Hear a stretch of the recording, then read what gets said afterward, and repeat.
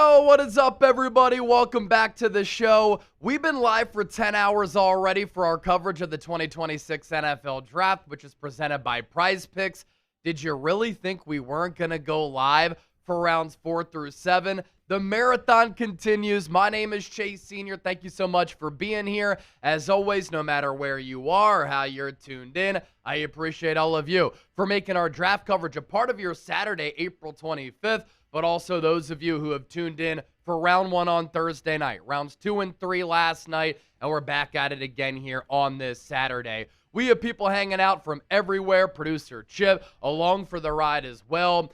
And coming up here today, obviously we're going to talk about every single pick that is made rounds 4 through 7. We'll be live for the next several hours, of course, for an Eagles selection, a Niners selection. We'll do deep dive analysis on all of these selections so that you know who these players are, what they bring to the table, what their strengths and weaknesses are, and it's going to be a lot of fun.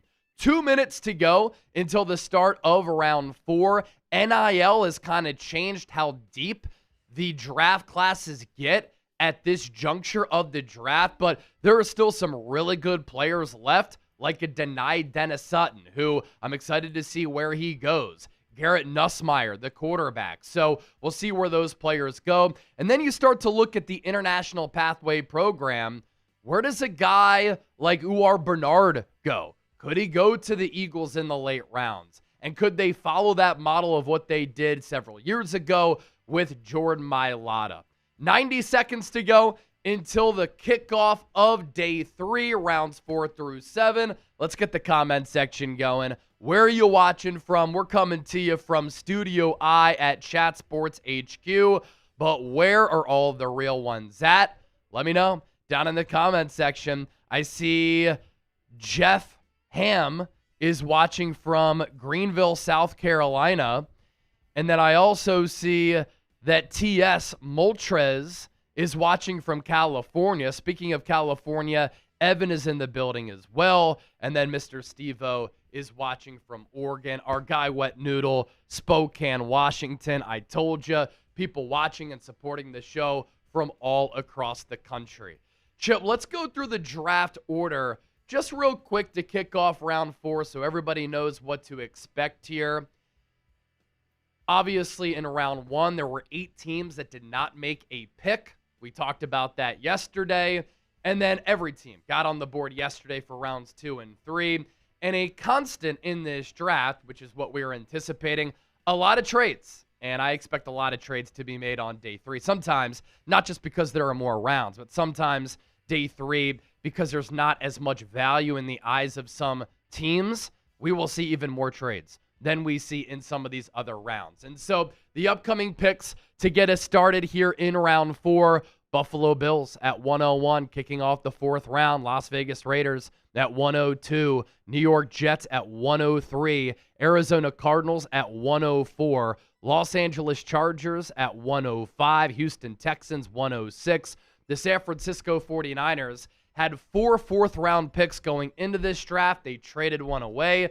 They got one back, and so they once again have 4 4th-rounders. And here's kind of what our plan is on the show. And I kind of have a rough outline, of course, barring any trades, for what to expect here.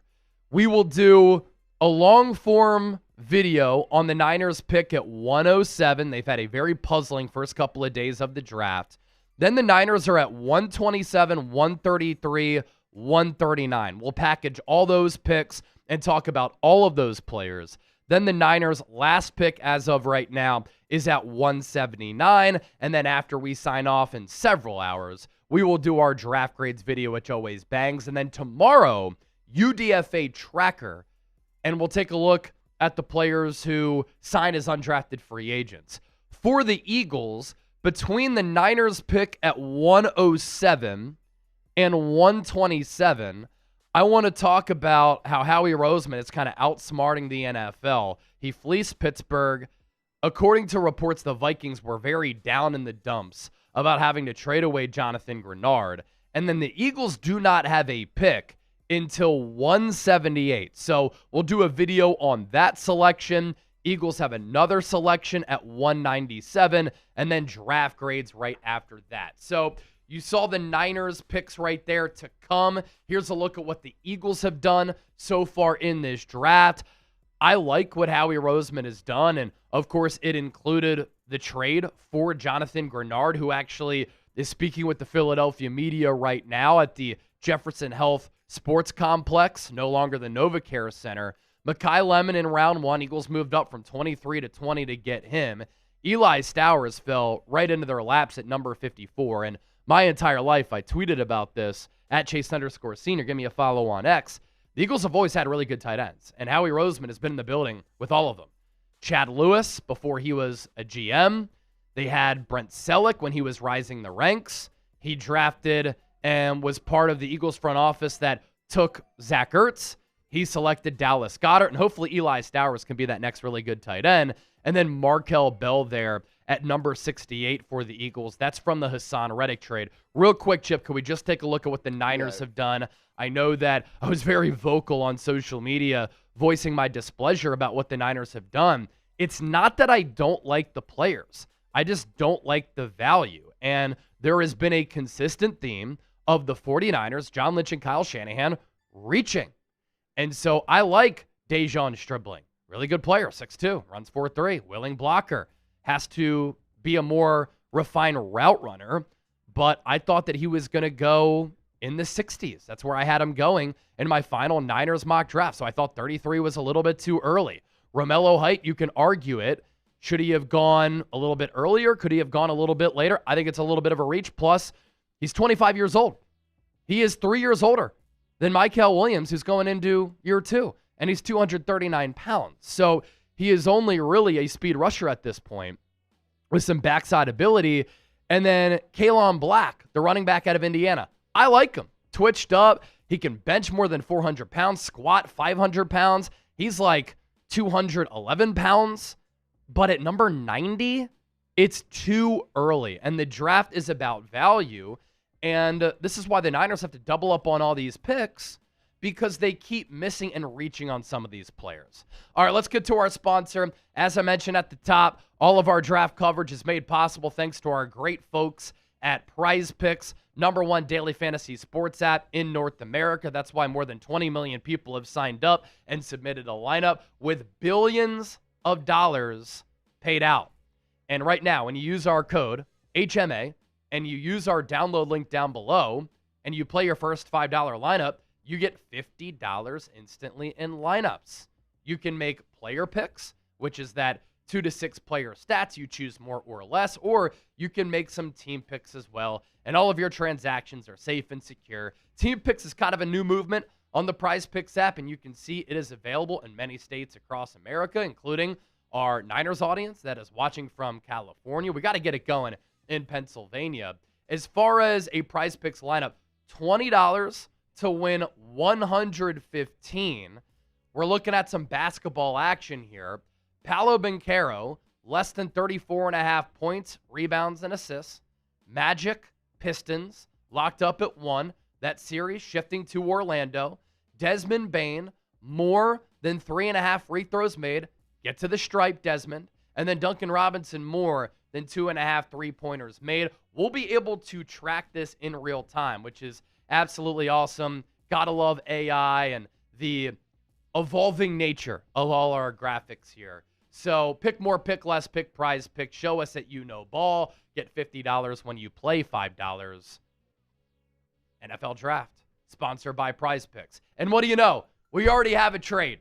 The Buffalo Bills traded out of 101, so the Las Vegas Raiders have traded up. Let's get to some of your super chats here. Pluffy Phil. David Lombardi's socials are something else. I haven't seen a reporter service a team like that since Diana Rossini. From a comedic standpoint, I think that super chat is hilarious. And look, David came up to me when I was at the Super Bowl in San Francisco. He introduced himself. He said, "Nice to meet you." I said, "Nice to meet you as well." What him and Mike do on their YouTube channel is fantastic work. Their videos pop off. The coverage pops off. He likes to say that he's got the most viewed Niners channel on YouTube. I'd say our numbers rival that and sometimes are better. but what they do is fantastic. So shout out to them for what they've been able to build, and I've got respect for Lombardi. The only issue I take is that I think he's overly positive and doesn't criticize the Niners enough. This is an organization that hasn't won a Super Bowl since 1994, right? So not everything that they've done should be applauded and is great. As for the Rossini joke, I like the comedic effort there. I'm not going to comment on that part, but Pluffy Phil, that's a good stand-up joke right there. John Wallace with a $10 super chat. Hey, Chase, thanks for your final analysis last night. Chip and all the rest of the family. Hey, everybody. I had to go from a C- to a D+ to finish off with an F, Chase. I just couldn't do better.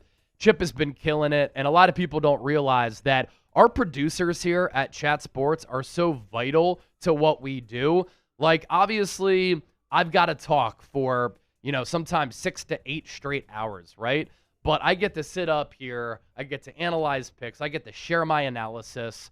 But Chip and all of our producers here at Chat Sports, even the people behind the scenes who are the ones cutting up the videos from our live shows, and they're putting them up on all of our channels in a timely fashion, allowing us to operate as a business, they deserve a ton of credit. So I'm glad that a guy like John Wallace, a legend who watches this show, is giving a shout out to some of the people behind the scenes. And Chip has been an awesome coworker and friend over the last few years. So everybody show Chip love. Type Chip in the chat. Appreciate Erica Pillsbury, of course, brother. $5 super chat. Let's effing go.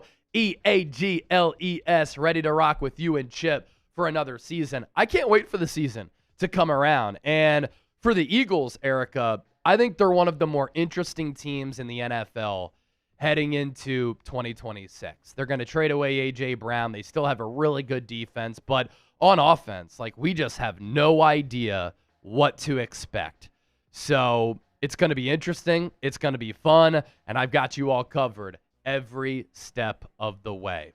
Thanks for sending in those super chats. They obviously go a long way in supporting everything that we do, supporting our company, supporting the channels, and anybody who uses their hard-earned money on our shows. Really, really do appreciate that. And cheers to everybody who's watching. And how about this? Raiders trade up to the first pick of day 3. They go Jeremiah McCoy. Okay. So let's do a scouting report here on Jeremiah McCoy. This is a cornerback out of Tennessee who has first-round ability. And for the Raiders, they loaded up on the defense this offseason. I like taking a chance here. If he has to redshirt this year, that's fine. Here's the thing. He missed all of 2025 with an ACL surgery. And he's recovering well from that ACL surgery. At his pro day, he ran like a 4.3, a 4.4. But Charles Robinson had an excellent report last night about the complexities of Jeremiah McCoy's knee, which is why a lot of people are scared away.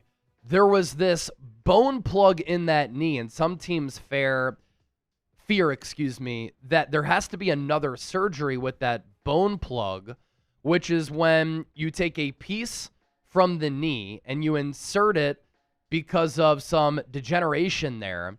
And if he has to get another surgery, there is fear that that'll be it for his NFL career.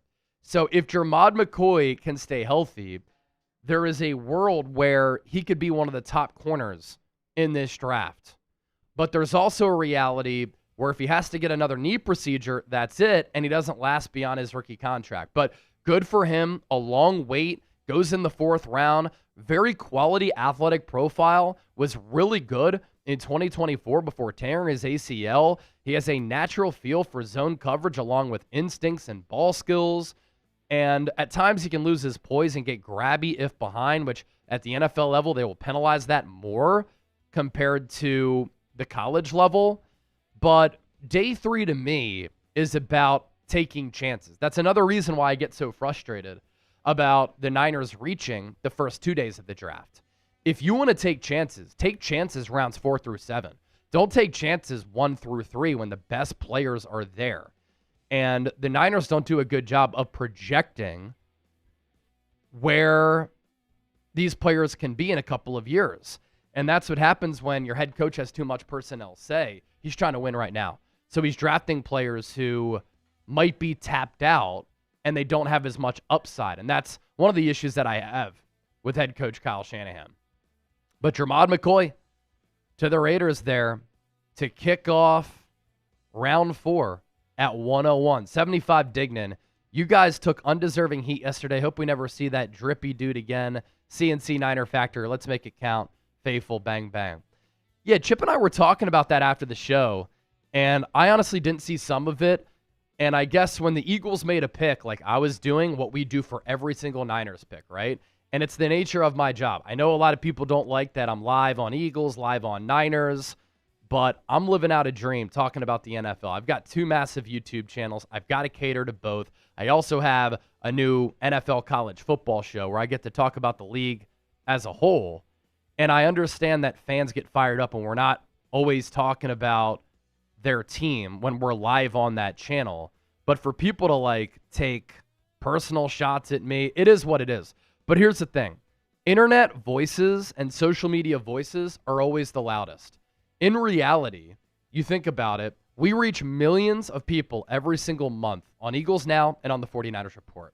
And I would say some of the negative voices account for like, in reality, 1 or 2% of those people. And you look at the comment section on some of the videos, right? There can be 30,000 views with 100 comments. If 5 of them are negative, that's actually a pretty good hit rate right there. Sometimes I do look at those comments and I respond because, yeah, I'll fire back. If you're going to talk shit, I'm competitive. I'm going to talk shit as well, and I'm going to have some fun with some people, and a lot of it will come across as sarcastic, but you take shots at me, yeah, you better be able to take the heat if you're going to give the heat.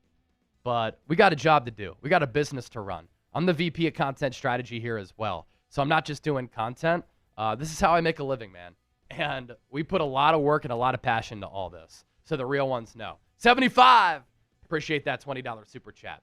All right, at 102, the Buffalo Bills took Jude Bowery, the offensive tackle out of Boston College. Let's go scouting report here as well, Chip, because this is another one of those players that I would have loved for the Niners to take as a future Trent Williams replacement and a developmental offensive tackle. Bowery is an experienced player from Boston College who is 6'5". He's 314 pounds. Didn't give up a sack last year at BC playing in the ACC. Did give up 14 pressures. Didn't grade all that well according to Pro Football Focus. But my thought for a team like the Niners and taking a player like this, invest in the offensive line. I mean, how often do you hear that line? Games are won and lost in the trenches. But the Niners will prioritize the defensive line. They never prioritize the offensive line.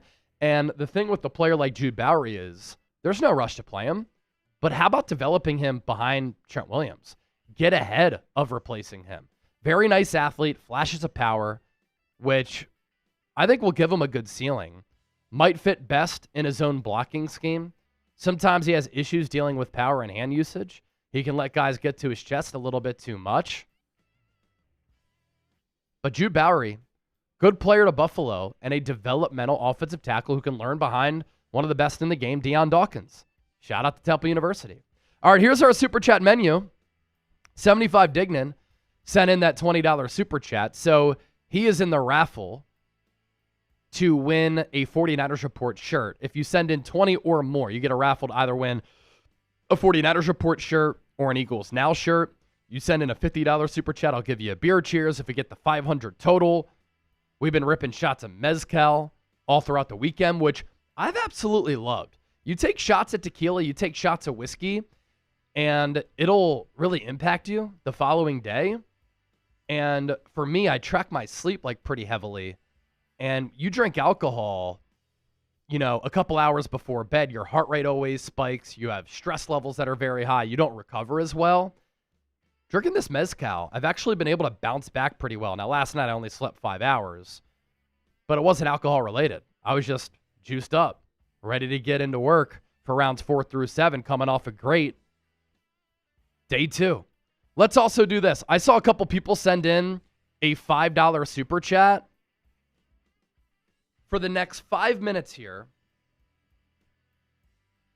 until 12:21 Eastern, anybody who sends in a $5 super chat on either channel, I'm going to give you 5 raffle tickets to win either an Eagles Now shirt or a 49ers Report shirt. Boom. $5 gets you 5 tickets if you send in a $5 super chat to be a part of our channel shirt raffle. So that starts right now, 5 minutes on the clock. Niners coming up. Yep. Got a few picks. All right, at 103, the New York Jets taking Darrell Jackson Jr., a defensive lineman out of Florida State. The Cardinals pick is also in, and we can rip a little scouting report on Darrell Jackson Jr. as well. Let's get to your super chats real quick, though.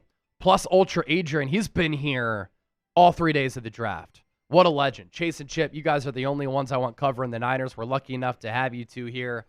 F the haters. Again, salute. And the haters are very few.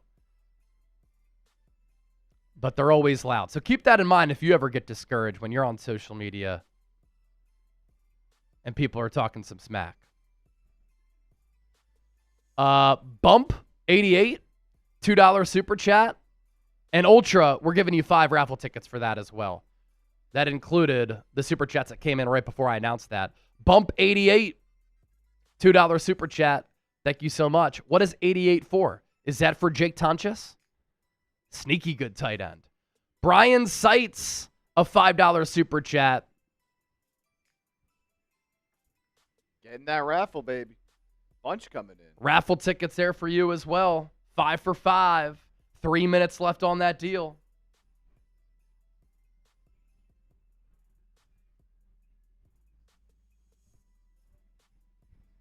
Arizona at 104 going Caleb Proctor.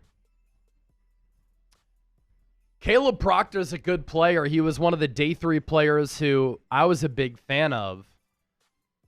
A defensive tackle out of southeastern Louisiana. Mac Daddy with the $10 super chat. Somebody summed it up pretty well last night, and I agree. Shanahan took his guy. Raheem Morris took his guy. Bobby Turner took his guy. Today is about the team and filling holes. If you want to be positive about it, you know, you certainly can, and that makes some sense. I said last night for Romello Height, a lighter pass rusher. Raheem Morris kind of likes those types of guys, and he's worked with them in the past. Bobby Turner is one of the best running backs coaches in the history of the NFL. If he likes black, I trust him. And Shanahan got his wide receiver. That's what you call a collaborative approach.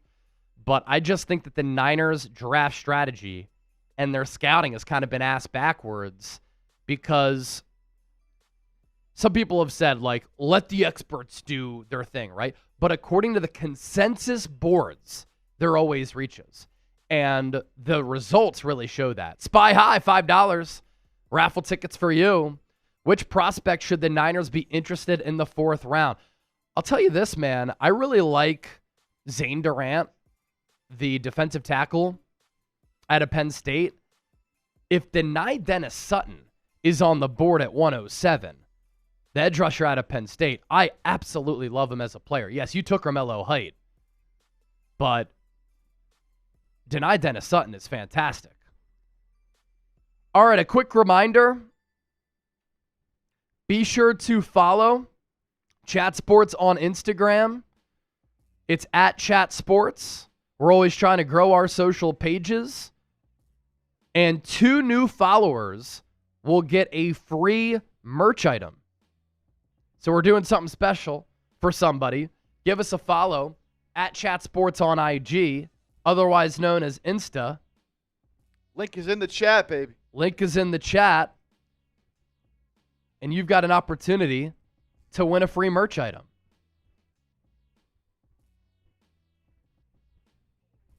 Link is in the chat.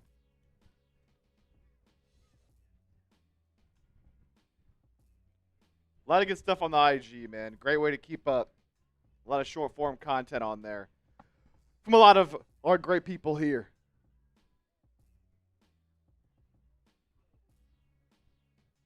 That link in the chat. And let us know in the chat once you do hit that follow button. Who knows? Maybe you'll end up getting that free merch item. We got Jacked Solomon Angel hitting that follow button. Appreciate that. Appreciate that. Yep. Erica Pillsbury giving you some raffle tickets right there. Would love an Eagles shirt. You know I'm a ride or die. Erica. Words of wisdom. Raffle tickets as well. Put me in that raffle. Good morning, gentlemen. Looking forward to you guys and the shenanigans we all enjoy so much. Duck races, shots, beer cheers. Thank you, Words. Galaxy Hoops, $5. I hate how we didn't address the needs in the second or the third. Is that coming up on Niners?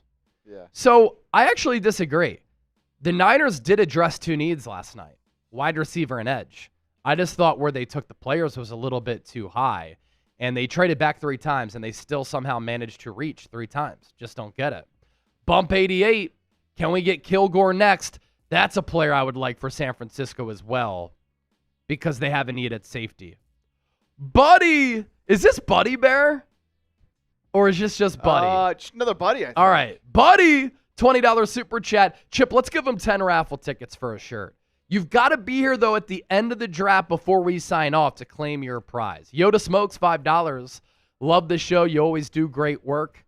Can't wait for the updates throughout the season. What do you think the Eagles do at safety now? I mean, if Jalen Kilgore keeps dropping, again, I just mentioned him for the Niners. They have a need at safety as well. The USC kid, I think, is a good player, too. They actually have 2 safeties in this draft. So I do like both of those safeties. Do they just like Michael Carter a lot, converting him to safety, Yoda? That's a possibility. And I think Vic Fangio just trusts Marcus Epps. Diehard 49ers 101, $10 super chat. Just left the doctor. I feel as good as this terrible draft. Oh, damn. Well, I hope your health is okay, and I hope you start to feel better. But this draft isn't making people feel that much better. All right, let's recap the picks so far because the Niners are coming up at 107 if they stand pat. If they stick and pick.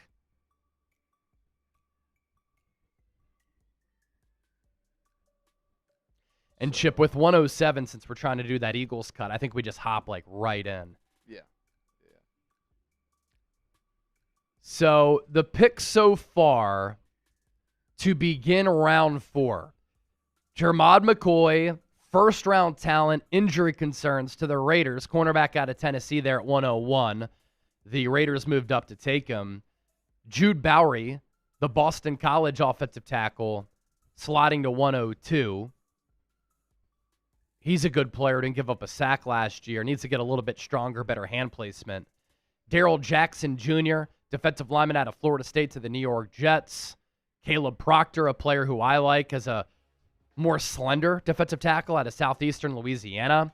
And then Brennan Thompson, the electric wide receiver out of Mississippi State to the Chargers at 105. Brennan Thompson is a 4.2 speedster. And he's smaller, but he is dynamite. And can we do a scouting report on Brennan Thompson and then Proctor after that? Those are 2 players that I want to talk about. And then if we could do Darrell Jackson before this Niners pick, maybe we can get to it. I can run through these very quickly. We can just go scouting reports here, Chip. Yep. For Brennan Thompson, he is smaller. 5'9", 3/8, 164 pounds. Surprisingly, he actually did a pretty good job of beating man coverage and press and avoiding jams. Needs to add another element to his game. But for Justin Herbert, he has a really electric playmaker to throw the football to. And him and Ladd McConkey are definitely not on the taller side. For Caleb Proctor, a player who we talked a little bit about in the pre-draft process here. High energy player, great pursuit in the open field. Plenty of praise for his work ethic, leadership, and team-first mentality. Has the athletic traits, just needs refinement. Obviously, hailing from a small school, Southeastern Louisiana. And then Jackson was the other one that I wanted to hit real quick. Darrell Jackson, Yep. Darrell Jackson went to the Jets.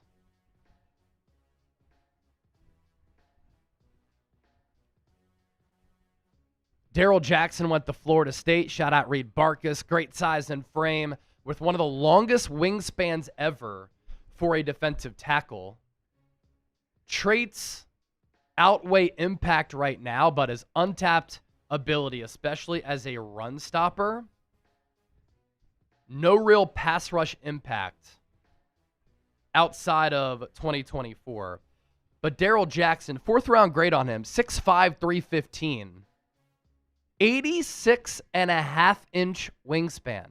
You thought Markel Bell's was long. This is very long as well. Houston Texans, they're doing what the Niners are doing. Just going all in on the offensive line. Fabechi Nuwawu, the guard out of Oklahoma. A mauler. All right, Niners on the clock. Pick is in, waiting for the announcement. Who is San Francisco taking? Have to go trenches. They're saying Kamari Ramsey. Niners are on the clock. One last reminder to give us that follow on IG.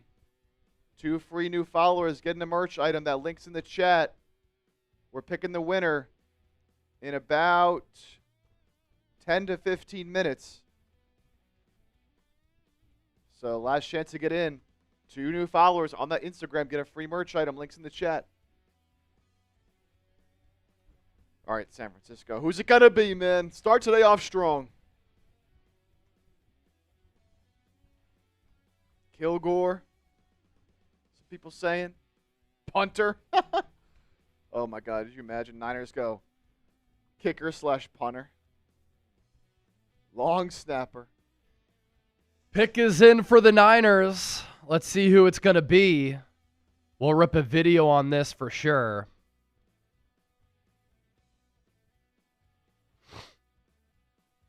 And by the way, all those $5 super chats that came in, we're giving you the 5 raffle tickets as well. I extended the deal.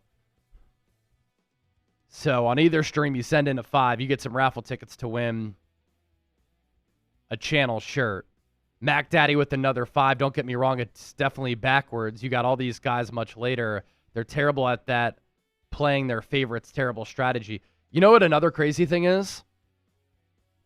Kalon Black is 5 years younger than Christian McCaffrey. Romello Height is 3 years older than Michael Williams. Wild. Bryce Anderson, $2. Let's take Ramsey, Perkins, or World in this round. Isaiah World coming off that ACL, but I would take a chance on him if I were a team. He could be a really good offensive tackle at the next level. Ned Goodwin. Are they trading Brandon Ayuk today? That's a potential late-round trade that we could see. You know, I haven't really thought about that because it's just such a mess. But that is something that we could see. Could Ayuk get dealt for a late-rounder? If it's post-June 1, it helps them save some money. But if they get a draft pick back, that would be cool. Washington, come calling. What has Washington done so far in this draft? Could we take a look at that? Absolutely. Because they went after Romeo Doubs and Alec Pierce at wide receiver in free agency. They didn't land anybody. They did take Antonio Williams in round 3 at 71 overall. And then Sonny Styles fell into their lap. I love that pick. Dan Quinn loves him as well. Did we get to the one from Yoda? I think Yoda, one, right? Love the show. You always do great work. Can't wait for the updates throughout the season. What do you think the Eagles do at safety? Now, yeah, we talked about that. Okay, There's still some solid safeties available. But the Eagles don't pick until, what, 178, right? Yeah. Yeah. And that would be a 5th rounder? Yep. Yeah, 5th rounder. Could we see a Tanner McKee trade today? Maybe. The Bravo, Kamari Ramsey, Deni Dennis Sutton would be good choices for the Eagles. Go Birds. Thanks for the show, fellas. I would love Deni Dennis Sutton. Thank you for that $5 super chat. We'll give you those raffle tickets.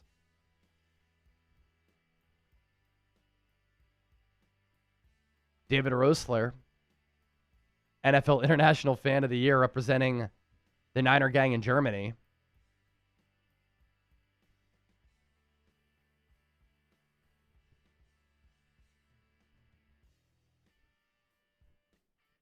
Who they picking at 107?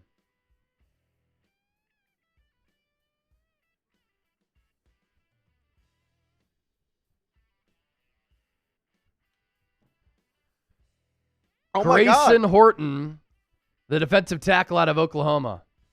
What? This was the guy that somebody in the Niners chat yesterday said that he coached in high school. Oh, shit. That's right. 6'2", about 293 pounds. This is a quicker defensive tackle. And if our guy is watching, who coached Grayson Horton as a young guy, let us know that you're here because that's awesome. Oh, man, who was that? I don't remember who that was, but.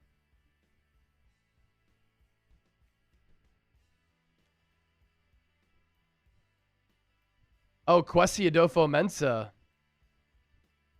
is in the building. He's talking to John Lynch and Kyle Shanahan right now.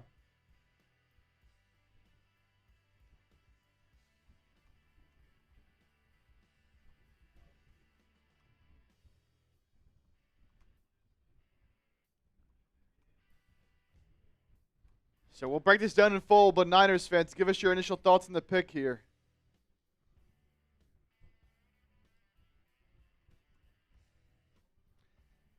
You know, the 49ers do some of their best work on day 3 of the draft.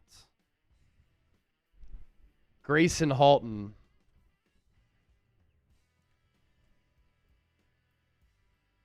.6'3". Sorry, 6'2", 295 pounds.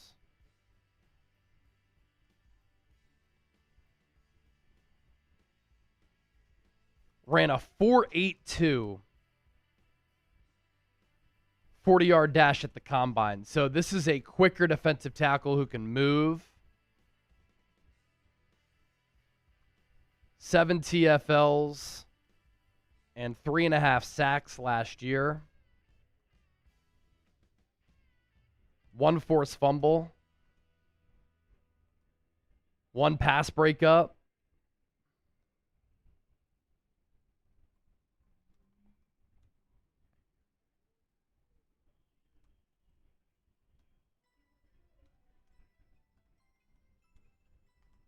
And another guy who has a great motor. And again, we'll do a deep dive into this pick.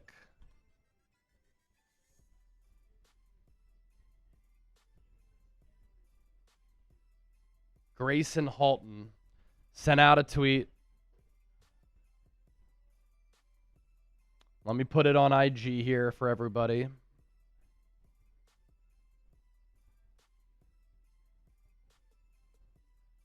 So far in the poll, mostly B for grading the pick. Yeah, I don't hate investing in a defensive tackle there. And let's talk about it here on the show. Grayson Horton to the San Francisco 49ers. All right. Here we go.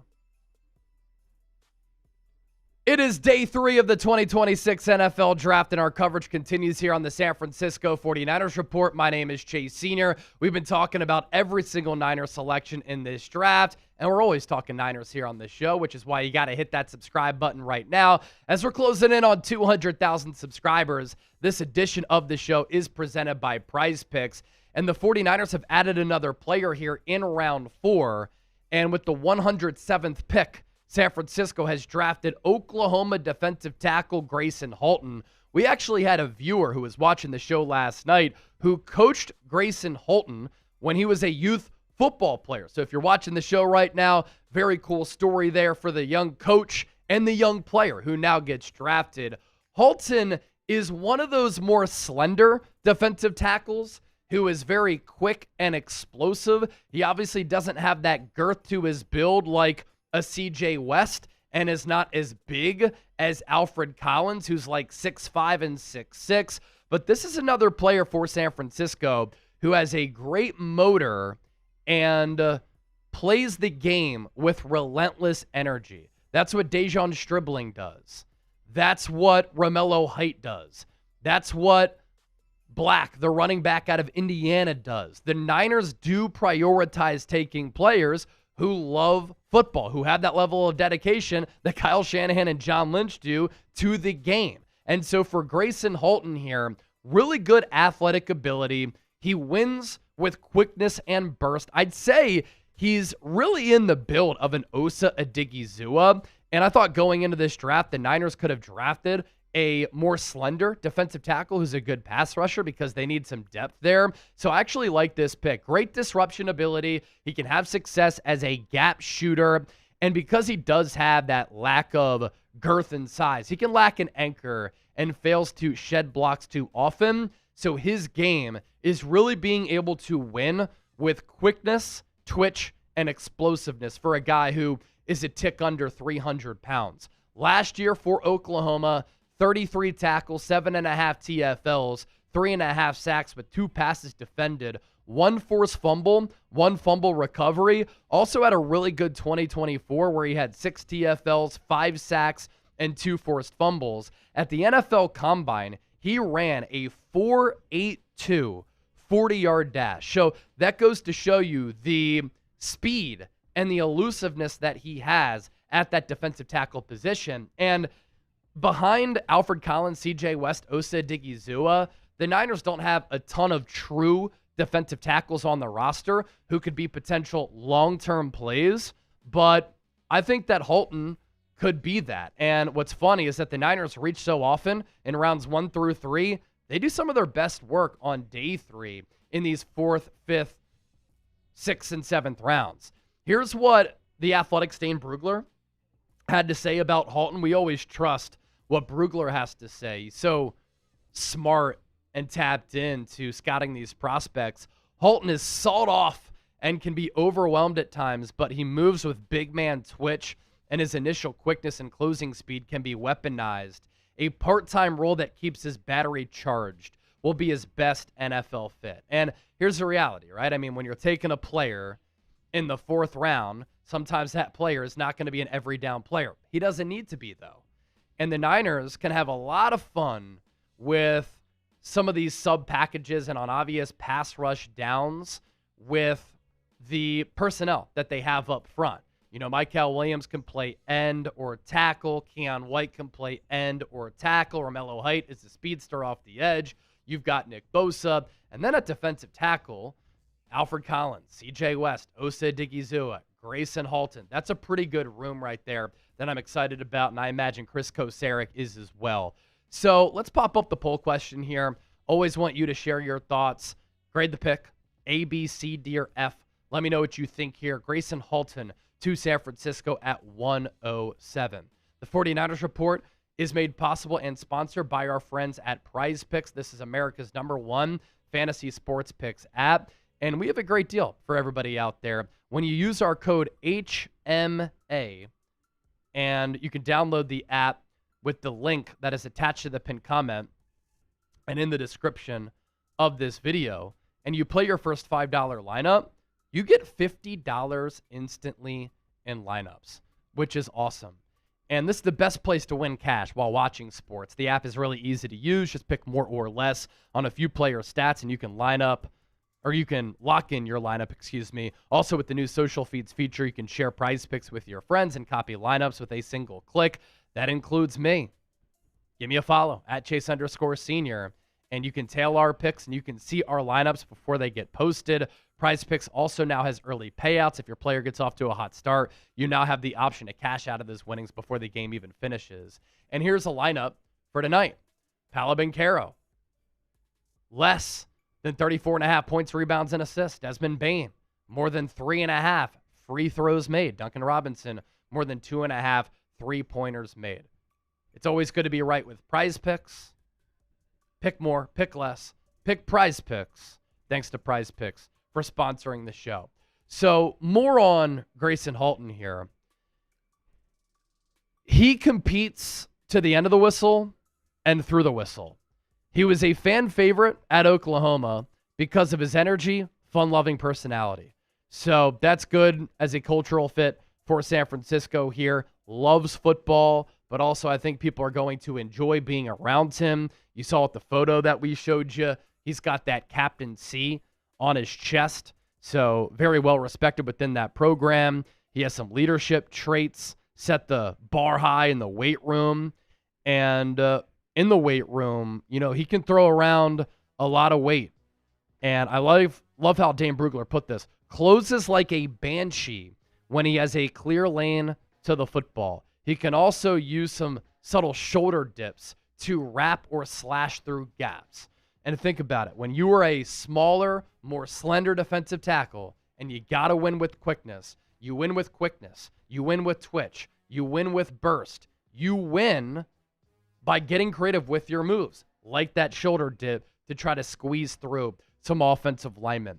Some of his weaknesses, the frame is probably maxed out. He was not a full-time player at Oklahoma. He was kept fresh by a heavy rotation, which is why you can put him in there in obvious pass rushing situations because he will struggle against the run, because he lacks some of that play strength, because he plays so amped up at times. We've seen this with guys like D. Winters. He can miss some tackles. Nick Martin is another one of those players. So here's a look at what the Niners have done. I like Dejon Stribling as a player. I've talked about that. Plenty of videos up on the channel documenting my thoughts on him. I just thought it was a little bit of a reach, but he was a fast riser. Romello Height is 239 pounds, but was 7th in the country last year in pressures. So he has shown the ability to get after the quarterback. Kalon Black is a twitched up, bulked up running back who can bench press 400 pounds, squat 500 pounds, keeps his feet churning, good contact balance, really good pass protector, good vision, and is a perfect scheme fit for this West Coast Kyle Shanahan type of offense. I just thought he was a little bit of a reach as well because you could have had him maybe in round 4, round 5. Better players available there, in my opinion. And then Grayson Halton to the Niners here at 107. As for the Niners picks coming up as of right now, barring any trades, round 4, 127, round 4, 133, round 4 at 139, and then round 5 at 179. Appreciate Chip for refreshing that graphic there because I did remember that the Niners had another pick there in the 5th at 179. That came from one of the trades that they have made. And, of course, in addition to those draft selections for San Francisco, they also traded away D. Winters for a 5th-round pick, which is 179 in this draft. Don't forget to hit that subscribe button. We're breaking down every Niners pick during the draft. Thanks so much for being here, and keep it locked here. By the time that you're watching this video, we're still live here on the show. Buddy! $50 super chat. He makes it rain. Let's go. Buddy. We'll give him 10 raffle tickets as well. That is also a beer cheers, my brother.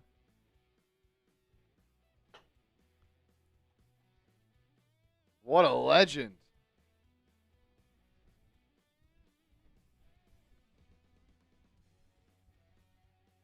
Buddy with the 50.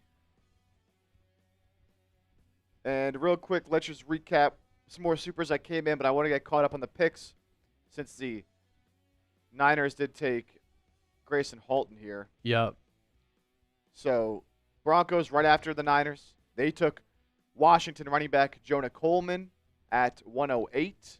The Chiefs took Oregon corner Jaden Kennedy at number 109. How about this? The Jets taking my guy Cade Klubnik. Oh, I like that. At 110. That's a good landing spot for him. Their QB of has an the opportunity future. to develop and maybe get some playing time.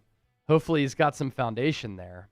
Damn, Cowboys Drew Shelton, offensive tackle out of Penn State. That's a player who I like.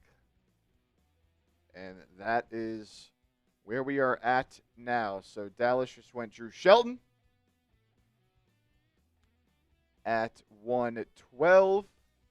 And then the Colts are up now at 113. Plenty more super chats to get to. We appreciate you guys for sending those in. So I believe we ended off with this one from Bryce Anderson with a 2 on 49ers.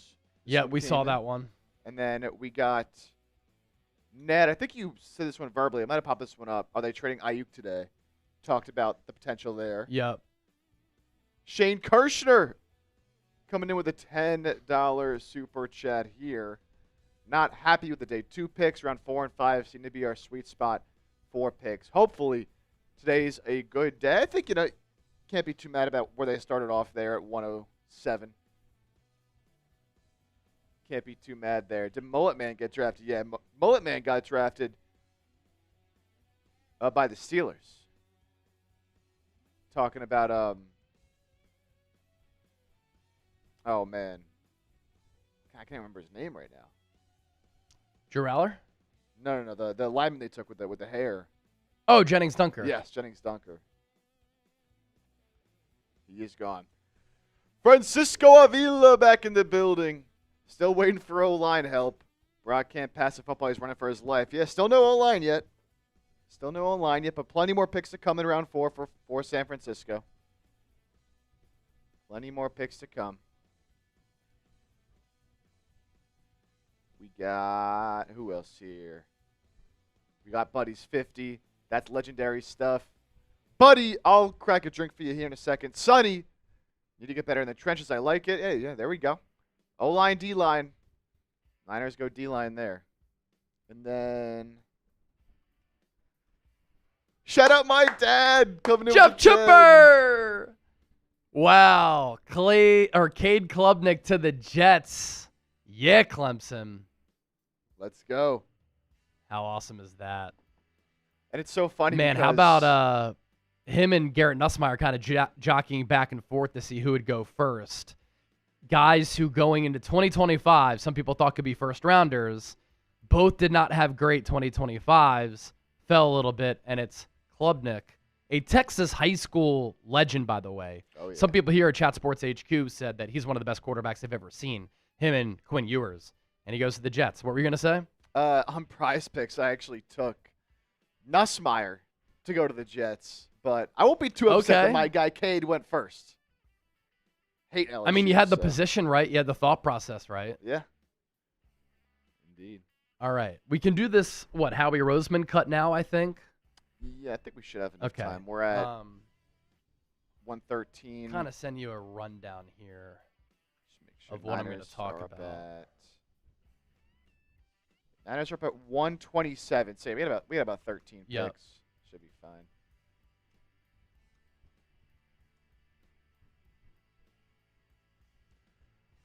All right, so we have our winners for the IG follower merch giveaway. And again, this is across the entire company, so we want to see if those 2 winners are here. At GXNX13 on Instagram and at Quentin Sivan on Instagram. Gabriel Nova and Quentin Sivan. If either of you are here in one of our chats, first of all, congrats. And be sure to check your DMs because Chat Sports, our IG account, will DM you if that is one of you here in the chat. Yep. So congrats if y'all are here. All right. So we talked about Grayson Halton to the 49ers. We just got a flurry of picks in here. Met with the Niners in the pre-draft one time, Halton did.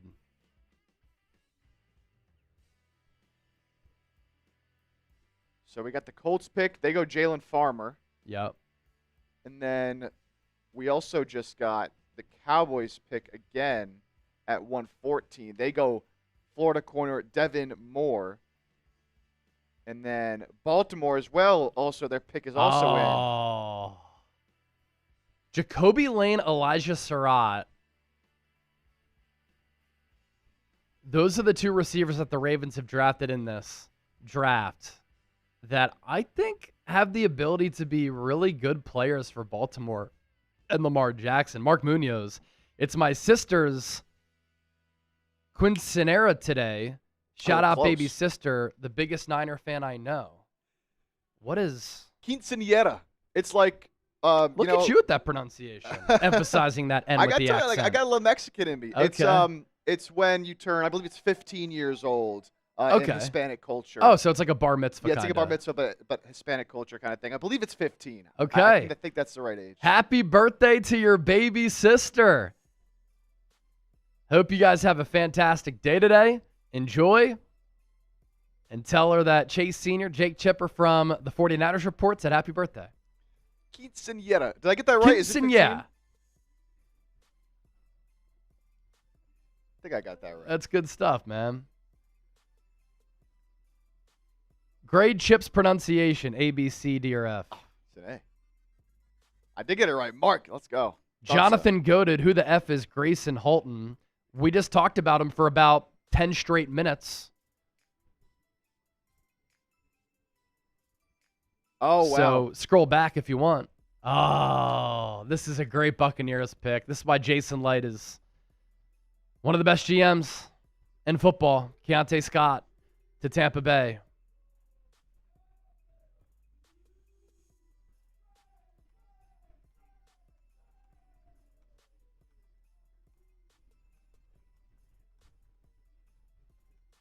All right. So Keontae Scott going to Tampa puts the Texans on the clock at 1:17. So we got 10 picks until the Niners. I think if we start this now, we should be straight. If you want to get into it. Yep. For our Eagles audience, we're going to talk some Eagles here.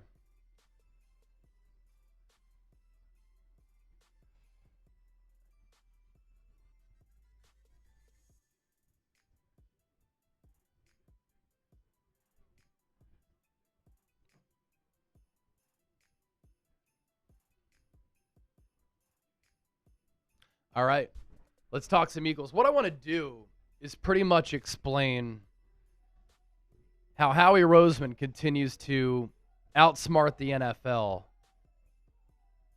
and do an excellent job of making very smart and savvy moves.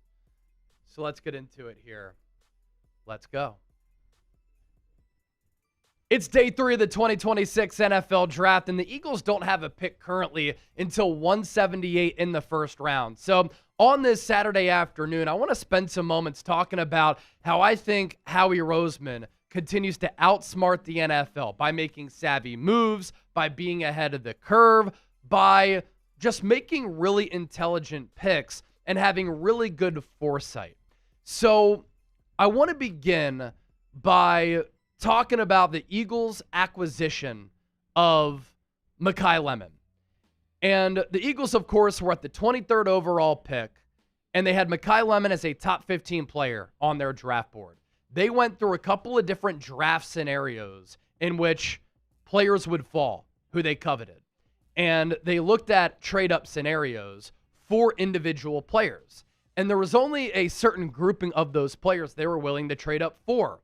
One of those players was Makai Lemon.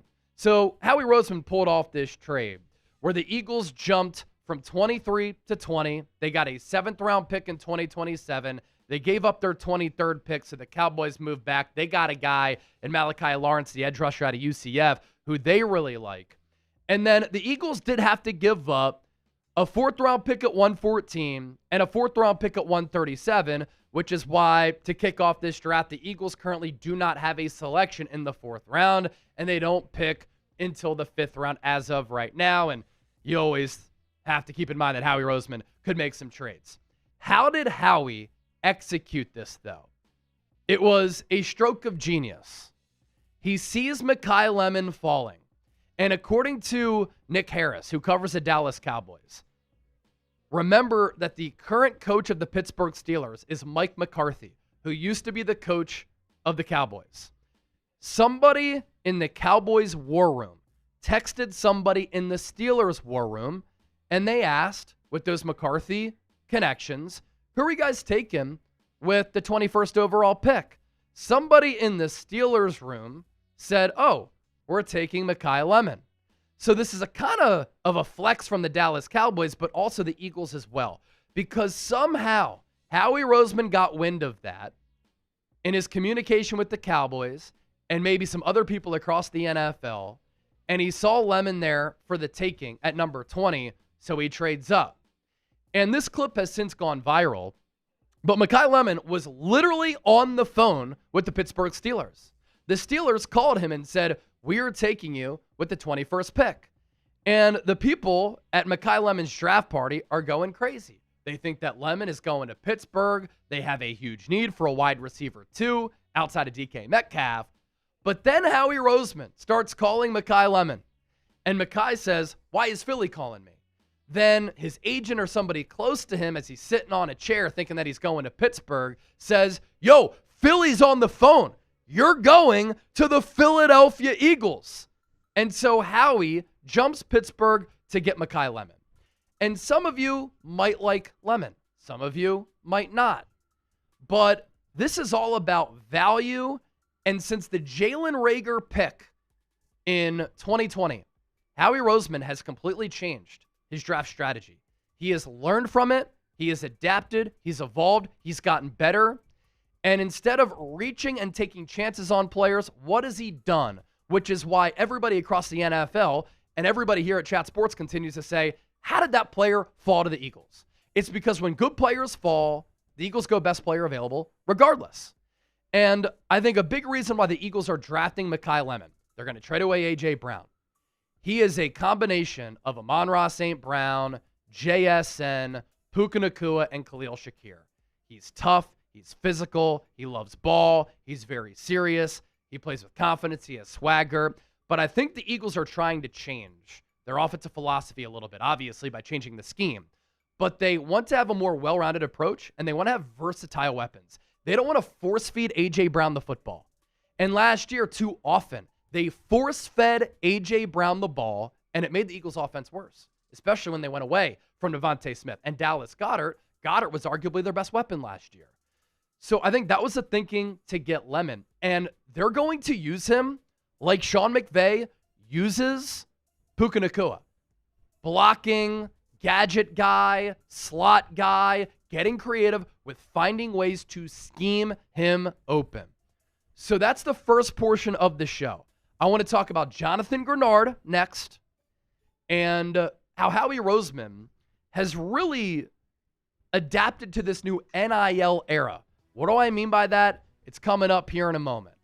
But this edition of Philadelphia Eagles Now is sponsored by our friends at Prize Picks. This is America's #1 fantasy sports picks app. The basketball playoffs are here. Baseball is underway. It's time to cash in with Prize Picks. This is America's #1 sports picks app, and it's the best place to win cash while watching sports. And what's awesome is that this app is really easy to use. Just pick more or less on a few player stats, lock in your lineup, and we'll show you our lineup coming up here in a moment. With the new social feeds feature, you can also share Prize Picks with your friends, and you can copy lineups with a single click. You can also give me a follow at Chase_Senior, and you can tail our picks and get them before they're even posted here on the show. Prize Picks also now has early payouts. If your player gets off to a hot start, you now have the option to cash out of those winnings before the game even finishes. And here's our lineup for some basketball playoff action. Paolo Banchero, less than 34.5 points, rebounds, and assists combined. Desmond Bane, more than 3.5 free throws made. Duncan Robinson, more than 2.5 3-pointers made.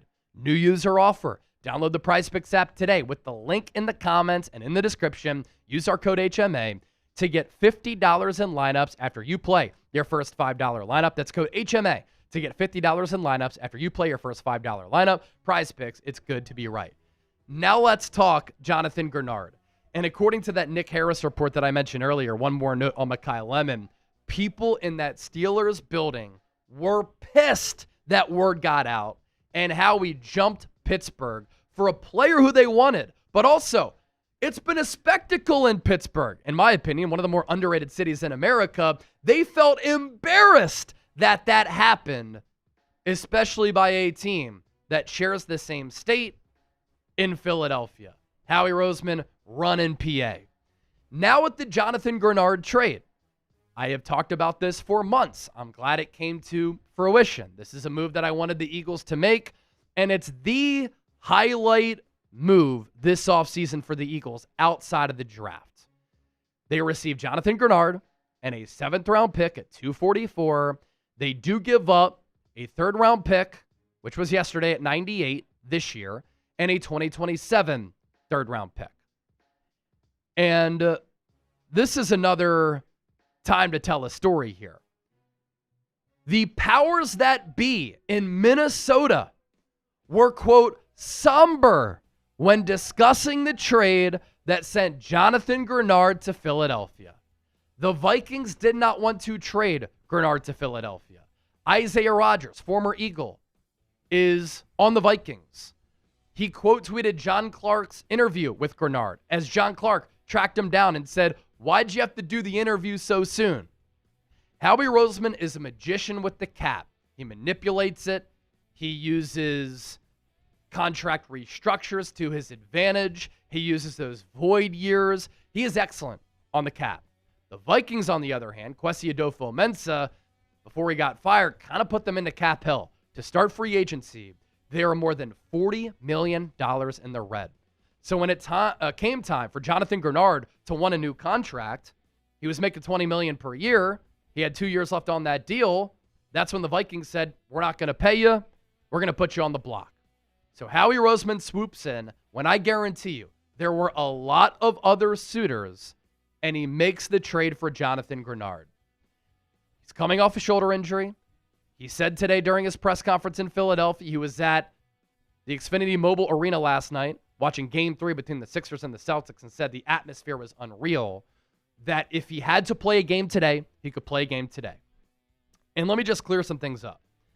Some people are going to point to the sack numbers and say that Jonathan Grenard is an overpay because the Eagles gave him a 4-year, $100 million contract extension, which is exactly what I predicted months ago. And how do you give a guy that much money when he had 3 sacks last year? Do not look at just sacks to determine if an edge rusher is good or not and impactful or not. Here's how he's thinking. Jaelan Phillips is a player who the Eagles wanted to bring back. He got $30 million from the Carolina Panthers. He medically retired in college because of a neck injury. At the NFL level, with the Dolphins, he tore his ACL and his Achilles. The Eagles are giving Grenard $50 million in guaranteed money. So it's pretty much a 2-year deal worth $25 million per year. Jaelan Phillips is getting $30 million per season. Jonathan Grenard does not have the injury concerns that Jaelan Phillips has. He's also 28. Phillips is 26. The Eagles gave Grenard $50 million in guaranteed money. The Panthers gave Phillips $80 million in guaranteed money. What made Jaelan Phillips so successful with the Eagles, how good of a run defender he was, and how good and disruptive of a pass rusher he was. I would make the argument that Jonathan Grenard is a better player right now than Jaelan Phillips. He's actually had better seasons than Jaelan Phillips and hasn't had the injuries of Jaelan Phillips. So the Eagles are saving $30 million in guaranteed money, and they're saving $5 million per year for a better player than Jaelan Phillips. Well, Chase, the Eagles gave up a 3rd for Jaelan Phillips. They got a 3rd-round pick back for Jaelan Phillips because of the compensatory pick formula. And more comp picks could be coming with all of the Eagles free agents who left them this offseason. So I really like this trade for the Eagles. 2 third-round picks. It's obviously a decent amount. And giving him $100 million, it's a good contract. $50 million guaranteed. But last year, he was a baller against the run. He had more than 40 pressures. He had more than 30 hurries. And Jaelan Phillips has never sniffed having 12.5 sacks and 12 sacks in back-to-back years. So I think Grenard, character-wise, scheme fit, ability to stop the run, get after the quarterback, is a great pick or great selection via a trade for Philadelphia here. And the fact that the Vikings were somber about it, this is Howie fleecing and jumping Pittsburgh and then fleecing the Vikings and taking away a player who they really coveted but couldn't afford any longer because they can't manage the cap like Howie does. Lastly, we are in this NIL era, and the NIL era has changed things. It has diminished some of the quality, talent, and depth that you would normally see day 3, rounds 4 through 7 in the draft. Why is that? Guys who would normally declare for the NFL draft and be day 3 selections between rounds 4 and 7 are now going back to school because with NIL money, they're either making 6 figures or millions of dollars. And Howie Roseman, during his pre-draft press conference last week, talked about this. How does it change the Eagles' approach to the draft? And Howie said, now more than ever, you have to really find out if a player loves football. Because for the first time ever, they are now taking pay cuts going from college to the NFL level. So what has Howie done? Howie has really started to put more value and emphasis on trying to take players in the first 3 rounds and then being ahead of the game and trying to figure out which guys are very passionate about football. And this is another thing that Howie does such a good job of being able to predict markets, look ahead, and have some foresight here, which is how quality businesses are run. So that is how Howie Houdini, Howie Season, continues to outsmart the NFL. Is Howie the best GM in the NFL? Type yes, type no. Share your thoughts with me. I think the answer is yes from an all-around standpoint. You got to be kidding me. Deny Dennis Sutton to the Green Bay Packers. Smart organizations make picks like that.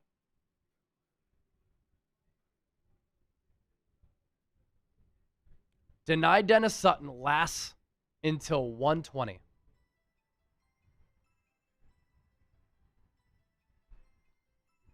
And the Packers get him to team him up with Micah Parsons, little Penn State duo. Raiders select Mike Washington. Mike Washington, Ashton Genty backfield. That is going to be a lot of fun.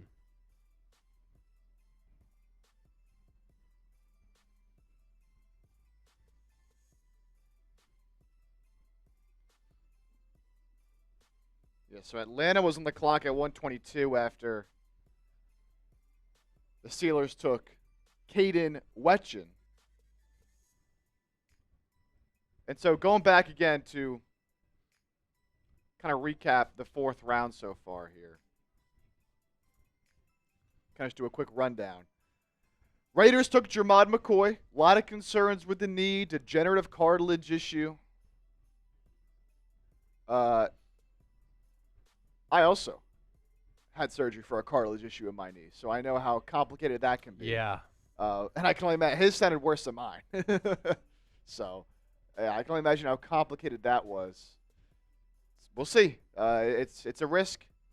He could never play in the NFL if the surgery is not successful, but they're taking a chance in the 4th round. Jude Bowery to the Bills at 102.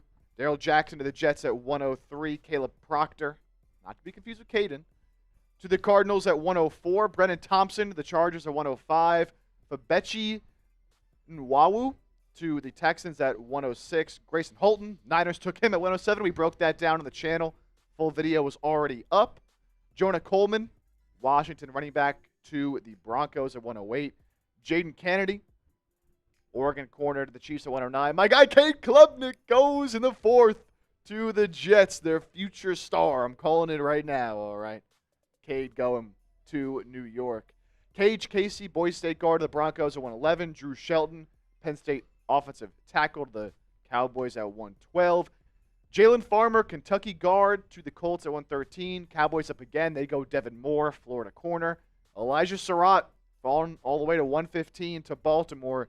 Keontae Scott, another guy we've talked a lot about, to Tampa Bay at 116. Memphis offensive tackle Travis Burke to the Chargers at 117. Lions go Michigan linebacker Jimmy Rolder. Then the Jags, Duke edge Wesley Williams. Chase said it. Packers go deny Dennis Sutton at 120. It's going to be a good pick for them. Caden Wetchen to the Steelers at 121. Iowa wide receiver. Raiders go Arkansas running back Mike Washington with a massive combine. And how about this? Another one of my guys, Wade Woodaz, Clemson linebacker, going to the Texans at 123. I love that for him. Learning under D'Amico Ryans.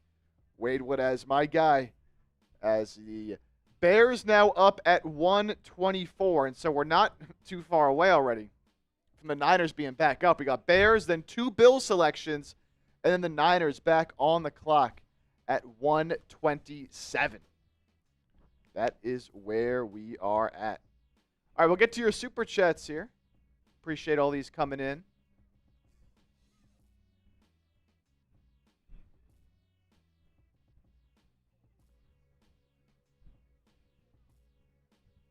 So let's see. Our last selection was Wade Woodaz. So Bears now on the clock. And we'll catch up on these supers. 75 Dignan, another 20.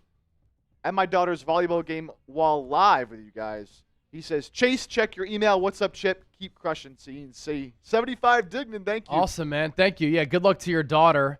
Sorry, I'm just communicating with the team right now on some titles for some of the videos that we've been doing.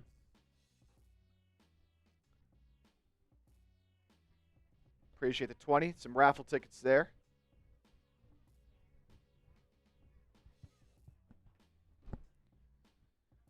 And then, Erica, your YouTube notification is set for PM, not AM. I thought I fixed that earlier.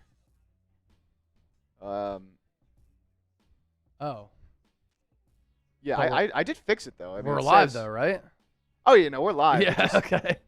It was originally scheduled for PM, but I changed it before we were live. But, yeah, I don't know.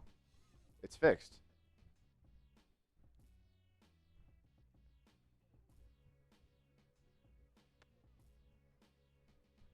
No, Nacho's doing well, Napoleon. Nacho is doing well.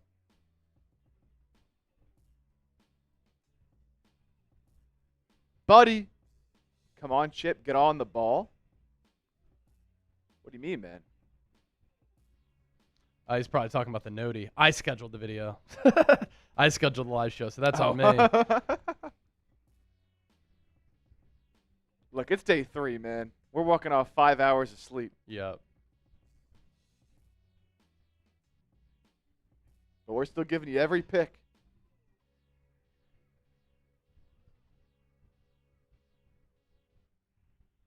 James, thanks for doing day 3 coverage as well. Of course, man. Of course. Always, bro. Always, always. All right, Niners up soon. A reminder of what our Super Chat menu looks like today. $20 gets you in the channel shirt raffle. $50 beer cheers. And I never want to go back on my word. And I told our guy, I think it was Buddy, sent in the big Super Chat, I'd give you a cheer. So I'll do that in a second here. But $20 gets you in the channel shirt raffle to win an Eagles Now 49ers Report shirt. MVP gets a signed mystery jersey, largest single individual Super Chat. James says, much better than the broadcast. That's why we do it, baby. That's why we do it, baby. That's why we do it. All right. I want to record just a quick YouTube short on Kalon Black, the running back taken by the Niners last night. I'm going to get that up before the Niners' next pick, because there's a collection of Niners picks that we're going to package together for a video. So just bear with me. We're doing all types of content here. And we'll continue to keep you in the know with all these draft picks that are happening.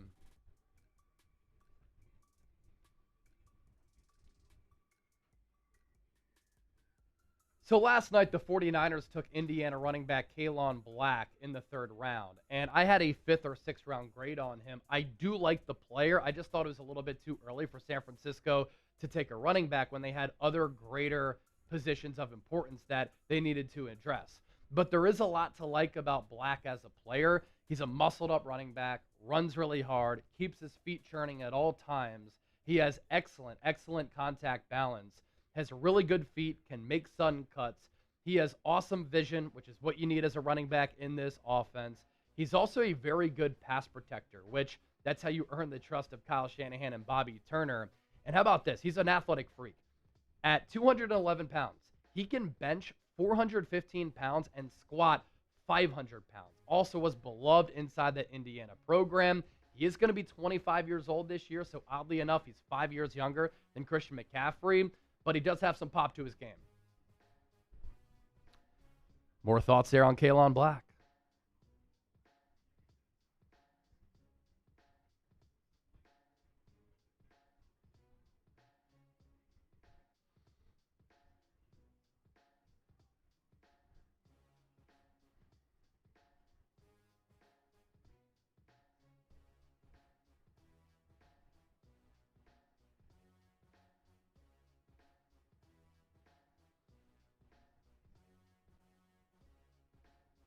All right, let me get this YouTube short out.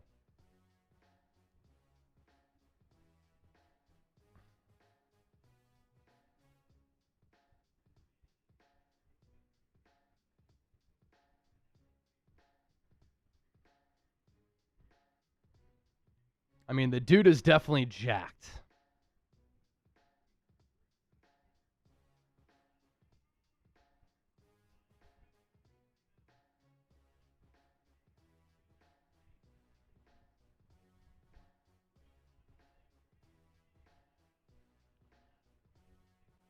Niners coming up here soon. Bears making a pick. Buffalo, then San Francisco. So let me get this YouTube short out real quick.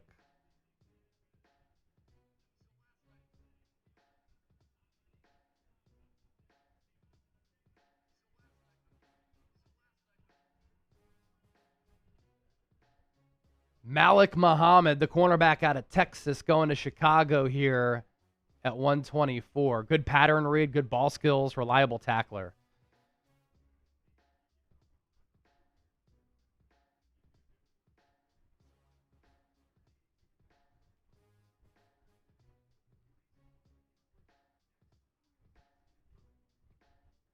Two interceptions in 2025. Can also be used as a blitzer. I remember him making some really nice plays when I was at the Cotton Bowl to watch Texas, Oklahoma in the Red River rivalry.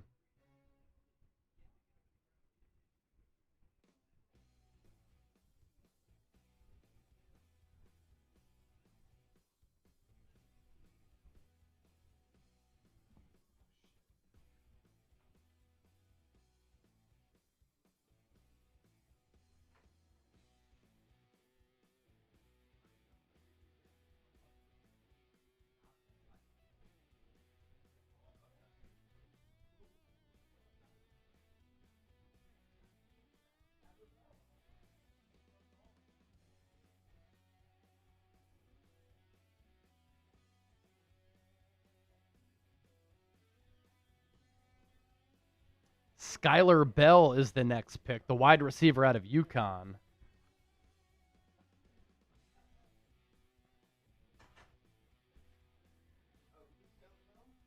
The Buffalo Bills.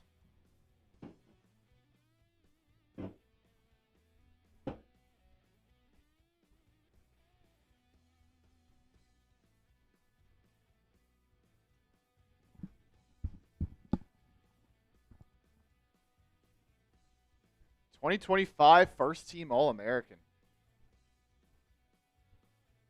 See that often at UConn.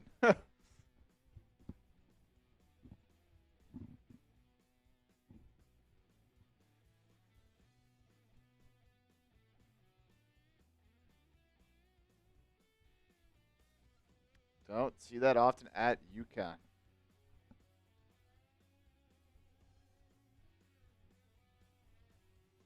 All right, Bills on the clock again at 126. Niners then up at 127. They have a bunch of picks coming up here, so I think it's a good time to take a look at the big board here.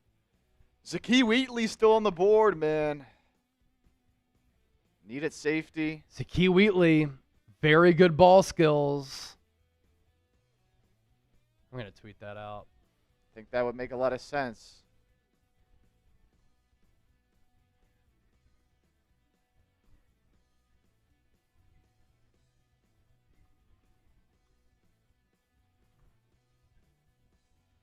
Yeah, so Sir Malo, the Niners are about to pick at round 4, 127. They have 127, 133, 139, and then 179 in round 5, and then they're done after that. The Eagles have 3 picks left. They're at 178 in round 5, 197 in round 6, 244 in round 7. Trade that away. But some other names are still available. I mean, they're obviously not going Nussmeier. I mean, they could go a linebacker. Chandler Rivers. Not seen a whole lot of. Yeah, I think it's passed for a Mac Jones trade. So I don't think the Niners are going to draft a quarterback unless they hate Curtis Rourke, who they drafted last year. Jalen Kilgore also still here, so that could be an option at safety. But, I mean, again, Wheatley is still there. You got Wheatley and Kilgore here, man. Yeah, I think it's got to be one of those two. And the Bills, with their second selection in a row, there you go, Skylar Bell and then Caleb Alarms Orr. So Niners on the clock. Who should they pick here? I see a Bryce Lance shout out, but you already went receiver, man. Bryce Lance is still on the board. Genesis Smith still there as well, yep. Yeah, Bryce Lance, interesting. Still there. Hecht, yeah, the center from Kansas State is still there. Wouldn't be bad value, but like, want to go center right now? I mean, Niners seem to. Oh, I grabbed 2 happy ads. That's fine. Niners seem to like Brendel, so. 49ers pick is in.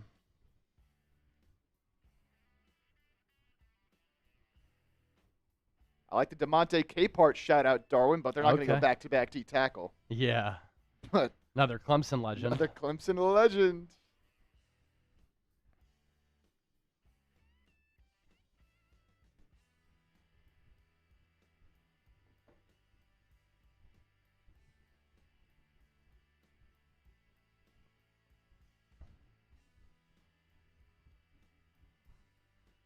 Who's it gonna be?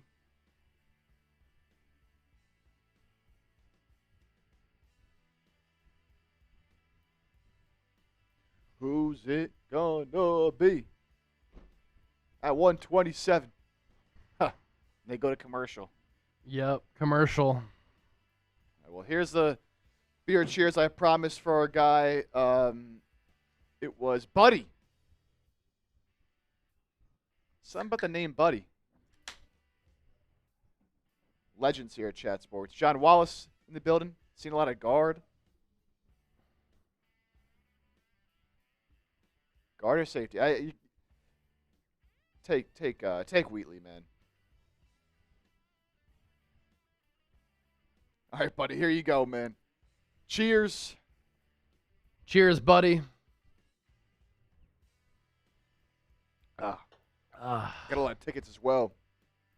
Lisa Clary in the building. Lisa! Hope all is well. Sorry to hear about your mom, Lisa. Hope you're hanging in there. As I said to you, if you need anything, let me know. It's Buddy Moles. Buddy Moles! That's Buddy. Okay. Just took the moles out of the username. Yeah, he took the moles out. Buddy! All right, the pick is in for the Niners. It's not Wheatley. But I think at the very least, not gonna think I know a lot about this guy, but Niners fans, at least they went along the offensive line. But I don't know who this guy is here, man. Carver Willis. Guard out of Washington. So with the 127th pick, the Niners address the offensive line here in round 4. Carver Willis, another older player. Romello Height,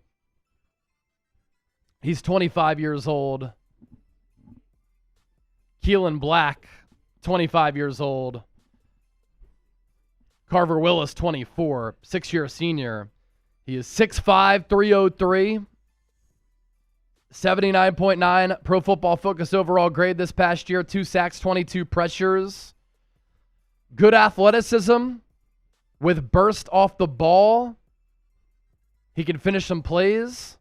Improved last year doing more zone blocking. This is an outside zone offense. But I do like the athletic traits and the burst off the ball in this offense. That's what you need. Likely moves inside due to length issues, so he could be a guard at the next level, but hasn't really played there. Dame Brugler on Carver Willis. He's at his best sealing and finishing in the run game, but his ability to stay on an NFL field will depend on how he protects his edges and anchors in pass pro. He protects as a backup swing lineman with the upside to be more.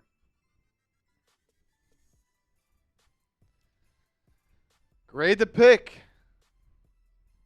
At least they went O-line, but played quarterback in Little League football.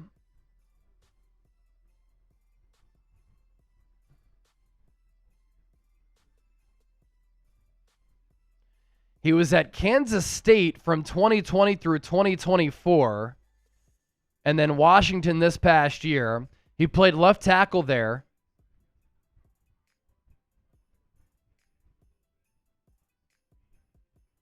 Sometimes can get beat by speed on the outside.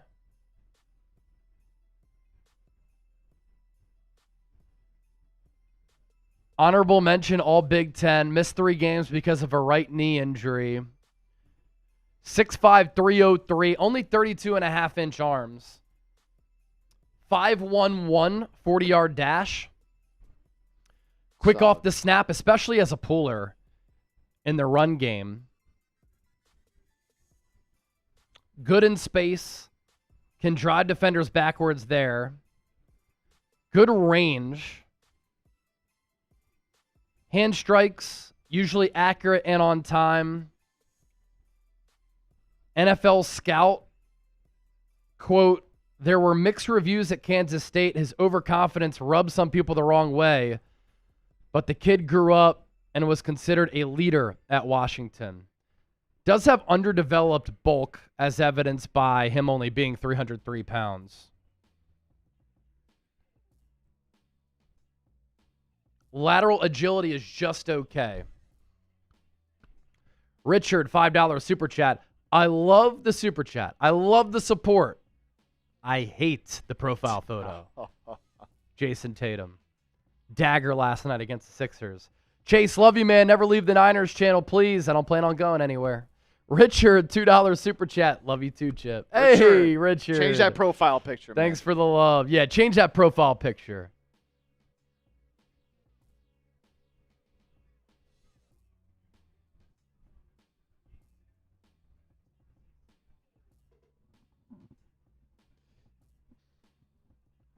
Tuna sub.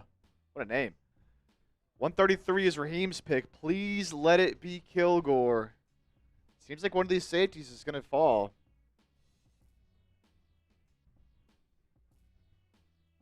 Hey, at least the Niners took a guard, man. At least they took an offensive lineman.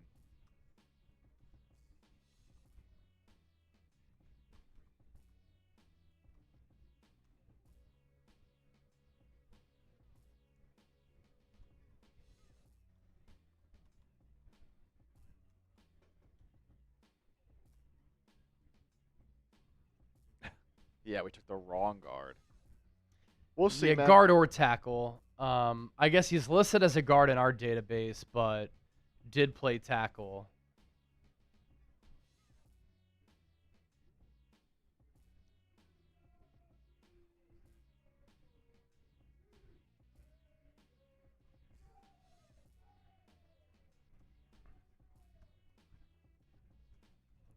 We'll take it, man. We'll take it.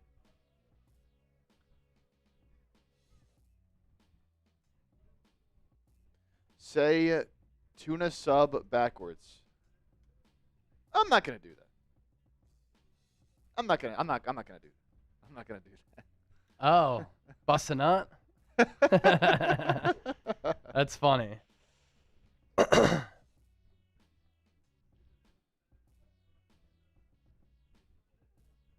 Bussa nut.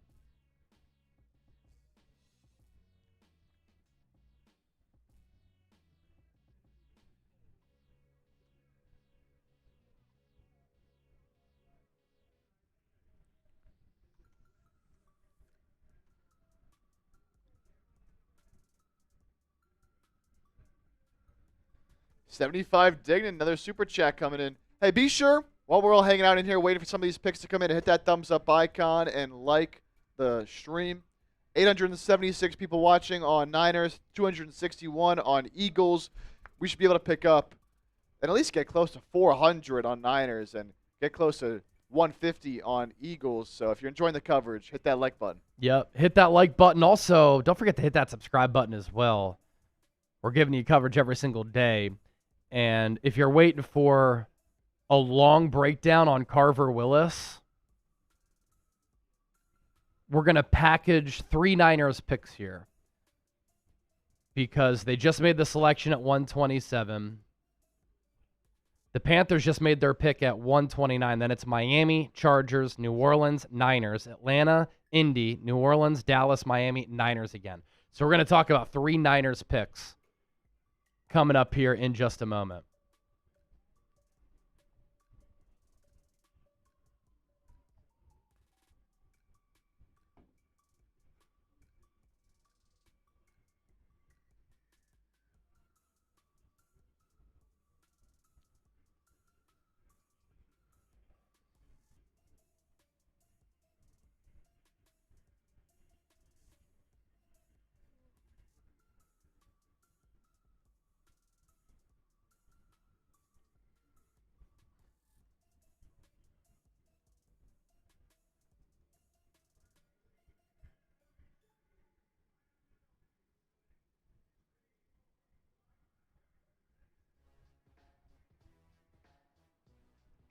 Trey Moore, edge rusher out of Texas to Miami at 130.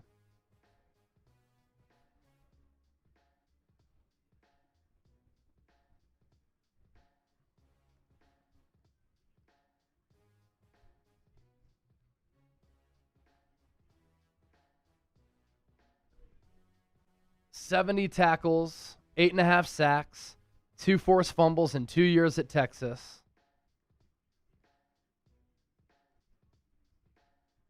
Sub packages, special teams early. Solid spin move.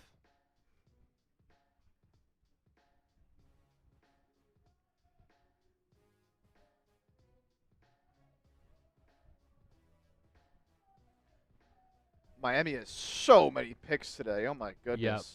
They've already – this is the first one they made today. They have another 4th, 3 5ths, and 2 7ths.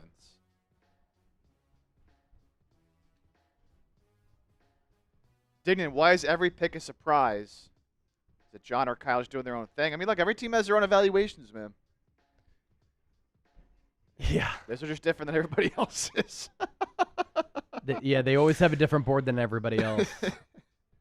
So that makes doing some of these mock drafts pretty hard.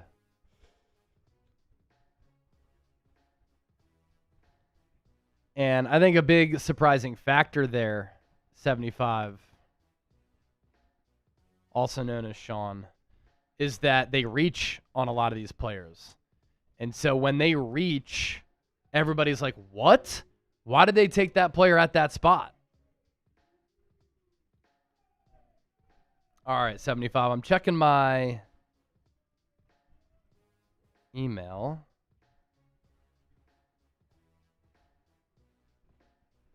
Oh, let's go. 75. Wearing the 49ers report hat with the Niner hoodie. Sick. How sweet is that, man? Thanks for supporting the show. That's good stuff. Hope you're having a day. Air Pat. Love from India. It's 11 p.m. now. We've been watching the draft all night. Bang, bang, Niner gang. Yo, how cool is that? We've got 75 rocking the 49ers report hat. And we've got Air Pat. Hopefully I pronounced that right. If not, I apologize. Tuned into the show from India. The 49ers report, as we always like to say, is worldwide. Thank you so much. Very neat. By the way, I want to check in here just periodically to see how my Prize Picks lineup is doing, because we have this now where we can check live on it every time. So let's see. I don't know how much time is left in the – it just started not too long ago. And so, yeah, it's end of the first quarter. Magic and Pistons are tied at 26. I have Paolo less than 34.5 PRAs. He's already got 10, so that's not ideal. Desmond Bain more than 3.5 free throws made. He has none. He has not been to the line yet, but that's okay. Duncan Robinson, this was a demon pick, more than 2.5 threes made. He is 1 of 1. So not too shabby there. A lot of NBA playoff action today. Chargers just took Genesis Smith, so a safety option off the board for San Francisco. All right.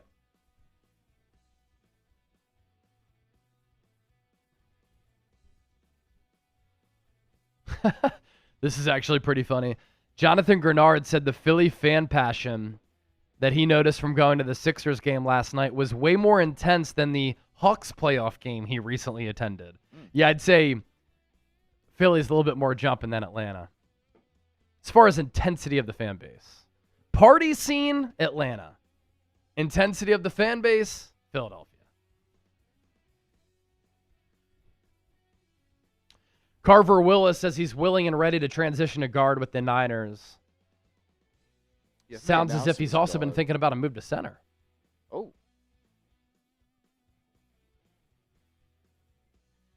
Interesting.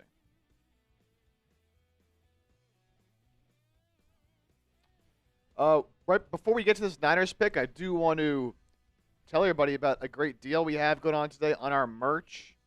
All day, we got 15% off of everything. Oh, wow. All including our items. new Makai Lemon shirts. Yes, including these beautiful new Makai Lemon shirts that are on screen right now. So for our Eagles audience, we sold a bunch of these yesterday overnight. We just dropped these Makai Lemon shirts. 15% off all items on our Eagles shop. Chatsports.com/Eagles shop. Right here. Makai Lemon's an Eagle. When life gives you lemons, what do? You make lemonade. Howie season shirts available in black and green. Eagles Now shirts. Married into this crew necks. How about this? I've got a medium married into this crew neck, and it's comfort colors. Really good material. If somebody sends in a $50 super chat right now, medium, I will send it to you as a giveaway, and I'll give you a beer cheers as well. Somebody sends in a 50 to support the show on Eagles, I will send you a married into this sweatshirt.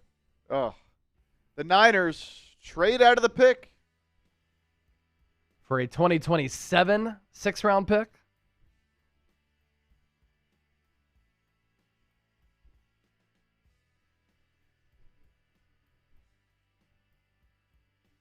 So they trade down 20 spots and pick up a 6th next year. Okay. Oh, okay, so they moved back to 154. Okay, so they still have. So they'll still be up at 139. And then they'll have 154, 179. Okay. Yeah. So 139, 154, 179. Okay. So a trade there for the Niners with Baltimore.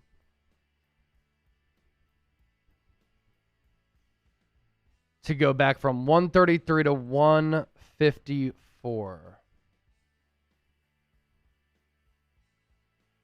We'll probably just package 154 and 179 then and do 127, 139 because the Niners are coming up at 139. It's another reason why they may have made this trade is knowing that they had 4 fourth-rounders.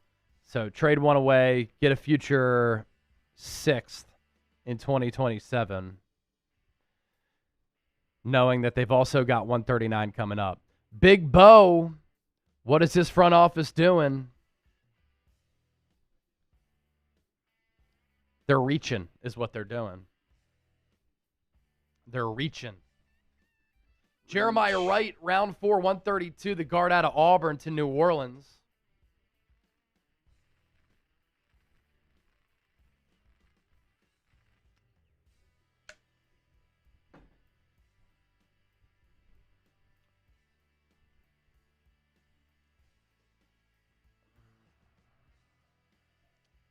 Ravens at 133. They go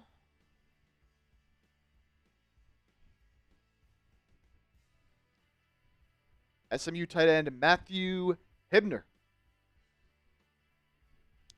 Matthew Hibner, SMU tight end. Baltimore, they lost Isaiah Likely in free agency.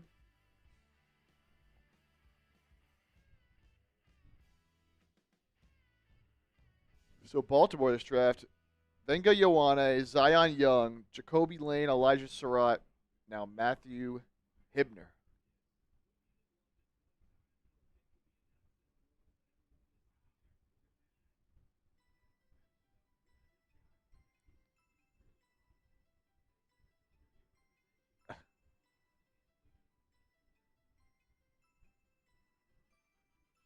Anthony Trujillo.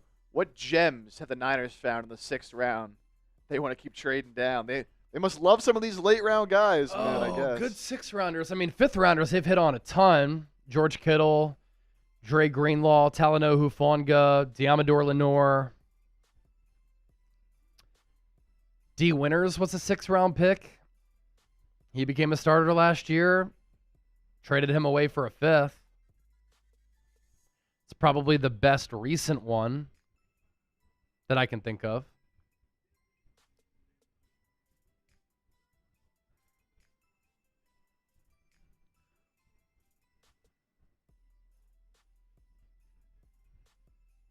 Fourth round, almost done. That Niners pick at 139 is the second to last in round 4.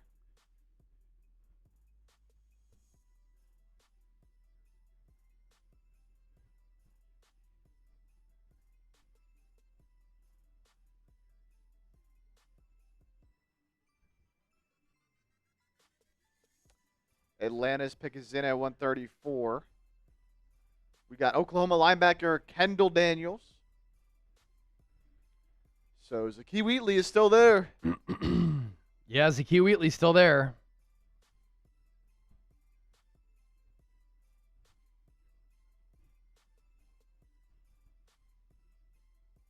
Likely's in the Giants now, for those of you asking.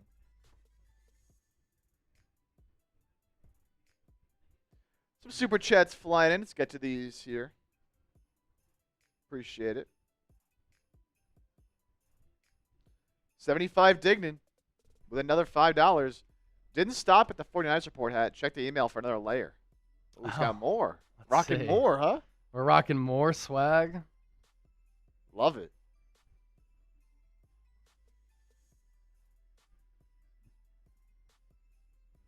Yeah, Penn State safety Wheatley and Kilgore are still there.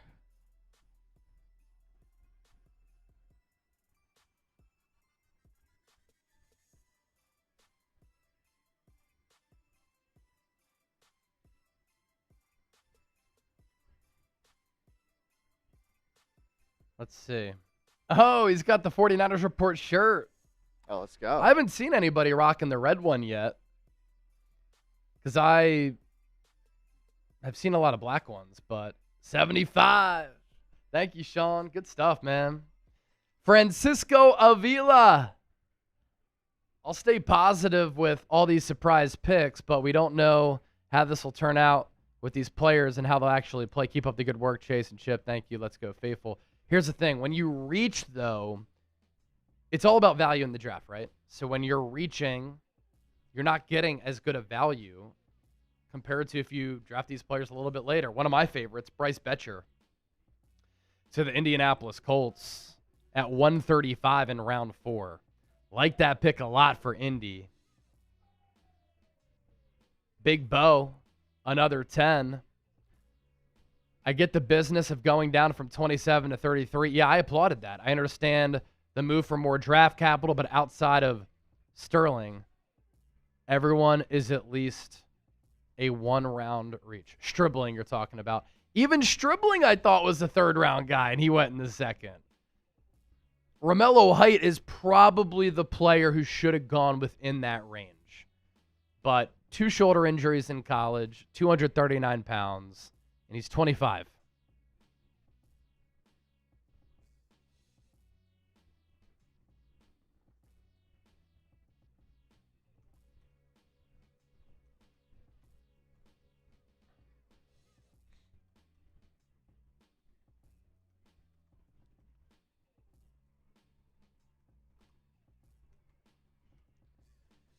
Niners only a few picks away.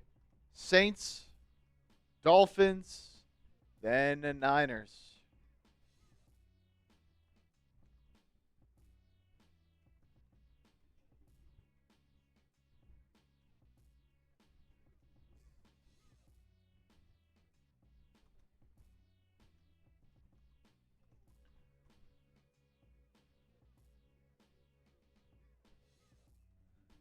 Good pick here for the Colts. Bryce Betcher.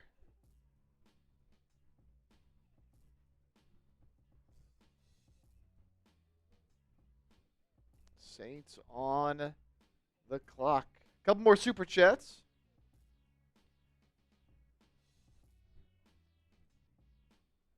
Always appreciate the love.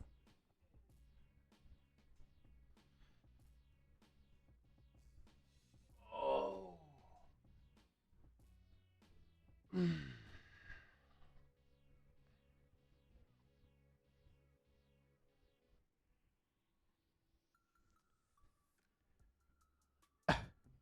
Buddy Moles, we might get a punter. Oh, the Niners draft a punter. Oh, my gosh. They signed Corliss Waitman. Oh, here we go. First, Will Wilson. Will Wilson, $5. Hey, Sierra, go draft. We're basically saying that our system and our scouting is better than 31 other teams. Yeah, I just tweeted this out. Being a scout for the 49ers must be very frustrating. You scout all year, but you have no say in rounds 1 through 3. Then you see the GM and coach reach on multiple players. Then when the Niners lean on their scouts on day 3, they crush it. It's a flawed process. Whereas Howie Roseman and the Eagles, they operate a very collaborative approach. Will says it was supposed to say ego draft. Oh, so ego draft's like Ego drafting? Same idea, though. Yeah. Yeah. Shanahan and Lynch, ego drafting.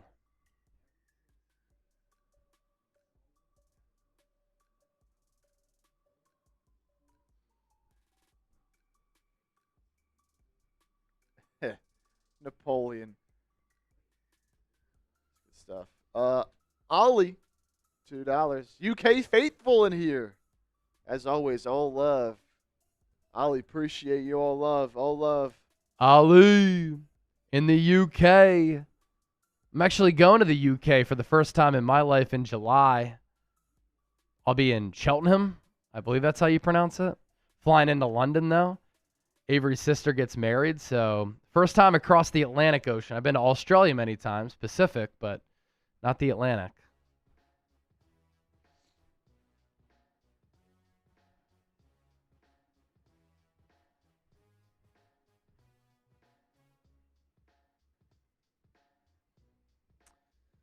Alrighty. Saints pick is in. New Orleans Saints. 136. Pick is in. And they go edge. LT Overton. Okay. Bama edge. Edge rusher out of Bama.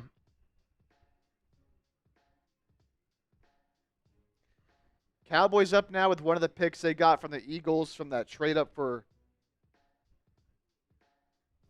our guy Lemon.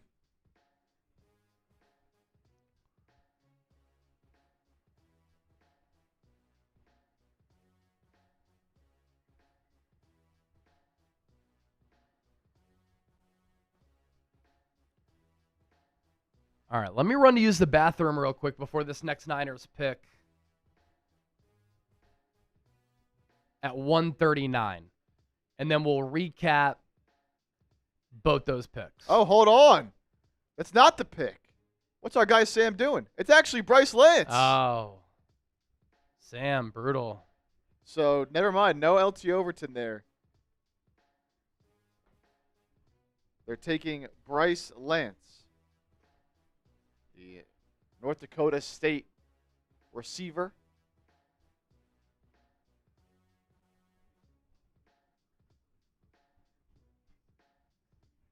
And yeah, Niners fans will be familiar, of course, with the Lance name. This one, though, not going at the top of the draft. So, Bryce Lance. I like that pick, man. So they took shit, man. They're gonna have Jordyn, Tyson, Bryce Lance, and Chris Olave. yeah. That's potential dynamite.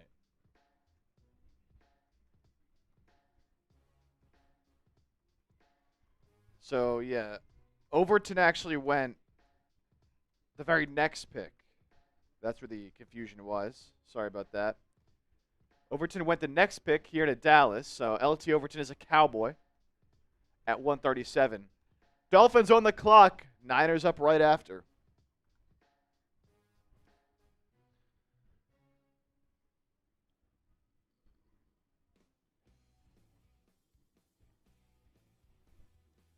All right, let me use the bathroom real quick, and then I'll be back for that Niners pick. My apologies to the DoorDash King. I said Overton got picked by the Saints. He was like, no, I liked him. Then I said, never mind. He wasn't the pick there. He was like, yes. And I'm like, no, now he is picked by Dallas. Sorry, man.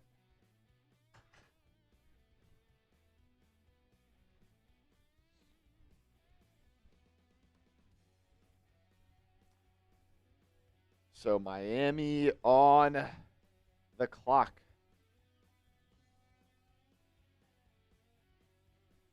Howdog coming in with a $5 super chat.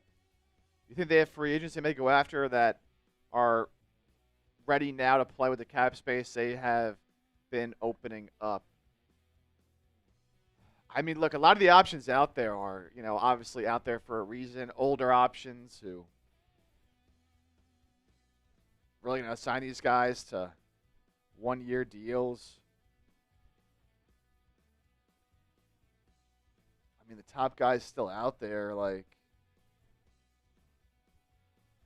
it's not a great list, man. It's not a very great list.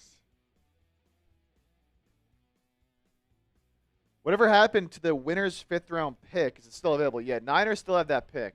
So Niners, again, San Francisco will pick here at 139. They'll pick at 154 and then 179. So they have 2 fifths. The Eagles, for our Eagles audience out there, still waiting. They pick at 178 in the 5th round, then 197 in the 6th round, and then 244 in the 7th.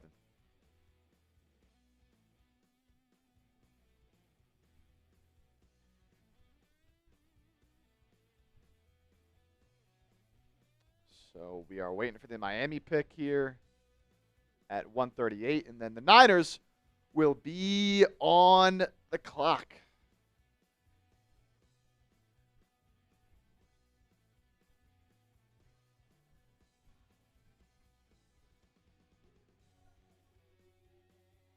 And that pick is in for Miami. There you go, linebacker here at 138. They go Pitt linebacker Kyle Lewis, good player here at 138. That puts the Niners on the clock.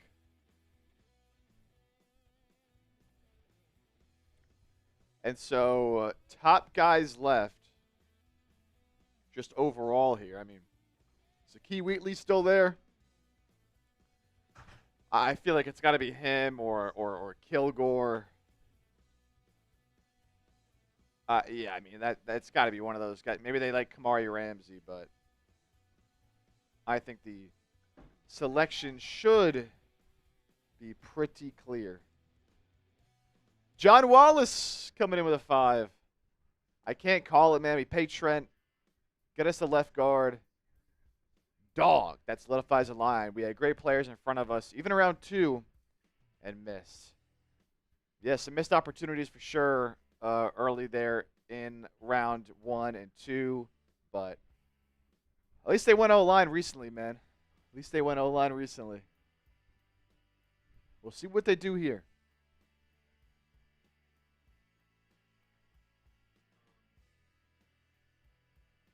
We'll message you. Title, thumbnail. You got it, brother.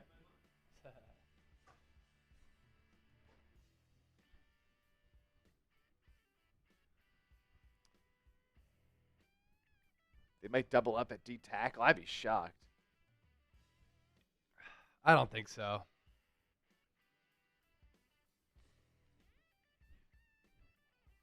I mean, John, I'm seeing your super chat now. Lynch said last night Connor Colby, Robert Jones are going to compete for the left guard spot. And then they did just draft Carver Willis, who only played tackle in college, but might be better suited to play guard at the next level. So that's something to kind of keep in mind there.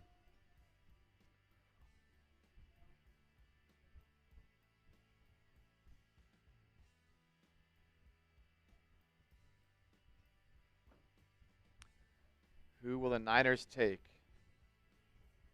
They're just now announcing the Cowboys selection on TV, so we might have to wait a couple minutes.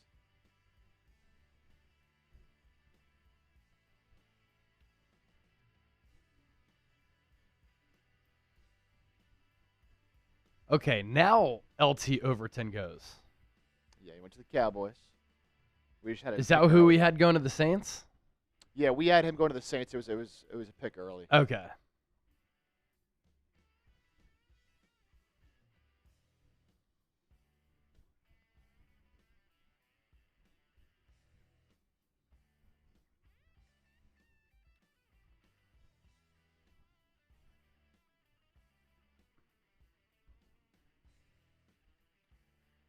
Okay, so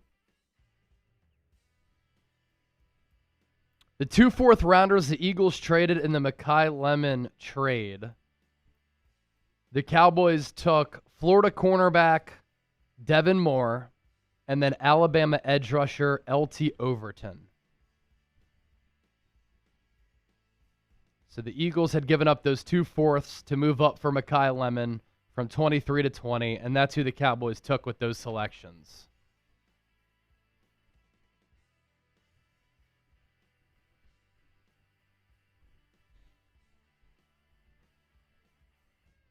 Who will the Niners take here? They're finally getting to the Dolphins pick now. Yeah, we'll talk Carver Willis and then this next pick at 139 for the Niners.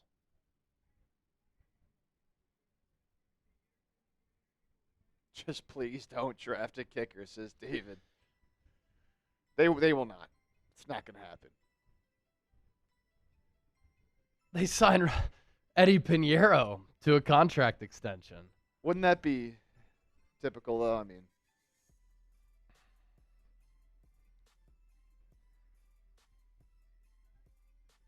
so the Niners will have this pick at 139, 154, and 179 coming up. Eagles aren't on the clock until 178.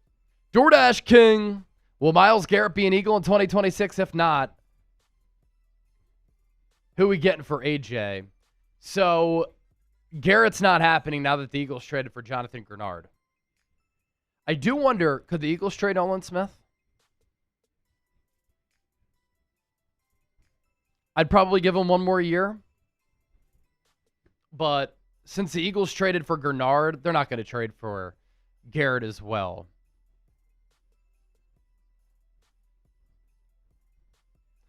All right, exciting announcement. $10 off all items in our merch store.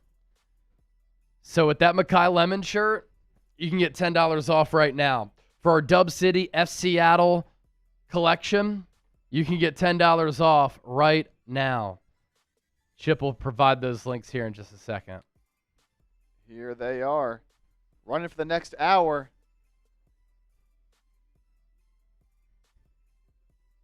running for the next hour.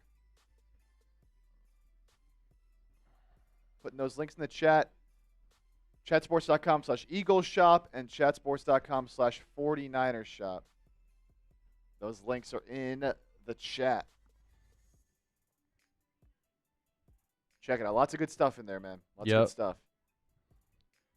$10 off.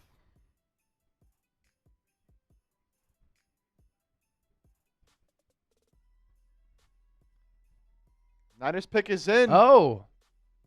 Ephesians Prysock.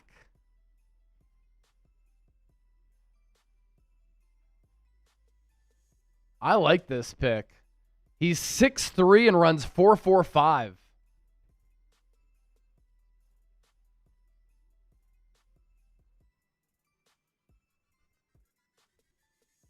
Three straight years with 45-plus tackles and 6-plus pass breakups. Tough, willing to make some tackles in the run game. So he's over 6 feet, 196 pounds. This past year, 49 tackles, 8 pass breakups, a pick.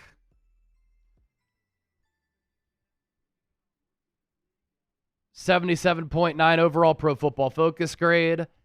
Elite combo of height, length, and speed. Doesn't normally get pulled out of position. Uses his athleticism to contest throws. Maximizing his traits in man and press coverage remains a work in progress. Here's the thing. Niners play a ton of zone.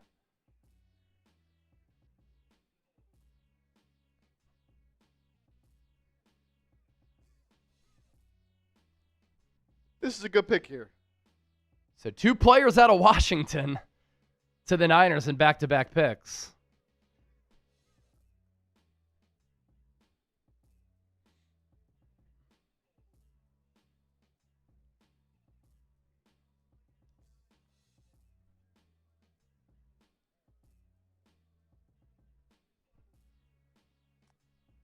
Grade the selection. We're going to break this one down and the selection of Carver Willis here in a moment. In depth on both of them coming up. But let us know your thoughts on the pick.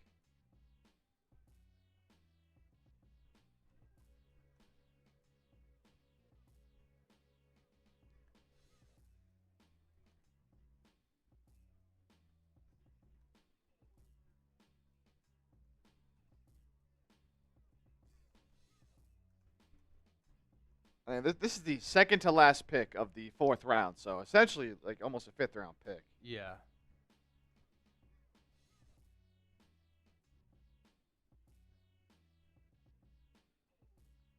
.6'3", ran a 4.45.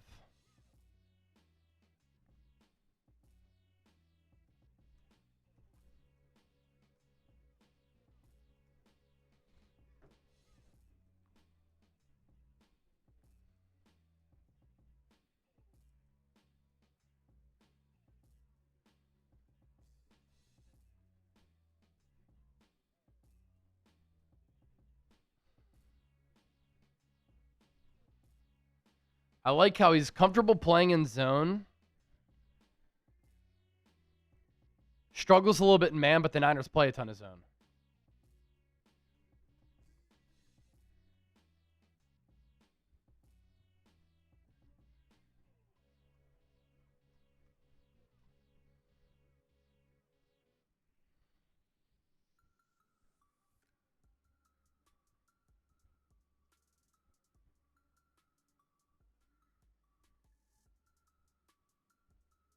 This guy, right?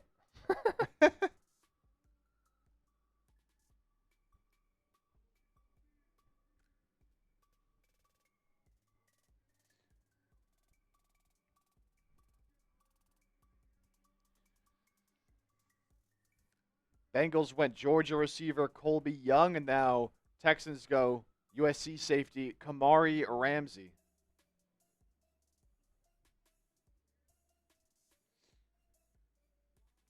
Yeah, I think a fine pick by the Niners. Look, you know, you obviously have your 3 starters at corner, but need to replenish the youth there. Lenore's not getting any younger, and Renardo Green, you don't really know what he is. Yeah. So.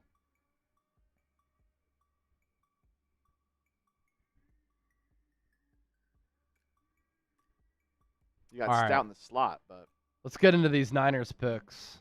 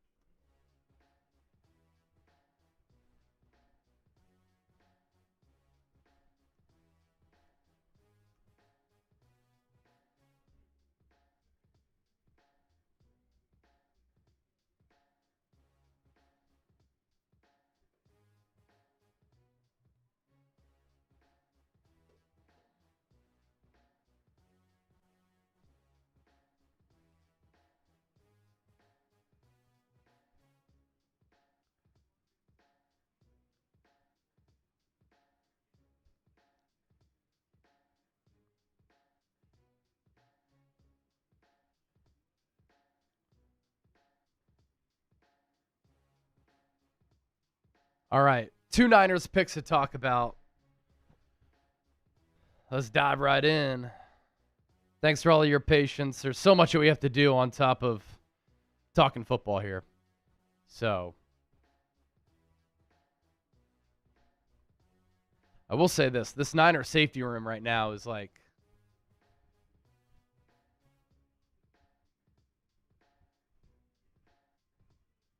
one of the worst in the NFL. All right, here we go. More picks to talk about for the San Francisco 49ers on day 3 of the 2026 NFL Draft. 2 selections for the Niners in round 4 going into today. They had 4 selections in the 4th. They did trade one of those picks, but they have made 2 selections on top of a defensive tackle out of Oklahoma who they drafted a little bit earlier. That video is up on the channel. This video, by the way, is presented by Prize Picks. The Niners did draft an offensive lineman. I repeat, breaking news. It's a shocker. The 49ers did indeed draft an offensive lineman. Carver Willis taken at 127 in the 4th round. He's an offensive tackle, maybe a guard at the next level out of Washington. And then the 49ers doubled up on another Washington Husky, and they took cornerback Ephesians Prysock, who has a lot of speed and length in round 4 at 139, 12 picks after that. Let's begin with talking about Carver Willis here. He started his college career at Kansas State, and he's known as a workaholic. Within that Kansas State program, he was a overly confident guy who sometimes would rub people the wrong way. I like that confidence, though, because then he goes to Washington this past year, and he was somebody who a lot of people in that program really liked. Here's the thing with Carver Willis. 24 years old, so another older rookie who the Niners are drafting here, a 6-year senior out of Colorado. He's 6'5", 303 pounds. Last year with the Huskies, 79.9 overall Pro Football Focus grade. He gave up 2 sacks and 22 pressures. He only played offensive tackle in college. But he did just say, after he got selected to the media, he is willing to move inside to guard if that's what the Niners' plans are for him. And potentially, he kind of hinted at maybe starting to learn how to play center. He does have good athleticism overall with burst off the ball in line of scrimmage, and he does a good job of finishing plays. And in this offensive scheme, the Niners, under Lynch and Shanahan, have definitely prioritized offensive linemen who are athletic as compared to really big offensive linemen. I thought last year for Willis, he improved doing more zone blocking. He's coming to a Niners team that has an outside zone scheme. And at the next level, the big question is, what is his position going to be? Might move inside due to length issues. His arm length, 32.5 inches, so that is shorter than ideal. His wingspan is 79 inches. He ran a 5.11 40-yard dash at the NFL Combine. As far as what Dane Brugler said about Carver Willis, he's at his best sealing and finishing in the run game, but his ability to stay on an NFL field will depend on how he protects his edges and anchors in pass protection. He projects as a backup swing lineman with the upside to be more. I think that upside to be more, can he play tackle? Can he play guard? Can he play center? And that will make him more valuable in trying to make the 49ers 53-man roster. So the Niners are getting an offensive lineman here who's really quick off the snap to get into his set. He's a good puller in the run game. And at times, despite him only being 303 pounds, he's done a solid job of driving defenders backwards. He has good range to cut off backers from the backside. That is something that the Niners sometimes do in this offense with guys pulling. The hand strikes, strong, accurate, usually on time. He plays wide in his pass sets. I will say sometimes he gets beat by speed when he's playing tackle, which is another reason why maybe he's better suited playing along the interior.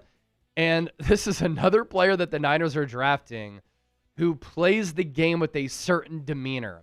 And really every player who they've drafted so far, and they've drafted a lot of these guys in recent years, and this has become important given players are taking pay cuts going from college to the NFL. What is their love for football?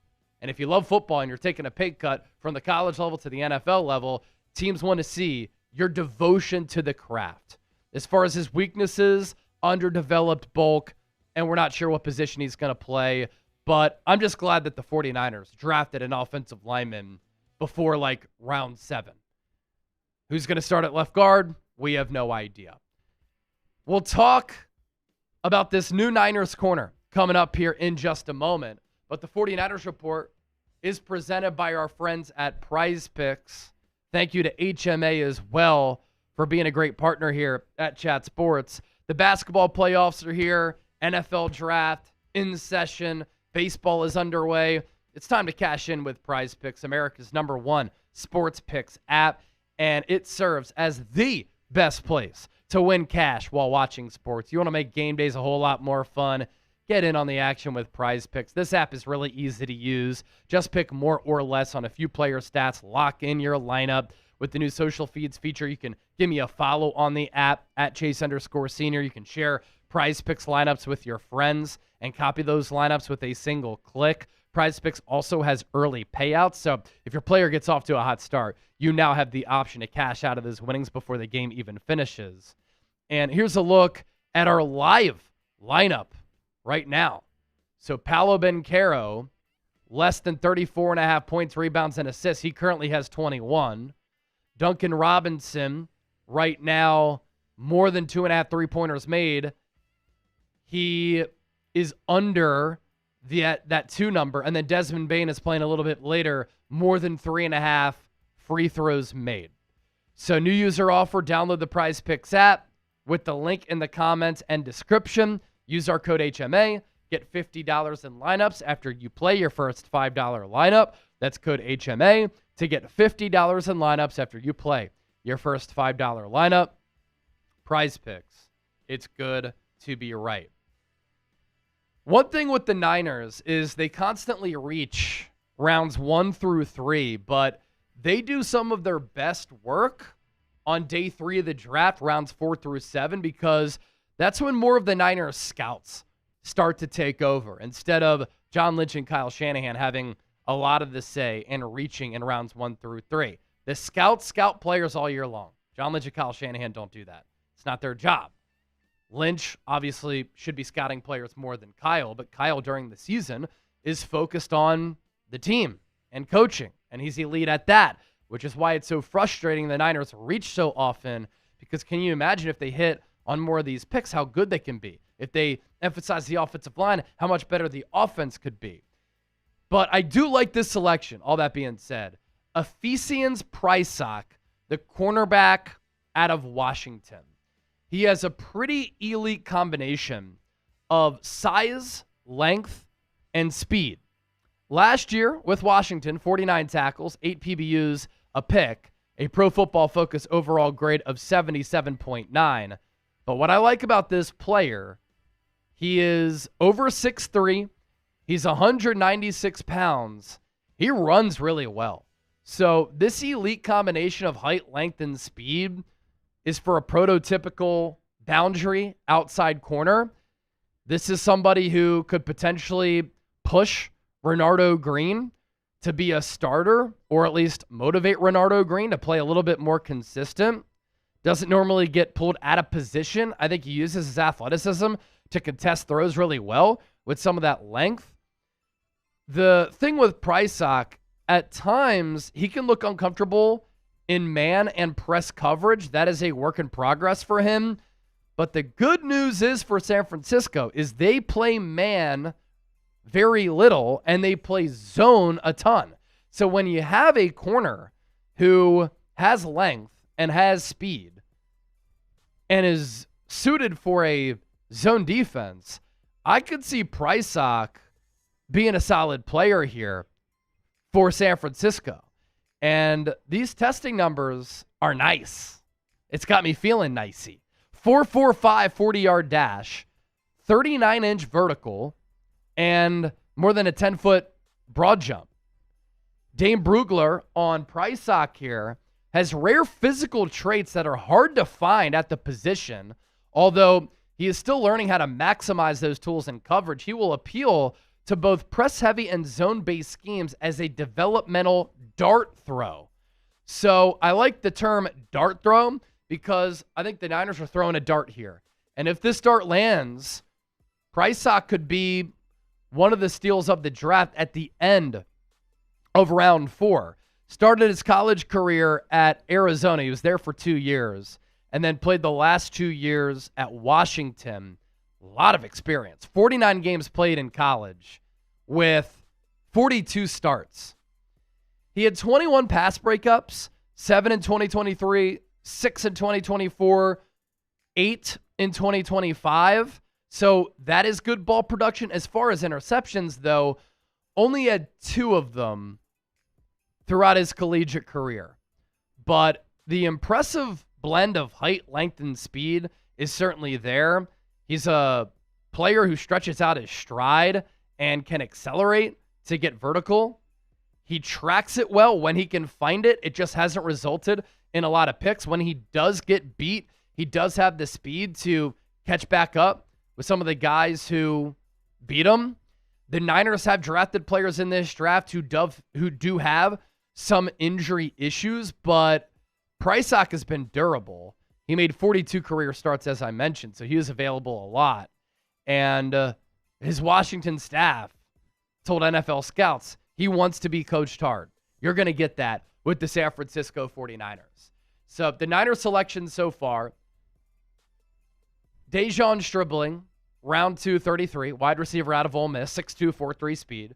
Romello Height, 7th in the nation in pressures last year, 239 pounds. So he's lighter. That's a Raheem Morris pick right there at 70 overall in round 3. Edge rusher out of Texas Tech. Kalon Black, running back out of Indiana at 90 overall. He can bench 415 pounds and squat 500 pounds at like 211 pounds. Guy is insanely strong. Grayson Holton, a smaller defensive tackle who's got some burst and plays with really good energy.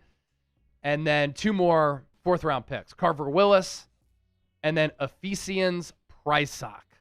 Niners remaining 154, 179 as far as their picks. Your one-word reaction to the Niners draft so far, I would say reach, but some of their day 3 picks, I do kind of like them. So let me know what you're thinking about it. And don't forget to hit that subscribe button right here on the channel. Mad Datter. Is this a Key and Peele bit? Some people looking at that draft last night might say it. It was a Key and Peele bit. That's how surprising it was.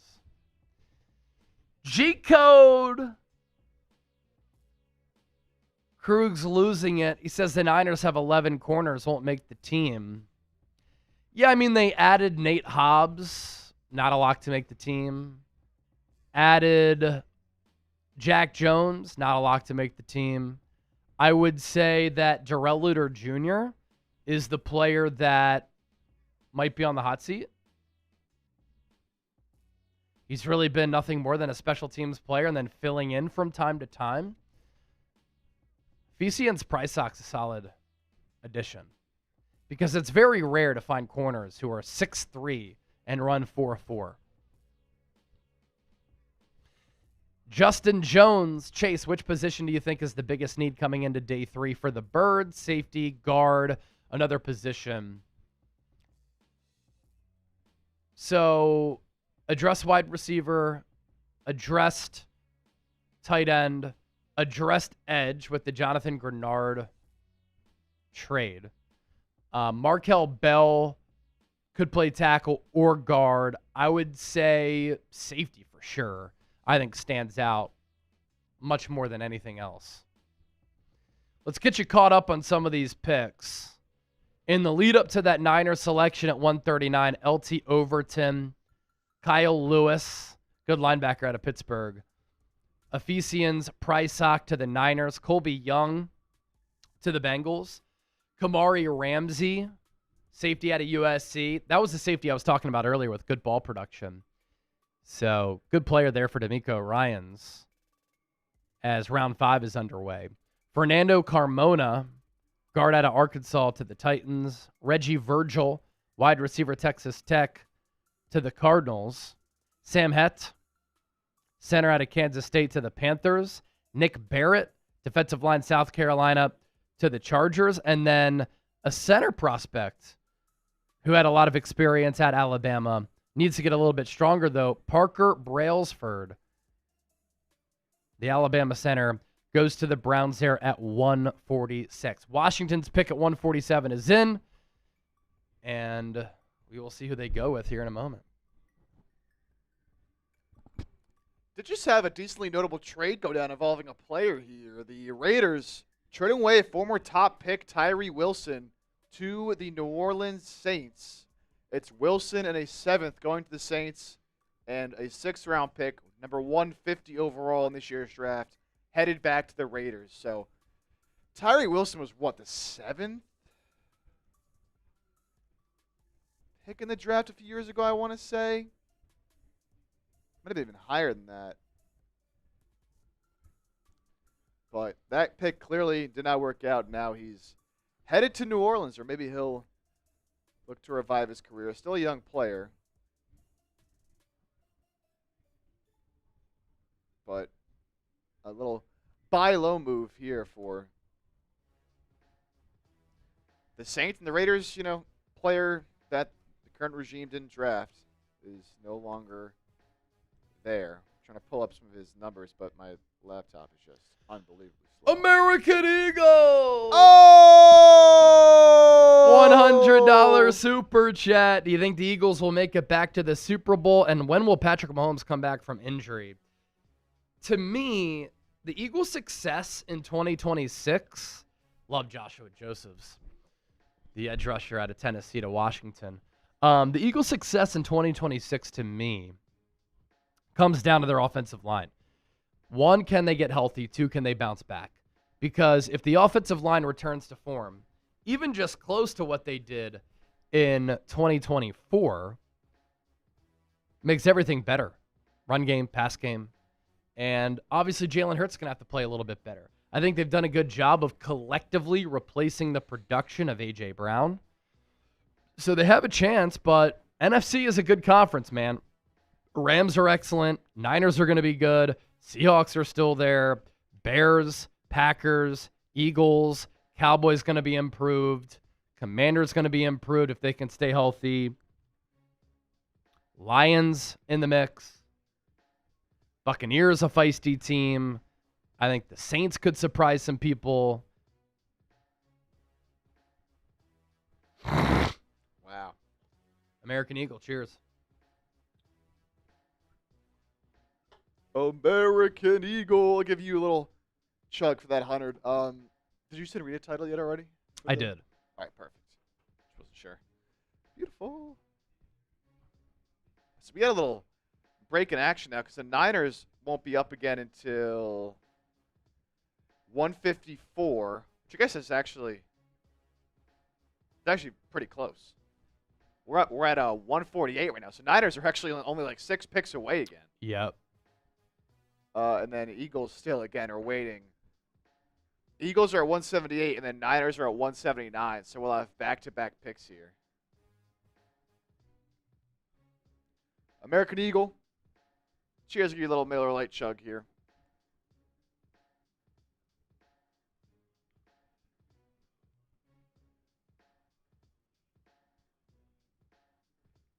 Ooh. Man, day 3 of the draft, the chugging's gotten slower and slower. I'll tell you that.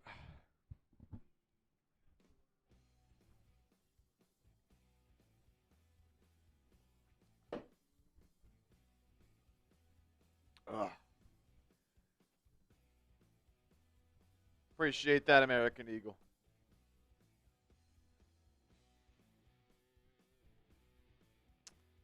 Appreciate that. DoorDash King, are the Giants a 10-plus win team now? Nah, man. They're still the Giants, dude. I don't care. I don't care who they add, what they do. Until they show me. They're still the New York Giants. Oh, Miller Latte Millie. Yep. John Wallace. Did John Lynch... Didn't they just get a renewed contract, Lynch and Shanahan? That was going into 2024 after the Super Bowl season. DoorDash King, do you think the Giants are a 10-plus win team now? I don't. I don't think they have enough depth on defense. I think their starters are solid, but not good to great on defense. I think their offense is very intriguing. I think 2027 could be the year where the Giants win 10 games, but I think they're going to be a very competitive football team. Millie, I love the faster pace of this year's first round. That was a good improvement. Yeah, I agree. All right, let me do an Eagles short.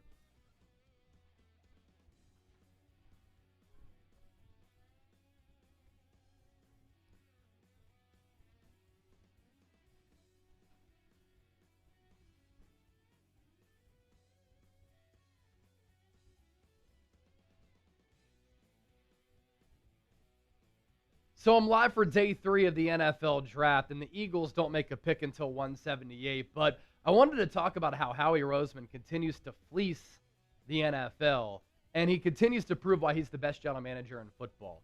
First, with the Makai Lemon selection. Word got out that the Pittsburgh Steelers were going to take him. What did Howie do? Jumped the Steelers, made that trade with the Cowboys, moved up to 20 to get a player who was a top 15 player on their board, who I think can make an immediate impact for this Eagles offense and be a really good compliment to Devontae Smith. Then with the Jonathan Grenard trade, traded away 2 third-rounders, gave him a 4-year, $100 million contract. People in the Vikings building were said to be very somber when Grenard got traded. People in the Steelers building were pissed and embarrassed that the Eagles took Makai Lemon. And for Grenard, he's a better, healthier player than Jalen Phillips, and the Eagles are paying him a lot less money.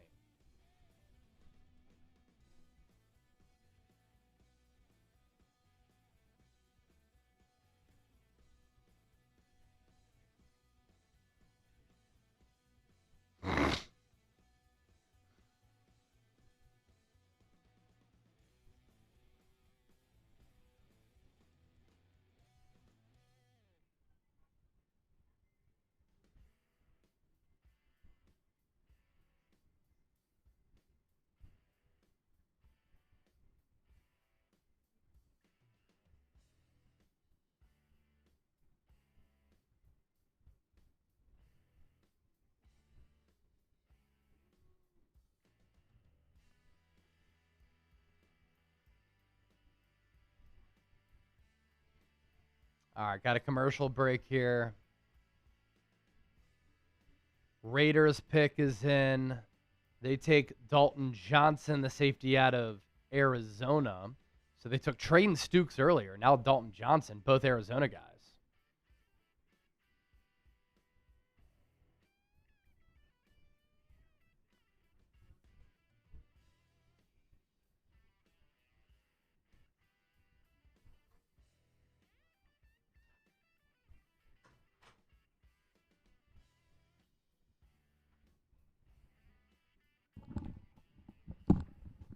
All right. Get myself caught up on these picks. So Yep. So the Josh Seahawks. Joseph's there at 147, the edge rusher out of Tennessee to Washington. Another Iowa offensive lineman off the board. Bo Stevens goes to the Seahawks, round 5, 148. And Justin Jefferson, the other Justin Jefferson. Alabama linebacker to the Browns at 149. That put the Raiders on the board here at 150 with a pick they just got from the Tyree Wilson trade, and that's where we are at right now. Yep. Niners coming up here shortly. And plans to combo this with 170. Yeah. 179, yeah. And then they're done after that. Crazy.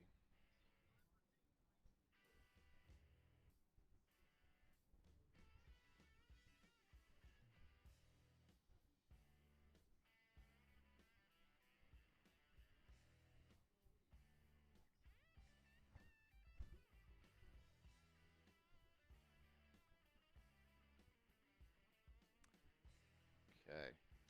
Yeah, and then the Raiders made their pick too. They took the Arizona safety.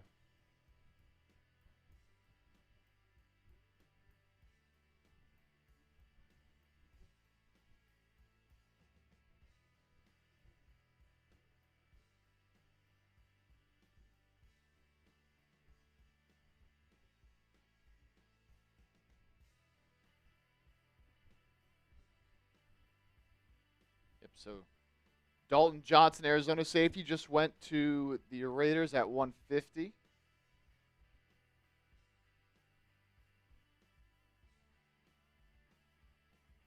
That put Carolina on the board at 151, and then they just took, Panthers had a need at safety. I thought maybe in round 1 they could have gone Dylan Thieneman, Emmanuel McNeil-Warren, obviously, before he dropped. They get Zakee Wheatley in round 5. man. Good coverage skills, good ball skills. Played for a great college program. Stiff competition, good range. Sometimes can struggle making tackles downhill, but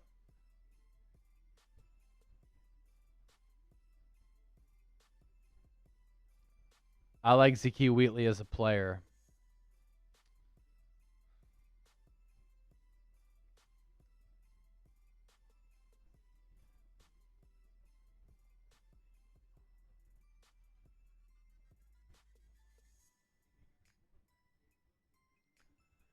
Broncos pick just coming in now at 152, and then it'll be Green Bay at 153, and then the Niners at 154. Damn, Wheatley going stinks.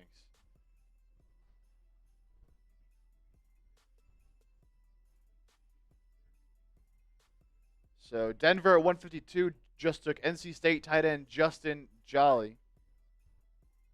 Packers pick is also in as well.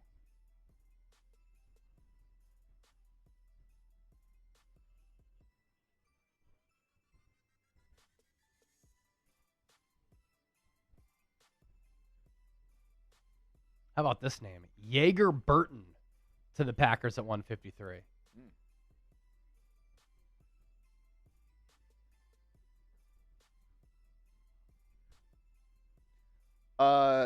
Scrap Skrilla. The Eagles have not yet made a pick today. 178 is where they're at. Up.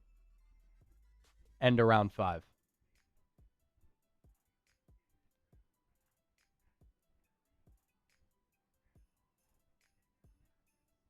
All right, with that pick in for Green Bay, that means the Niners are on the clock.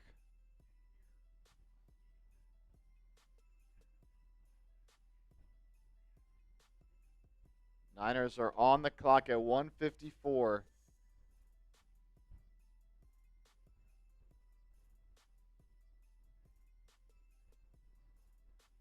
And so, let's see.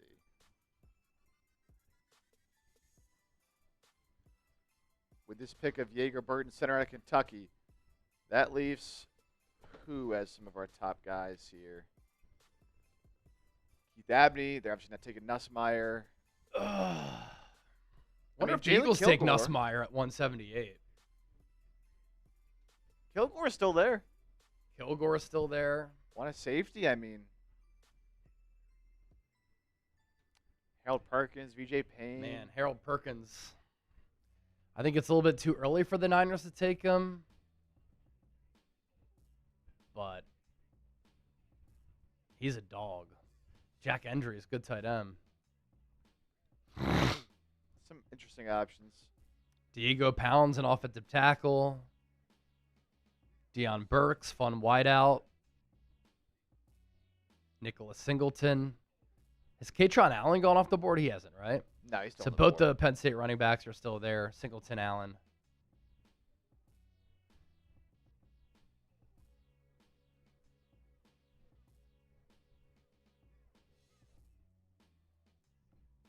Michael Taff Taff. is still there. Yep. Spy High was asked. Kind of just an okay athlete. Alrighty, who should the Niners take? Let us know in the chat. We just showed you some of the top guys available.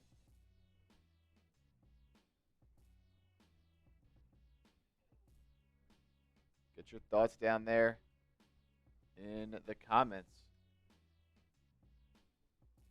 Zane Durant, Kilgore, Perkins. This is not the Niners' last pick. They still have, after 154, they have 179, and then that is their last pick at 179. So 2 more, including this one. Pick is in. Pick is in for the Niners. It's a linebacker. It's not Harold Perkins, though. It's a small school player. Interesting. Jaden Duggar.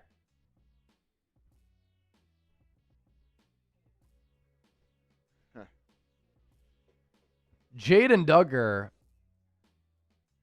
had incredible production at Louisiana.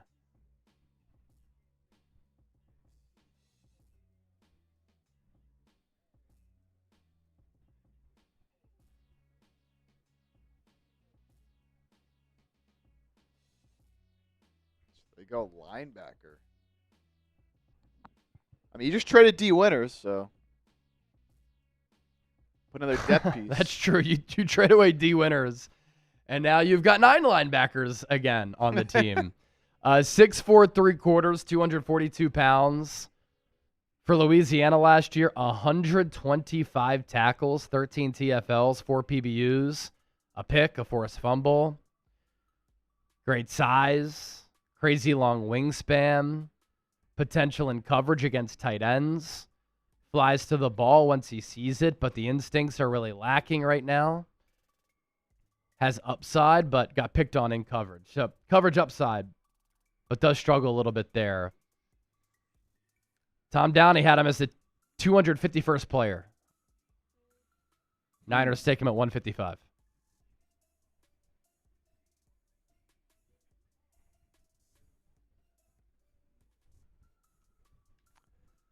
Great to pick. I'm sure a lot of people probably haven't heard of this guy. I'm not going to lie, I haven't heard of this guy. He was looked at as a 7th rounder. Began his college career at Georgetown. Of course, classic Niners. He played safety. They love converted safeties who make the switch to linebacker. He was at Georgia, second-team All-Patriot League player, playing safety. Transferred to Louisiana, played Sam and Jack linebacker, and then was first-team All-Sun Belt, led the team in tackles, moved to inside linebacker, went to the East-West Shrine Bowl. Grew up in Pittsburgh.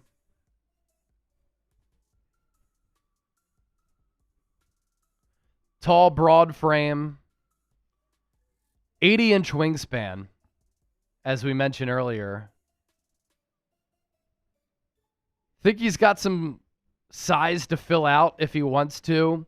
Physical against the run. Able to diagnose some running plays. Has a good sense there. Good coverage range. Was used at times as a delayed blitzer.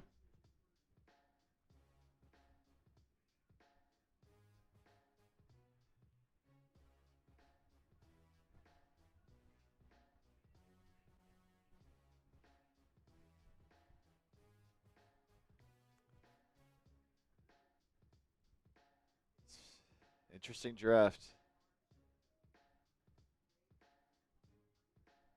So they traded away D. Winters and they draft a linebacker. And I kind of joke, right? Like, the Niners had 9 linebackers going into the draft. They traded D, went back to 8. Now they're back to 9. I mean, Garrett Wallow might not make the team, right? Tatum Bethune might not make the team. If you're going to compare athleticism, Jaden Duggar has so much more athleticism than Tatum Bethune, who I think Bethune, good against the run, very smart, coach's son, might be more of a special teamer, which is fine, but not a lock to make the 53. Duggar's not a lock to make the 53, of course. Do you think Black kind of resembles Jordan Mason? I would say they are much different players. Mason was a lot bigger than Black. Black is more of like a Bucky Irving, I would say. Now, Mason, Black, and Irving run really hard, so the running style and their demeanor is very similar.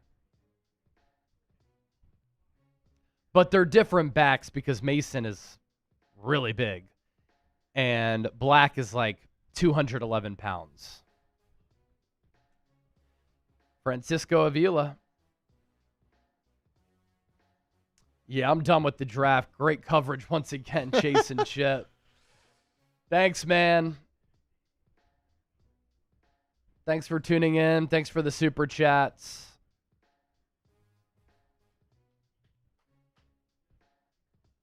Always a real one. Live here in round 5. Staying live round 6 and 7. Then we'll sign off and do draft grades.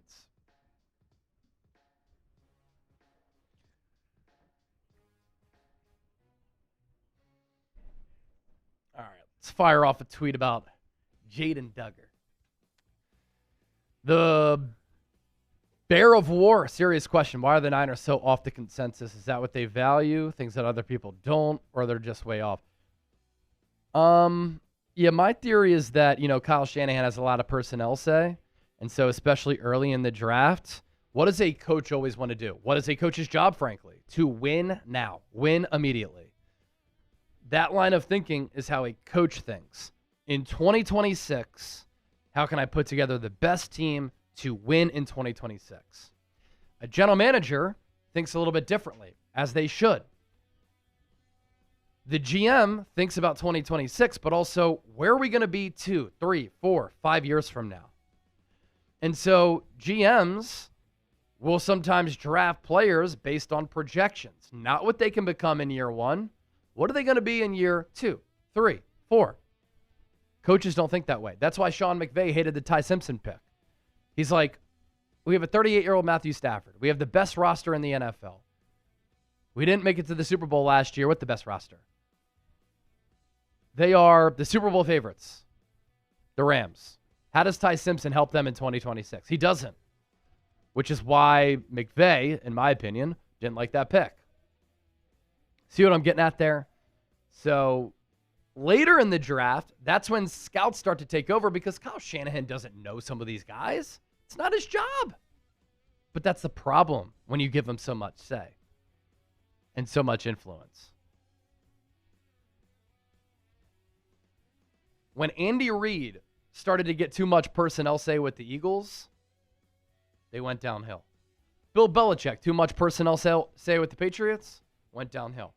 There's a reason why a head coach is a head coach and a GM is a GM. It's hard to do both jobs. Oh, no. Palo's going crazy. How much time's left in that game? Let's see. I mean, Desmond Bain hasn't hit a single free throw today. Yeah, that's the risk.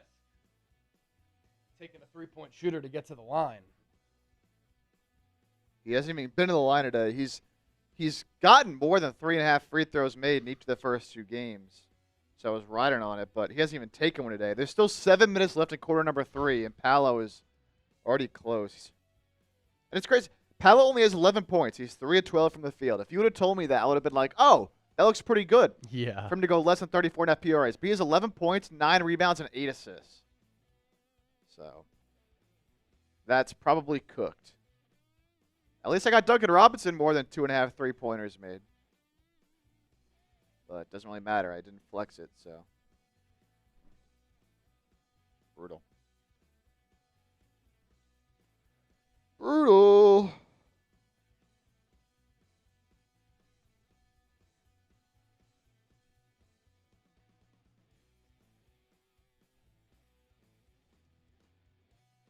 It's all right. It happens. Can't win them all. Though I haven't won in a while.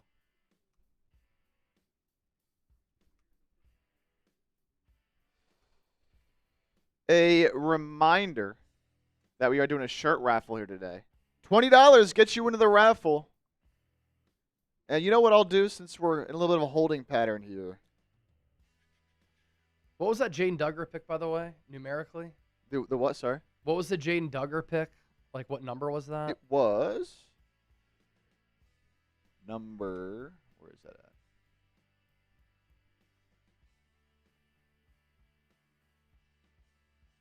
$154, round 5, number 154.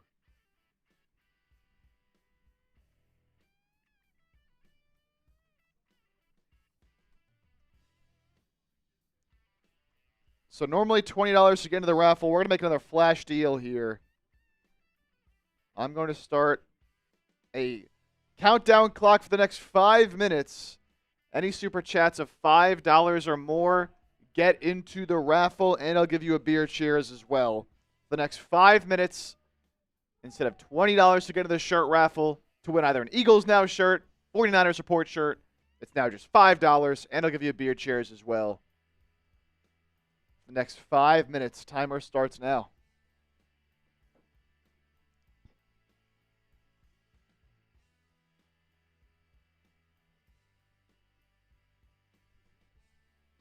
MVP gets a mystery jersey.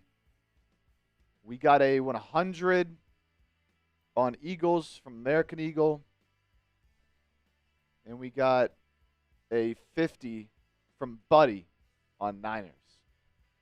Those are our highest numbers today. There we go, getting started.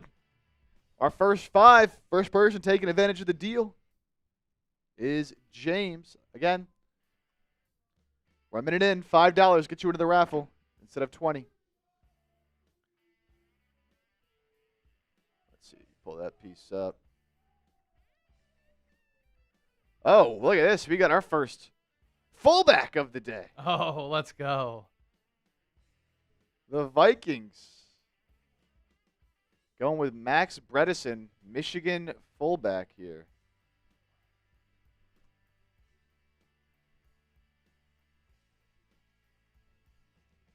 James with the 5, so they'll get you in the raffle here.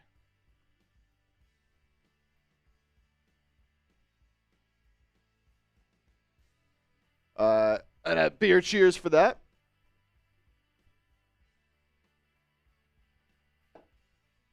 It's a testament to Kyle as a head coach that they've won so much despite a severely flawed draft process. Yeah, Chase, you're talking about this pretty much every day. People are blasting the office like it's crazy how bad they draft, but yet they're still so good. I know. It's Very amazing. odd. It's truly amazing.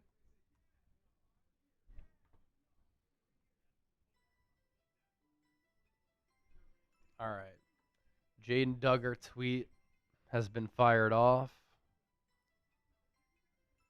Tampa Bay goes Notre Dame guard Billy Schrauth. That put Kansas City in the clock, and then they just took Nebraska running back Emmett Johnson. Yeah, I know people were asking about Michael Taff earlier. He just went to Miami. Yep. We have 2 minutes left to take advantage of the $5 raffle deal. I'll give you guys 5 tickets. 5 tickets for $5 and a beer cheers. You had 2 minutes left. I'll give that to you as well, James, of course. Of course, of course. American Eagle! American Eagle! He does it again. $50 super chat. That's a bunch of tickets. Cheers.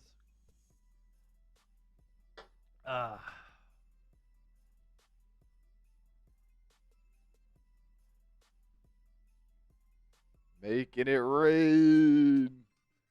Give you those tickets, man. Give you a bunch here. For the 50. Cheer. B-Doc. Oh, man. 1 minute left on the deal. Drink that beer. Fly, Eagles, fly. I'll kill this Miller for you, American Eagle. Cheers. As we chug along here in round 5. Shout out to all the draft sickos hanging out. 600 people on Niners, nearly 300 on Eagles. Cheers, everybody. LFG. Down the drain. Shout out to American Eagle. Couple 5s coming in on the 49ers report as well. Best player the Niners have drafted so far. I mean, it's probably Stribling. Yeah, I'd say Stribling. The most intriguing player, I think, is Ephesians Prysock. Yeah. 6'3" corner with 4.4 speed. I think he's a good zone fit. 5 raffle tickets there. Cash, can someone call Mr. Purdy and have him pick some O-line help? They took a guard earlier.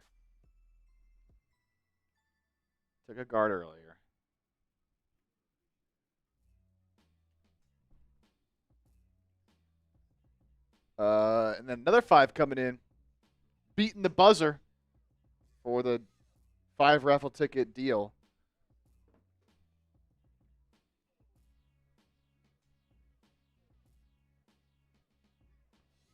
Let's see. Who did Baltimore take at 162?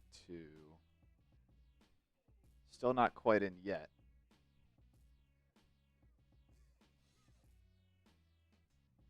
Jesus Velez had to run an emergency job, so missed the 4th round. How did the Niners during that round? What positions did they take? I can pop that up. Yeah, for we you. can pop it all up. So,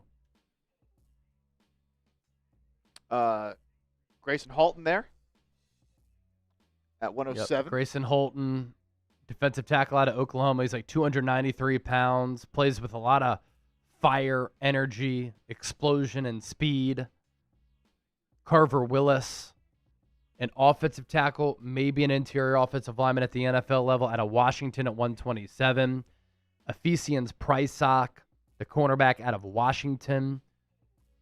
He's 6'3", 4.4 speed. And then Jaden Duggar, a converted safety who has an 80-inch wingspan.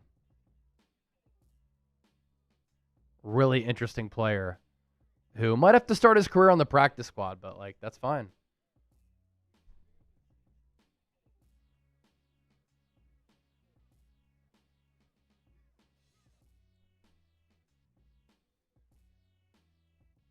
Okay.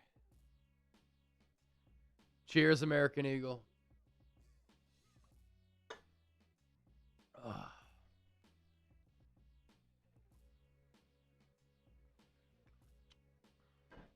I'm going to Go get another Miller to give you all the beer cheers here.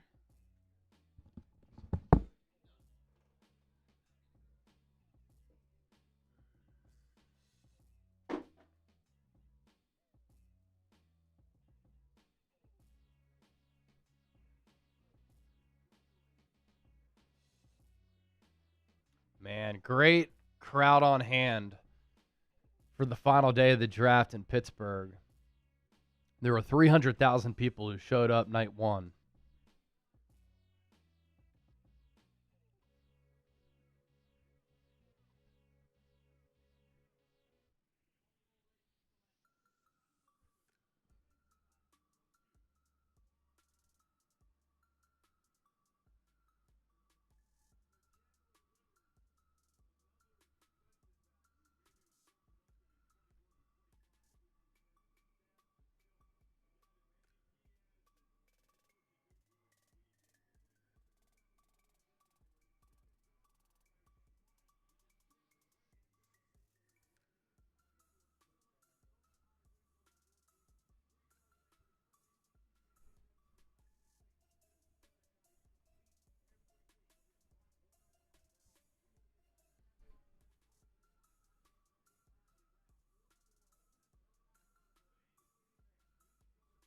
Yeah, Chandler Rivers, the corner out of Duke to the Ravens. 45 starts in his career.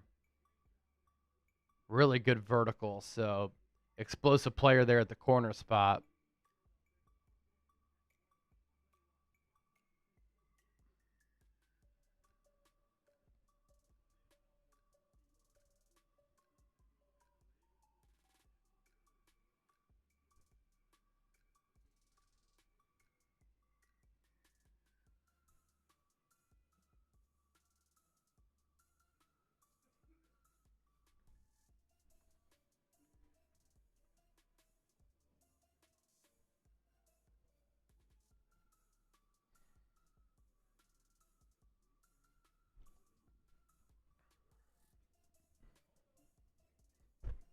All right, going to do a Niners YouTube short here.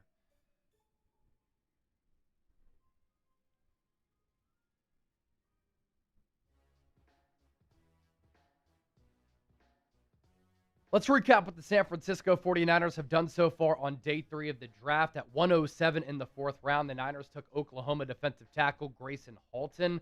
Plays the game with a lot of fire and energy. 6'2", 295, ran a 4.82 40-yard dash. Good pass rusher. At times he can struggle against the run because of that lack of size. Another pick for San Francisco, they addressed the offensive line with Carver Willis at 127. Offensive tackle and guard out of Washington. Prior to that, he was at Kansas State. His arm length is a little bit short, can get beat by quickness at times. Maybe he's an interior offensive lineman at the next level. I really like this pick for San Francisco. Ephesians Pricesock in round 4 at 139. It is very rare to find a corner who is 6'3" and runs 4.4, but that's what Pricesock can do. And then linebacker Jaden Duggar at 154 in the 5th round. Safety background, 80-inch wingspan, developmental piece.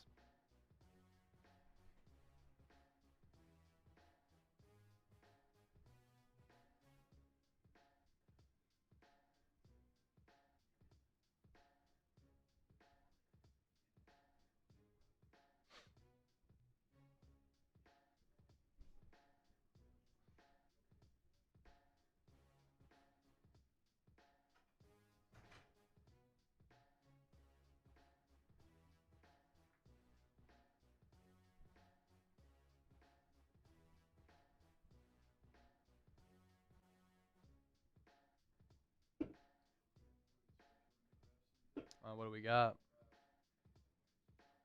Brutal. That's a tough scene. Yeah.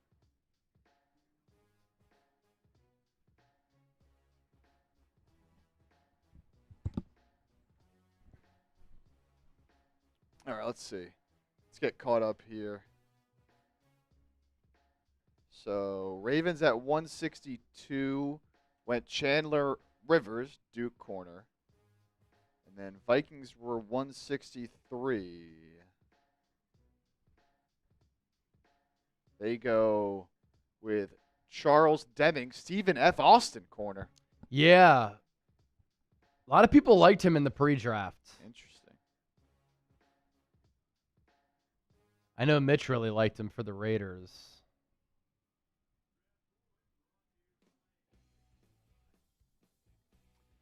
And then it was Jags at 164, which is the pick that we are waiting for here. And we got it. It's Houston tight end Tanner Koziel. Okay. Was expected to be a late round pick at tight end.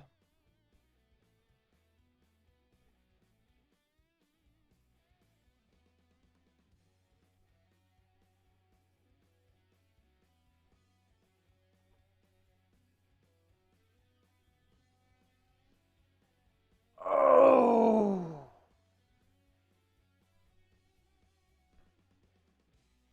Yeah, transferred to Houston from Ball State, Koziel.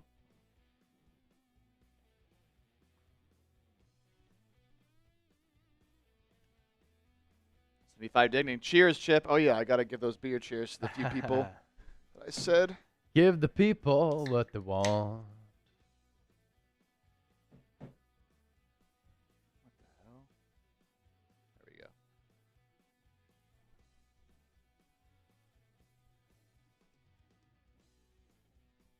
So, Tennessee on the clock. Oh, Chase, you're going to like this one. Nicholas Singleton, running back out of Penn State. Definitely was higher on him after the 2024 season than the 2025 season. He really has everything that you want except for patience and vision, which is obviously what you need. But sometimes he'll hit the right hole. Other times he won't, which is very frustrating. But good ability, round 5. This is where the Niners should have drafted a running back probably if they wanted to draft it back. All right, for 75 Dignam, and there was a few other 5s that had come in. Jesus, Cash, and Bruce. Some cheers for y'all. Fresh Miller on deck.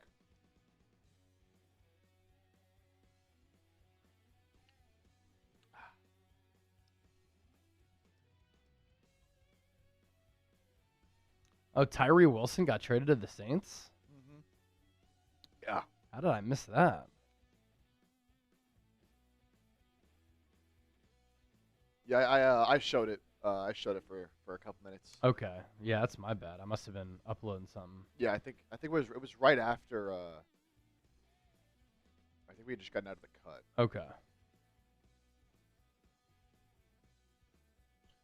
Chip getting hammered. I've had one beer, so no. Although, someone sends in a 50, I'll finish this beer that I just opened. Hey, hey. Then we'll get hammered.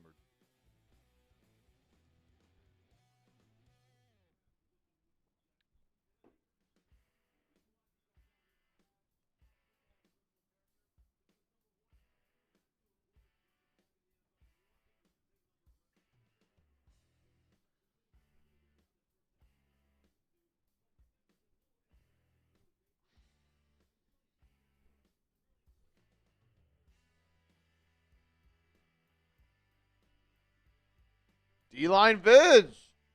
D-line vids. Should the Niners look at tight end power slot type? You know, Jake Tonches was a restricted free agent. They signed him for 2 more years. I really like Tonches as a player. I think that he's underrated. Pretty good developmental piece and story for the Niners. But, you know, none of us know when George Kittle is going to come back. And outside of Tonches, they added Luke Farrell going into 2025 in free agency. He stinks. Supposed to be a good blocker, not that good of a blocker, not really much of a pass catcher. So a flyer on like Michael Trigg D-line vids out of Baylor he can't really block, but he is an absolutely dynamic pass catcher.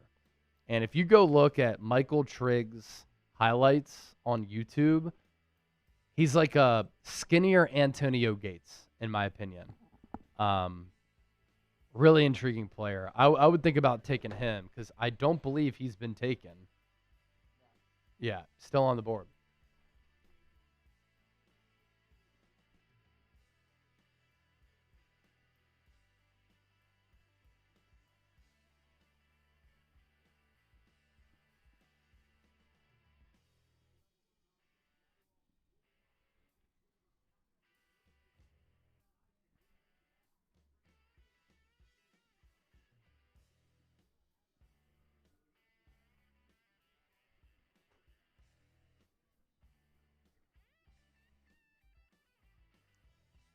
All right, uploading a short.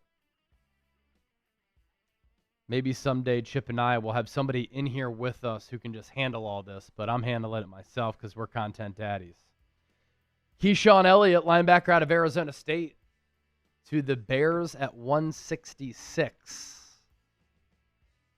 Eagles creeping up at 178.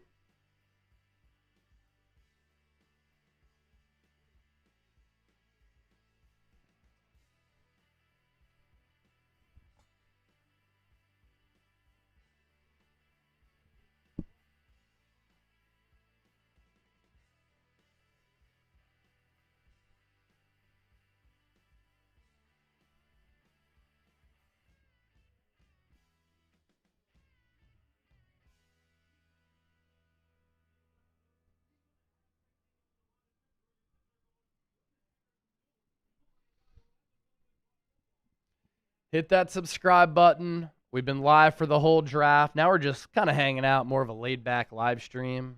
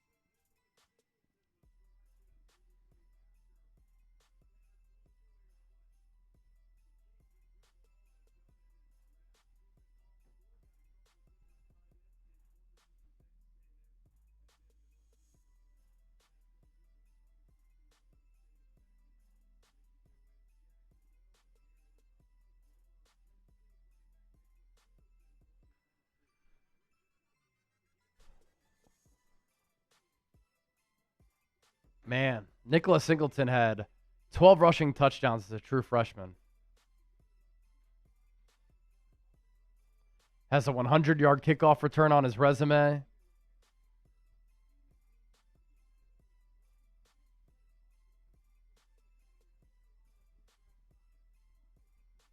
Suffered a broken fifth metatarsal in the pre-draft.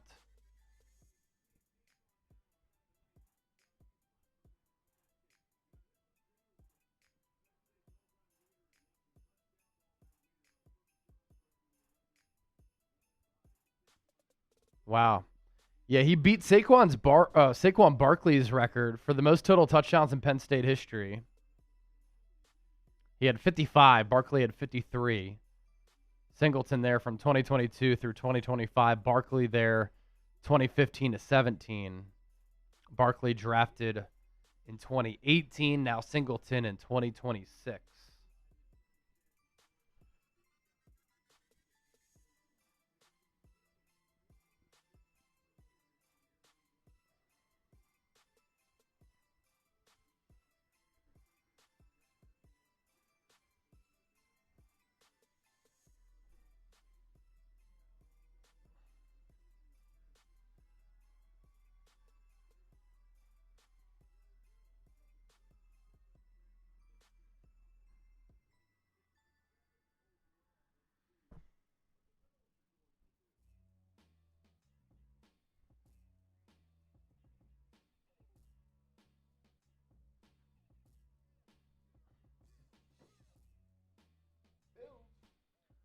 Buffalo Bills, pick us in.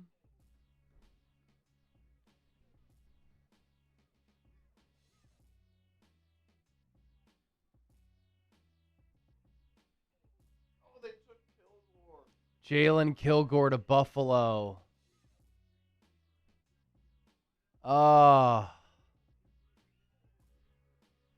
He goes in round 5, pick 167.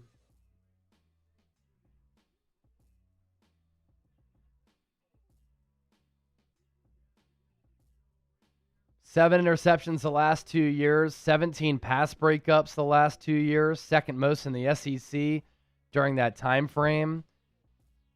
The Bills are listing him as a safety. I think that is his best position, is safety.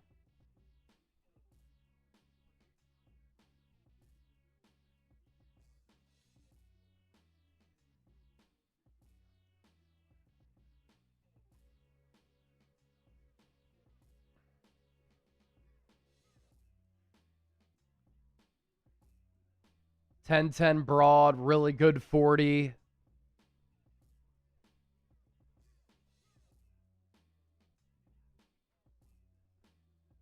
Makes plays against the run. Has to harness the athletic ability. That's really the thing with him. But the wow moments are certainly there on tape.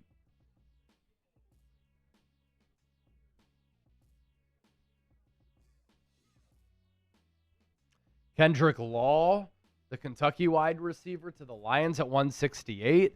Furious, the hip-hop sommelier. Feels brutal knowing we won't get real value on a safety in this draft, or am I wrong? Who do we like today? Deshaun Singleton, Genesis Smith, legitimate options. One of the players who I wanted was Kilgore. And all these safeties, or at least a lot of them, have remained on the draft board. Now they're starting to go, though.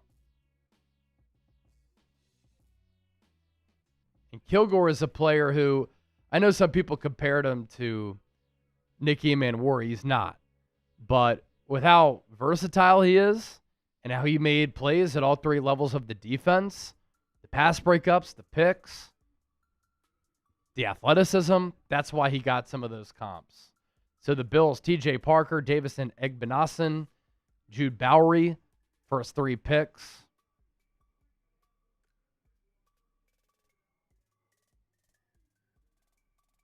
Kilgore, man. Good selection. My guy, Jeff Nadeau.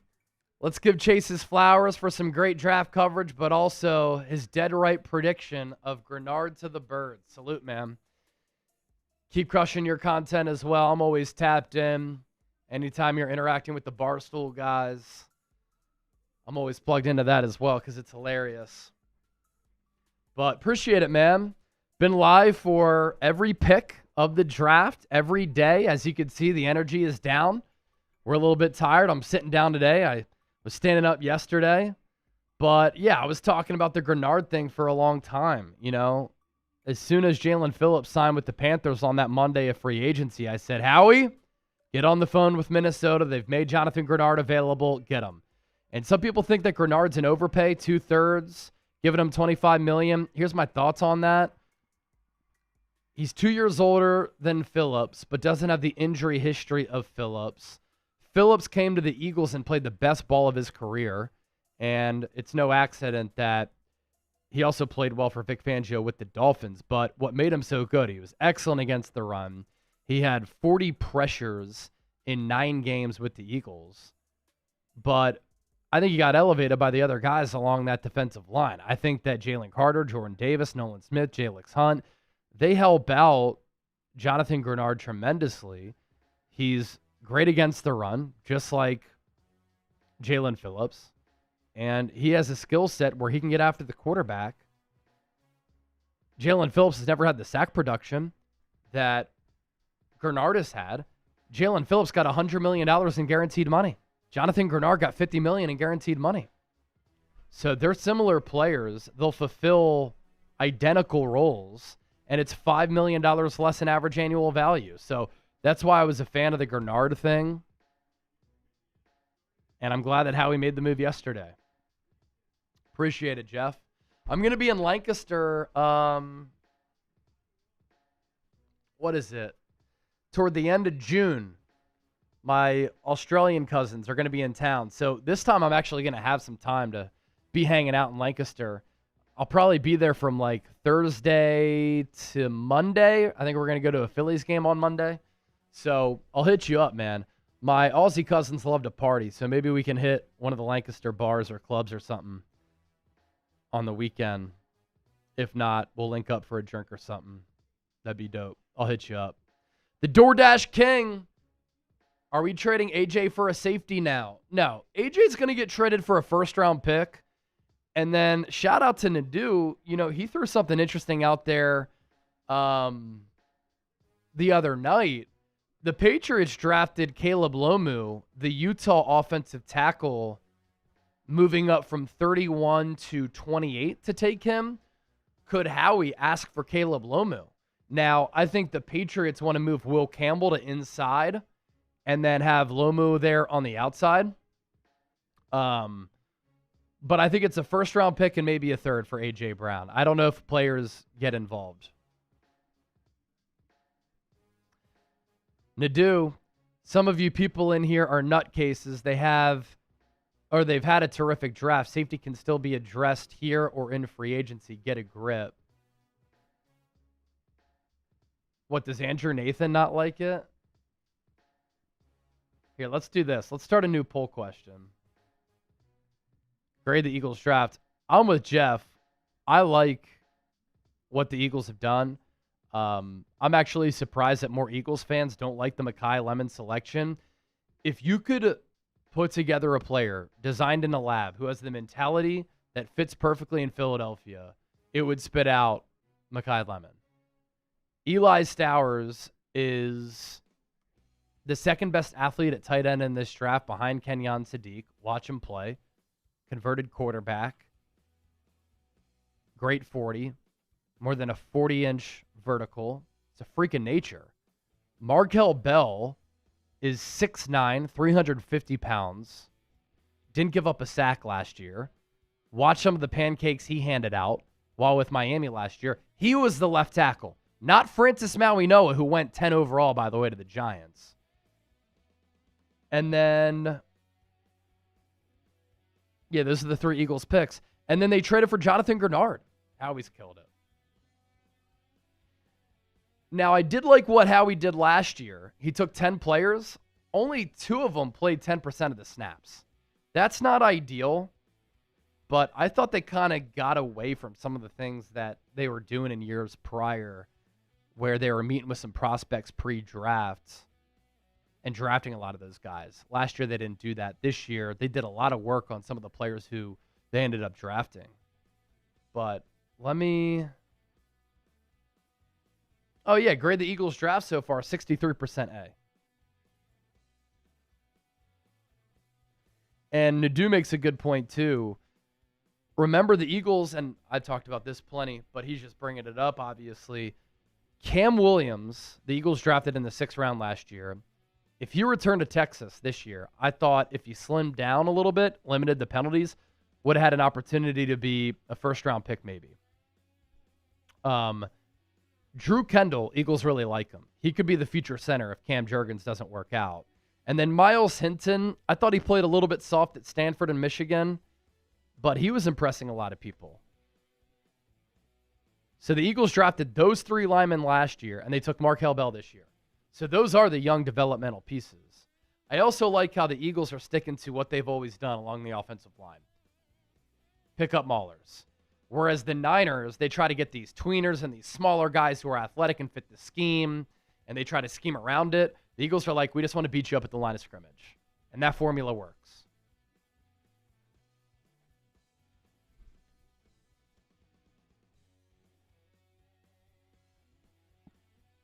Oh, man. We are moving along.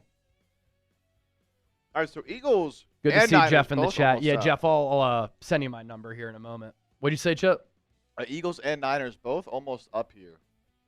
So Saints are on the clock at 172. We have Ravens, Raiders, Chiefs, 173 through 176. Yep. And then Dolphins, Eagles, Niners, Dolphins. So this is the 5th round comp pick for Makai Becton coming up for the Eagles. FYI.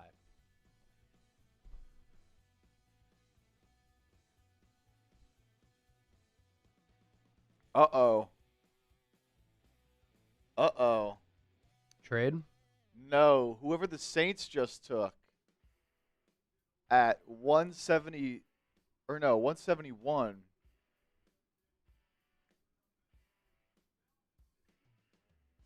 Oh, did we get it wrong? No. So this is right, but I didn't know this until now.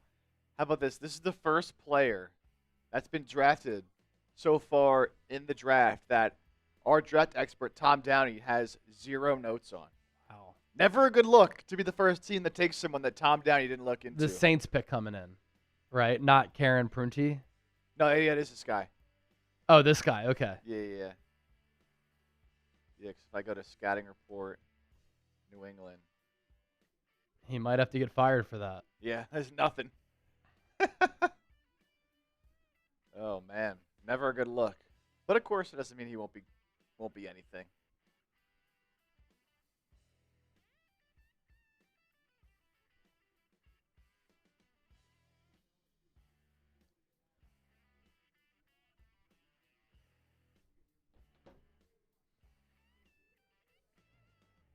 What's the final pick around 5? God, we still have 6 and 7 to go. Holy fuck. Yeah, final pick around 5 is number 181. And then round 6 goes from 182 through 216. And then round 7 goes from 217 through 257. And the Niners are done after this upcoming pick. Eagles, though, still have a 6th and a 7th. All right, less than 100 picks to go. Yes.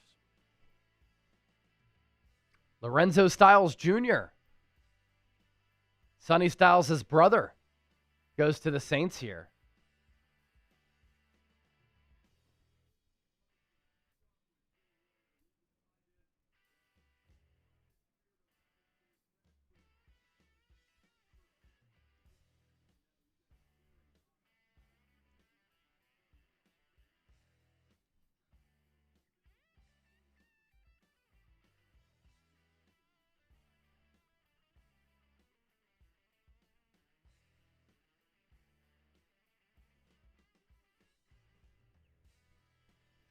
Lorenzo Styles.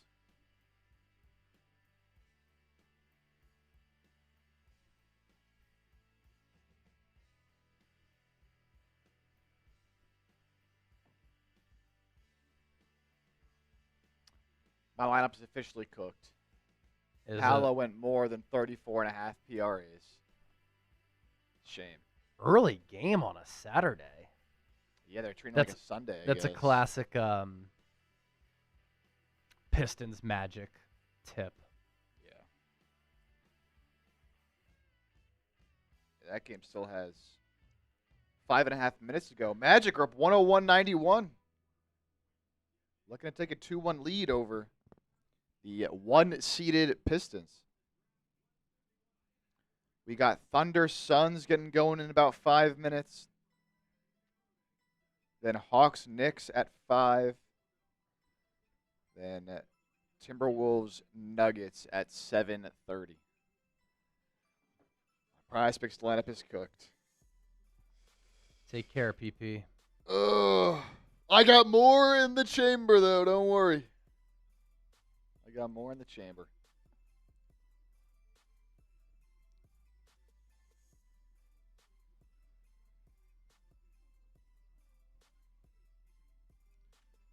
There we go. Another super chat coming in here on Eagles.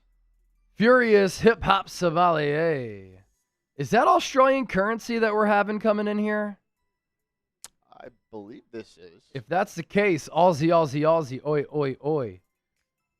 We love our Aussies here on the show. Hot prediction. Eagles draft Tristan Lee or edge Anthony Lucas, or how about another VJ, safety VJ Payne, from Kansas State. I would just be so surprised if they don't go safety at some point. Are you cool with the room of Andrew Makuba, Marcus Epps as your starters? Got to address it, I think.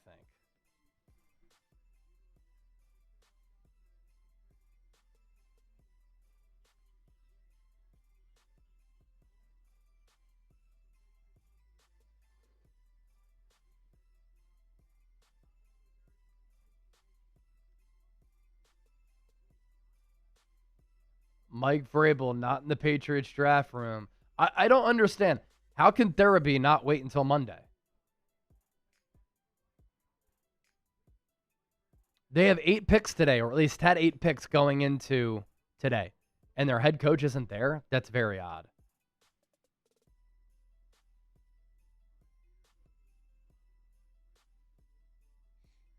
All right, let me use the bathroom one more time, and then Eagles are coming up here at 178.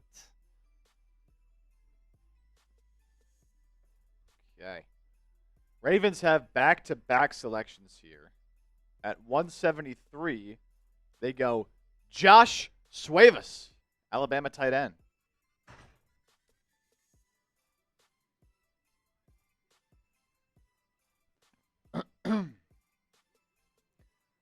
Shout out to everybody who's been hanging out here with us on this day 3 of the draft. All the real draft sickos and the true diehard fans are the ones that are here watching on day 3.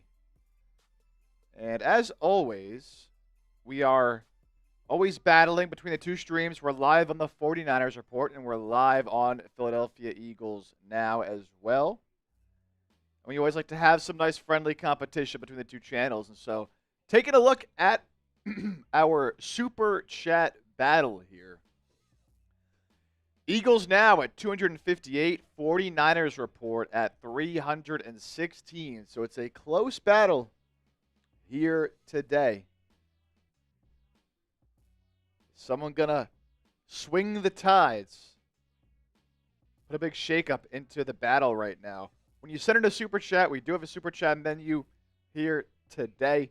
All Super Chats get a shout out. $20 gets you into the channel shirt raffle. So each stream will have a winner who wins either an Eagles Now or a 49ers Report t-shirt. Someone sends in a 50 right now. I got pretty much this whole beer left. I've had like a couple sips. I'll chug the rest of this beer for a 50, and I'll give you 10 raffle tickets as well. If either of the streams get to $500 total, Chase has some mezcal. He'll take down some shots of mezcal. And our MVP, whoever sends in the largest individual super chat, again, not cumulative, largest individual super chat on each stream, gets a signed mystery jersey. The number to beat on Eagles is $100 from American Eagle. Then on the 49ers Report, that's 50 that came in from Buddy. Chase needs a coffee, not a shot. A little espresso martini action, maybe.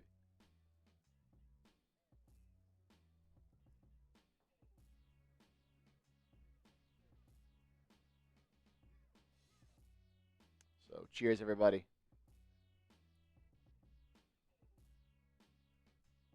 Also, if you're in the channel shirt raffle, make sure you're here when we end the stream, because we're gonna spin a wheel at the end of the stream to see who wins for each channel. And if you're not here, we don't have a way of contacting you, unfortunately, on YouTube. So if you're in and you want to have a chance to win, got to make sure you're still hanging out by the end of the stream. So if you win, we can just have you email Chase.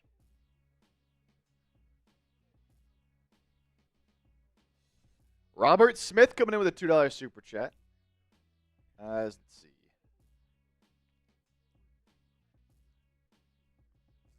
So with the Ravens up at 173, they're up again at 174. Wait for that pick to come in. Do you think BA's gone today? I don't think today. I don't think any team really wants to trade for him, unfortunately. Maybe you can get a team in the 6th or the 7th to take a flyer, but I don't think he'll be traded today. The number 1 quarterback in the class of 2027, Elijah Haven, just committed to Alabama. Yeah, this pick coming up for the Niners at 179 is their last pick. So it's Eagles at 178. They'll still have picks after that. And then Niners at 179. That'll be their last selection, barring a potential trade.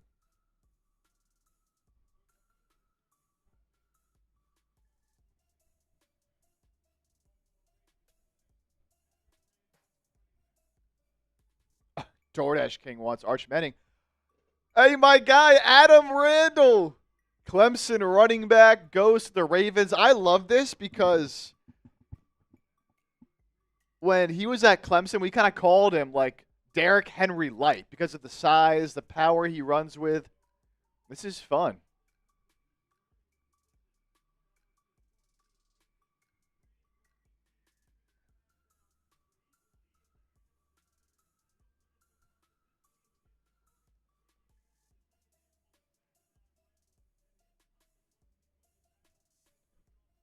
Like that pick there for the Ravens. That puts the Raiders on the clock. Yeah, Jay Johnson, Eagles need a safety, man. I mean, you got to take one. With both teams coming up, let's look at who's on the board. So, top overall players. I mean, Eagles certainly could go quarterback if they think they are trading Tanner McKee, but I doubt it. Garrett Nussmeier still sitting there. Brian Parker II, Duke center. I don't think either team's really in play there. Max Llewellyn. Both teams have taken an edge. And so, right, I'm not wrong about that. I don't know. Eagles haven't taken an edge, so that's certainly a possibility. They can go with an edge rusher. VJ Payne. What? Dude, he's Derrick Henry Jr. I wasn't lying, dude. He is like 6'3", like 230, I think. Something like that. Here, wait, I can tell you right now, actually. Let me pull it up. Pull it up. Yep. He's 6'3", 230, former receiver. Turned running back. Boom, boom, boom. Oh!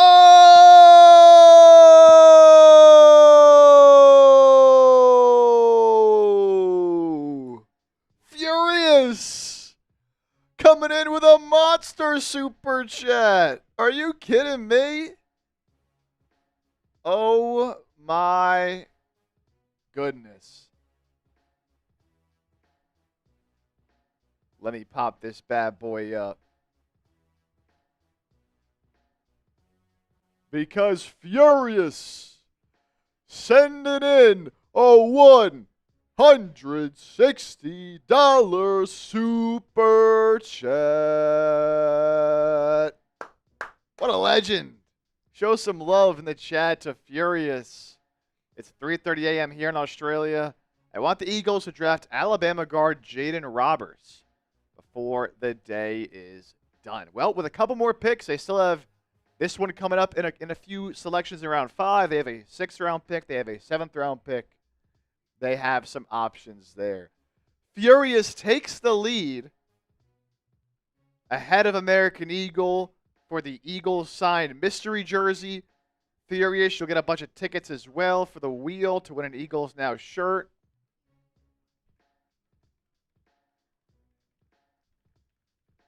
Makes it rain on the channel.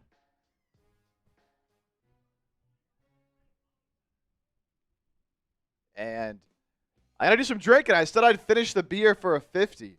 We got a 150, 160, actually. So I'm drinking up.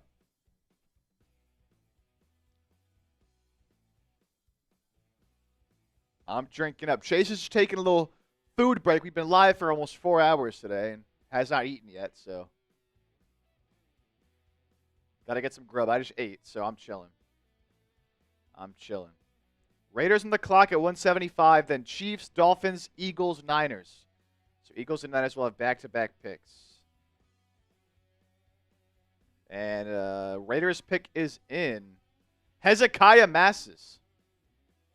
Cal corner.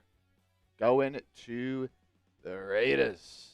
And also, that massive super chat from Furious, as he points out, can't let the Niners win in any form. So that puts Eagles now up to $372 on the day. They have now taken the lead over the 49ers report in our super chat battle. 372 to 318. I'm not sure, DoorDash King. I'm not familiar with the player. Not really familiar with the player, I'll be honest. Once we get into these late rounds, I'm not really too sure about a lot of these guys. Chiefs on the board here at 176. And the pick is in for Kansas City. That puts Miami on the clock, then Eagles and Niners. Cyrus Allen, Cincinnati wide receiver, going to KC. All right, I got to drink up. Chris, that's not true. That is not true. Does 150 get me the Niners jersey from Big Bruce? That would put you in the lead. Far and away. Our largest individual super chat is 50.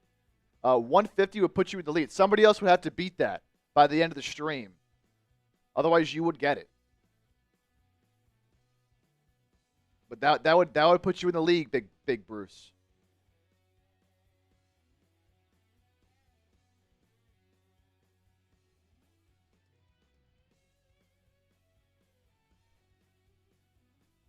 All right.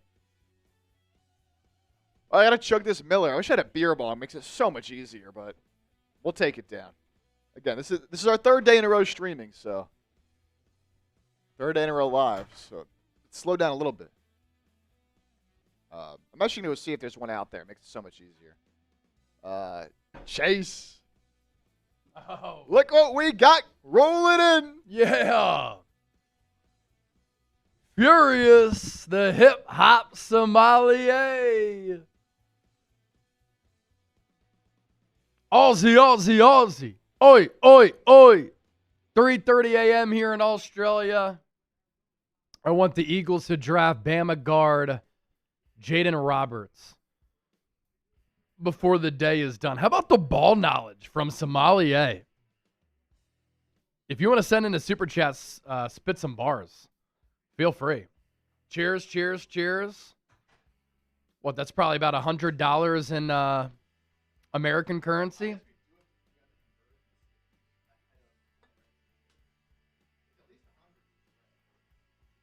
True. Furious. Hip-hop sommelier. Cheers, man.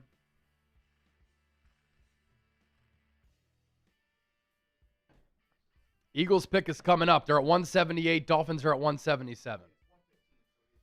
All right.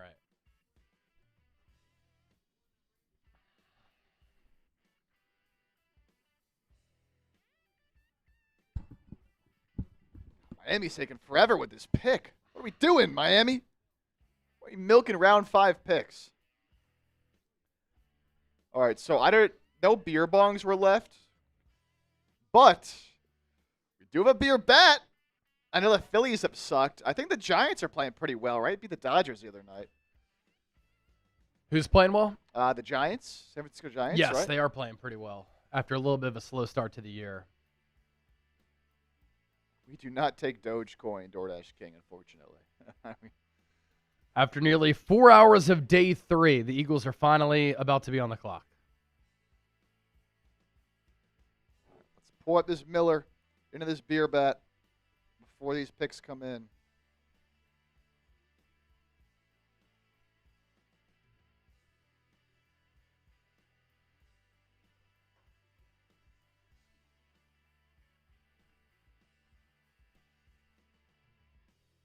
B-Doc says, it's time you put a ring on Allie.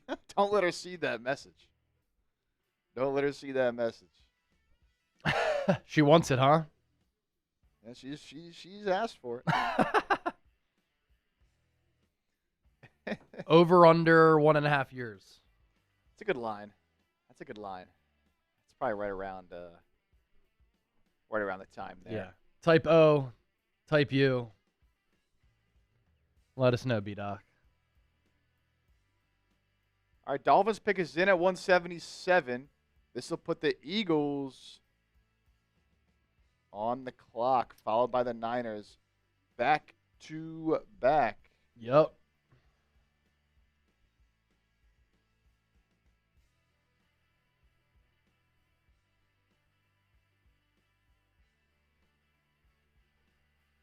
All right.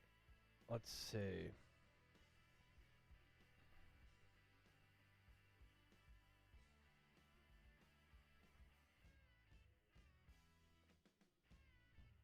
We're Okay. actually still waiting on this pick. It's not quite in just yet. Yeah, Eagles have 178. Then they have 197. And then they have 244. Oh, they have 244 as well. Yeah, in the 7th round. Oh, yeah, that's right. And then the Niners have... This is it. This is it for them. That's it. Eagles on the clock. Kevin Coleman goes to the Dolphins here. Who does? Oh, yeah, the Eagles 179. take? Yeah, 179 is it.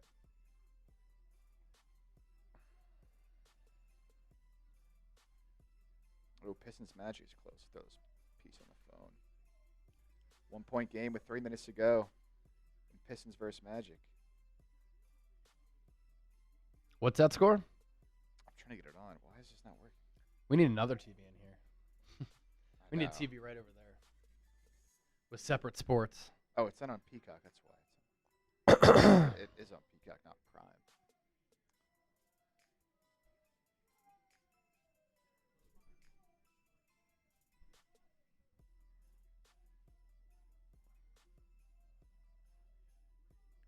Yeah, so Eagles at 178. Niners 179. Just waiting for some of this foam to go down, but I think I can take down this beer bat now. Hell yeah. Here we go. Furious. Absolute legend. It's 109-105 Magic up with 1:07 left. Okay. And they're headed to the line.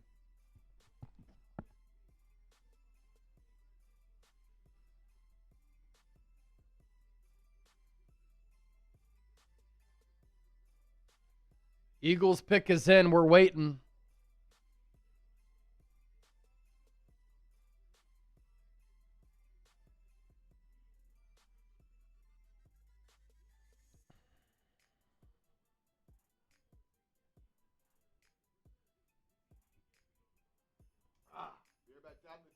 Let's go. Oh, that's right. We're pairing 154, 179 for Niners. Because we didn't do Jaden Duggar, right? No, yeah, that was 154. We were going to Yeah. pair that, yeah. And then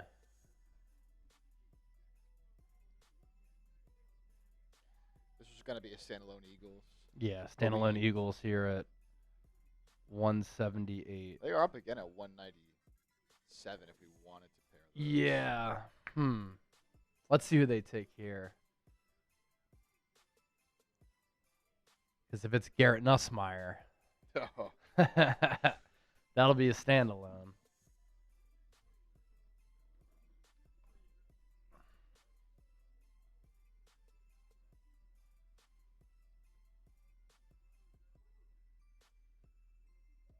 Let's see.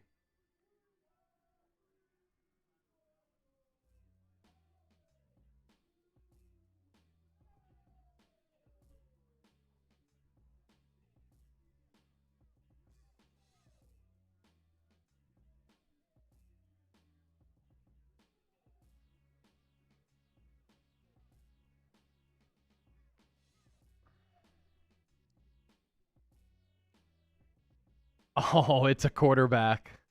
No, Cole of course Payton. it is. Wow. It is a quarterback. Wow. Philadelphia Eagles have taken a quarterback, and I'm pretty sure I threw out this name as a possibility. Cole Payton to the Eagles. It's one of those players where you think, okay, kind of looks like Tim Tebow. He's just going to be a runner. Then you start turning on the tape and you're like, this guy's pretty good. So the Eagles take the quarterback out of North Dakota State at 178. Could be the first Eagles quarterback who is a lefty to make the team since Michael Vick, because Tim Tebow did not. And Chip, I had told you, maybe we could package the pick later, or maybe this will be a standalone if they draft a quarterback.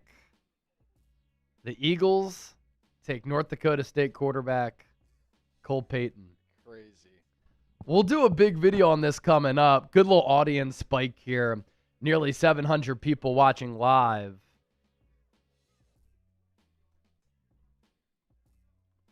Great to pick for us in the chat right now. Cole Payton. And it's the second North Dakota State quarterback that the Eagles have taken since Carson Wentz.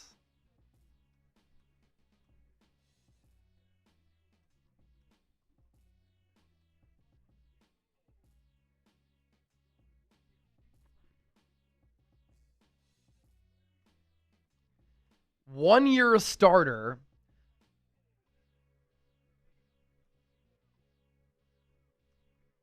Completed nearly 72% of his passes.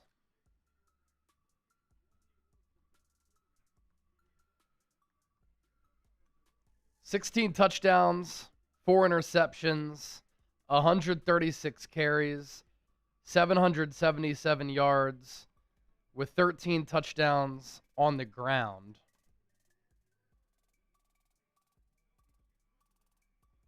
Well-built athlete.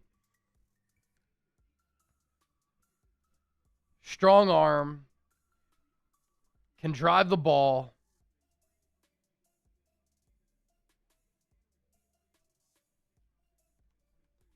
And what's so impressive, he could drive the ball to the opposite hash at times.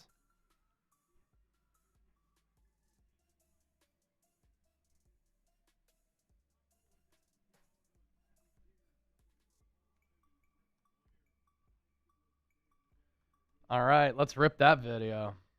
This will be a fun one. Wow. Niners pick is in as well. Oh, yeah. Let's wait to see who the Niners pick. But we got to talk quarterbacks here, because the quarterback factory just got another QB. Another offensive lineman for the Niners. Enrique Cruz. 6'5.5". Proven swing option, 10-plus starts at both left tackle and right tackle. Good foot quickness and movement skills in the run game. Plays too tall, gets overpowered. But any tackle, any player really, who's going to get drafted in the 5th round is going to have some question marks. All right, let's talk Cole Payton.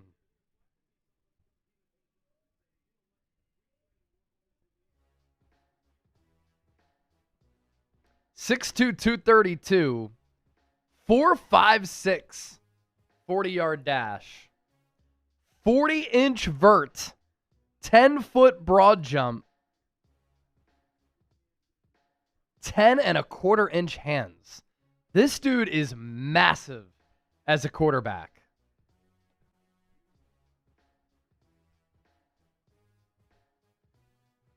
And Niners fans, don't worry. We'll talk about these Niners picks right after this.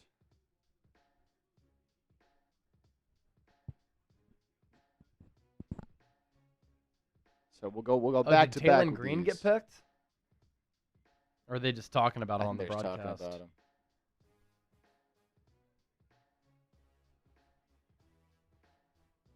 Wow. All right. All right. Let's talk Cole Payton to the Eagles. The first pick for the Eagles today, as we've been live for 4 hours with no selection to talk about. But now, we've got an intriguing selection to discuss. get into it. Welcome into Philadelphia Eagles Now. My name is Chase Sr. Hope you're all having a great Saturday. Day 3 of the NFL Draft rolls on. And after 4 hours of picks, the Eagles have finally made a selection. And it is an intriguing one. This is going to get the phone lines buzzing on Sports Talk Radio in Philadelphia. And I imagine that the comment section here is popping off. And this is a pick that just fascinates me for so many reasons as the Eagles add another quarterback to the quarterback factory. Philadelphia Eagles Now, as always, is presented by Prize Picks.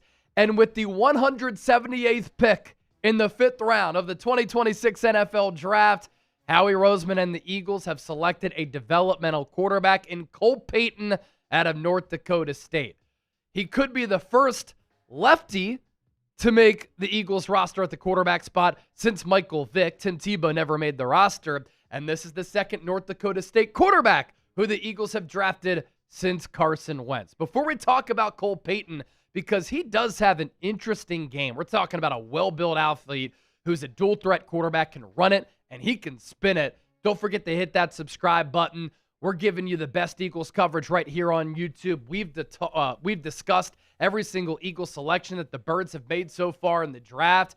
And if you want to become a more informed Eagles fan, if you want content that's insightful, entertaining, thought-provoking, where you have a voice, in-season coverage, off-season coverage, hit that subscribe button right now as we close in on 150,000 subscribers. So Cole Payton is the pick to the Eagles in the 5th round. And those of you who know the show, watch the show, know that I'm a huge fan of Dane Brugler of The Athletic. I think he's one of the best, if not the best, draft analysts who puts together the Beast draft guide and the pre-draft process. He had a 4th-round grade on Cole Payton and had him as one of his favorite quarterbacks in this draft class.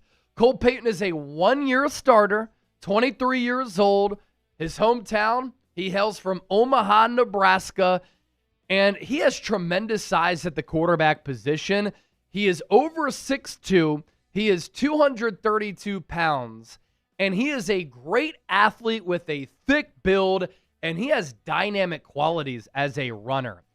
He is bringing to Philadelphia a lot of upside for a dual-threat quarterback with mobility, but he's got sneaky good arm strength. And don't look at him and say, oh, he has a thick frame.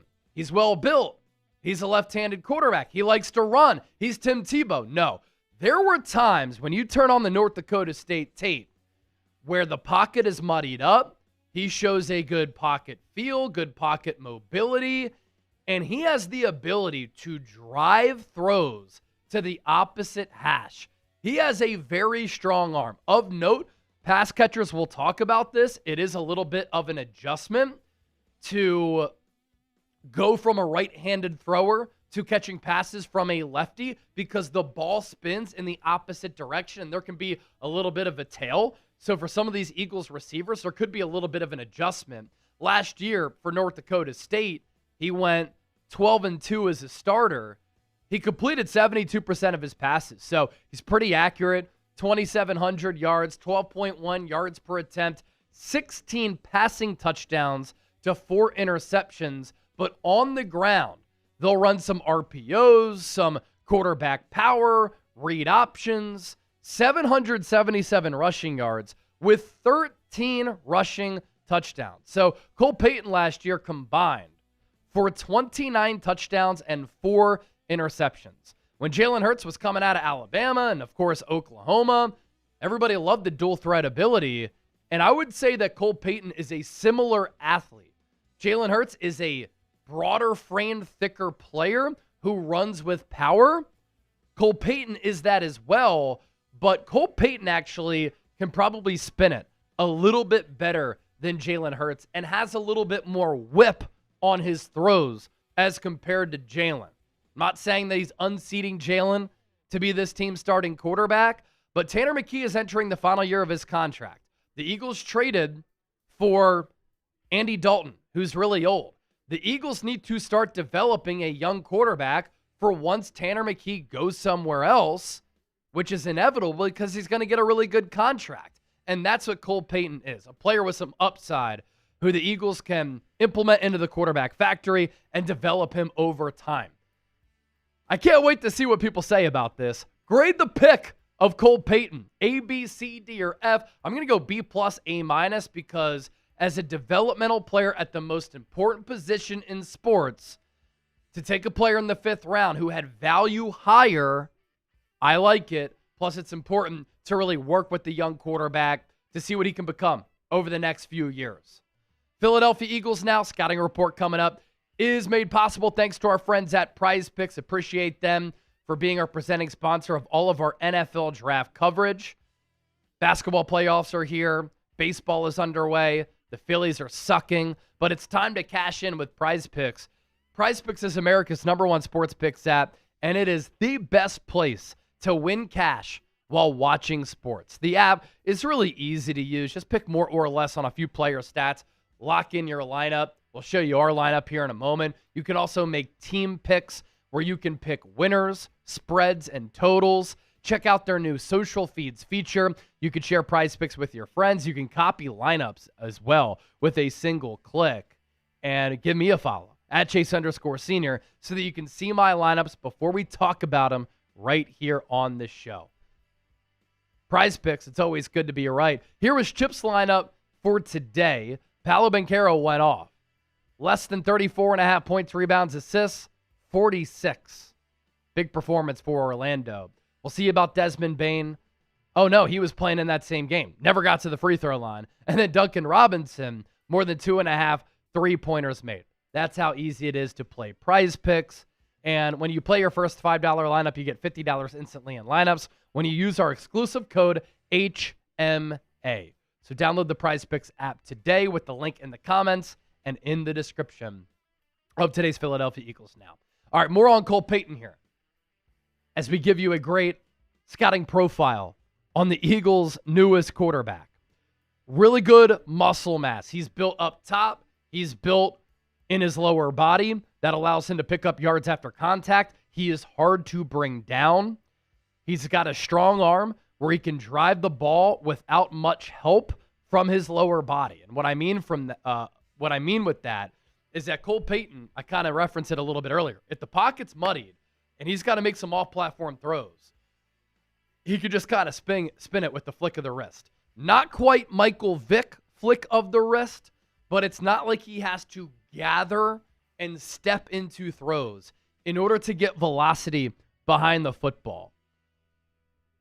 Throws with touch and can layer some throws. Has a good wide base. I think the mechanics are pretty good. He's a very impressive athlete with his size, and he can create chunk plays on the ground. He's not only explosive, but he's also fast. His testing numbers at the NFL Combine were stupid. 6'2", 232. His hands, 10 1/4. Those are some mitts. A wingspan of 78 3/4. A 4.56 40-yard dash. A 40-inch vertical for a quarterback. And his broad jump was 10 feet, 10 inches. That is a ridiculous testing line for a quarterback. He's got drive. He's got toughness. He has an outstanding work ethic. People within that North Dakota State program would say football is his only priority. Looked at as a very good leader. And his record as a starter, I said 12-2 earlier. It was 12-1.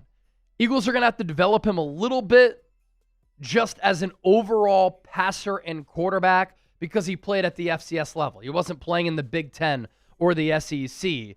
At times, he can get a little bit frazzled under pressure, so that'll lead to dropped eyes and something that Jalen Hurts did a lot early in his career, kind of bailing out of the pocket because he doesn't want to take any sacks. Sometimes his mechanics can get a little bit wonky with the lower half, and he can get a little bit sloppy. Broke a thumb on his throwing hand, attempting to recover a fumble during the FCS playoffs in December. That knocked him out of the game. North Dakota State lost. He had surgery the following day. But then he started throwing after 6 weeks, and he did play in the Senior Bowl. Here's what the aforementioned Dane Brugler said about Cole Payton. Payton is green and will require patience, but he's a dynamic dual-threat quarterback. His physical tools and competitive makeup are promising qualities for a developmental prospect. And you go back with recollection, and you think of left-handed quarterbacks who have been really good athletes. Steve Young comes to mind. Excellent runner. And he could spin it. I would say that Payton is maybe thicker as far as the build. Mark Brunell was actually a pretty good athlete for the Jaguars and then Washington toward the end of his career. He was a lefty, I would say, with an okay arm. And then Michael Vick. Michael Vick is one of the most unique athletes to play the quarterback position that we have ever seen, where with the flick of the wrist, he could unload it 70 yards downfield to Deshaun Jackson on a Monday night against Washington and make Mike Tirico and John Gruden say, wow, what are we seeing? Michael Vick was a smaller player, not that tall, 6 foot on a good day, but one of the fastest quarterbacks that we've ever seen. So Cole Payton is different from all those guys. I'm not comparing them. I'm just talking about left-handed quarterbacks here who have been dual-threat quarterbacks. Tua Tagovailoa is not that, weak arm, and he can't move. So how about the Eagles selections here? Not a lot of picks that I had envisioned, some that I did. Eli Stowers, had him going to the Eagles in one of my mocks. Talked about Markel Bell being a developmental offensive tackle. But I didn't envision Makai Lemon falling to 20 and then the Eagles trading up for him. Although I talked about him as a trade-up candidate if he did fall. And then Cole Payton, the quarterback out of North Dakota State, to Philadelphia here, round 5, 178. Eagles do have 2 more selections remaining as of this recording. You never know if Howie Roseman's going to make another trade. Round 6, 197. End of round 7, 244. Hit that subscribe button, everybody. It's been a blast hanging out with all of you, talking Eagles throughout this draft weekend. And draft grades and a draft recap will be coming up a little bit later today.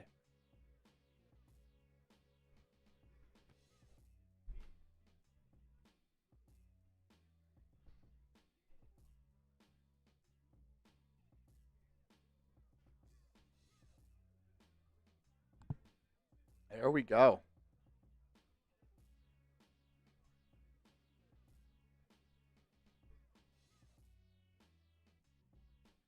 All right, so Cardinals run the clock at 183. We'll catch up on the recent picks. Yeah, I'll do a short as well. What was that, 178? Yep.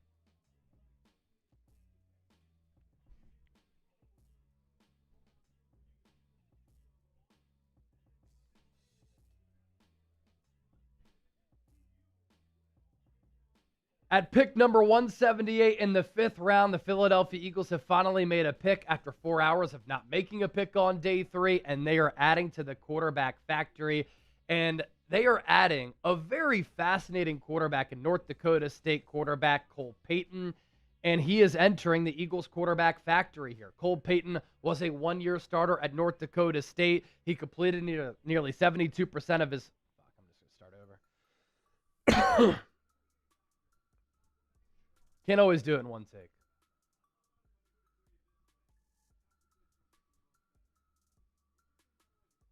At pick number 178 in the 5th round, the Philadelphia Eagles, after having not made a pick on day 3, have made a fascinating selection in North Dakota State quarterback Cole Payton, a lefty who started 1 year for the Bison. He went 12-1 in 2025. He completed nearly 72% of his passes, 16 touchdowns, 4 picks. And then on the ground, he ran for 777 yards and 13 touchdowns. He is a dual-threat quarterback who is a very well-built athlete. And some people might look at the big frame and him being a lefty and say, oh, this is another Tim Tebow. Cole Payton has a very strong arm. He can spin it. He can make off-platform throws, and he can drive the ball to the opposite hash. He needs to work on some of his mechanics. They can get sloppy from time to time. He played at the FCS level, and sometimes when he's under duress, he'll bail out of the pocket. But to enter the quarterback factory, this is an interesting developmental piece at QB for the Eagles. 75 Dignan, the top Niners super chat today is $50. That's the number to beat. 50. 75. If you send in a 100 right now, we'll just send you the surprise jersey. And we'll send you that and the jersey that you got from free agency. Because we still got to get those together.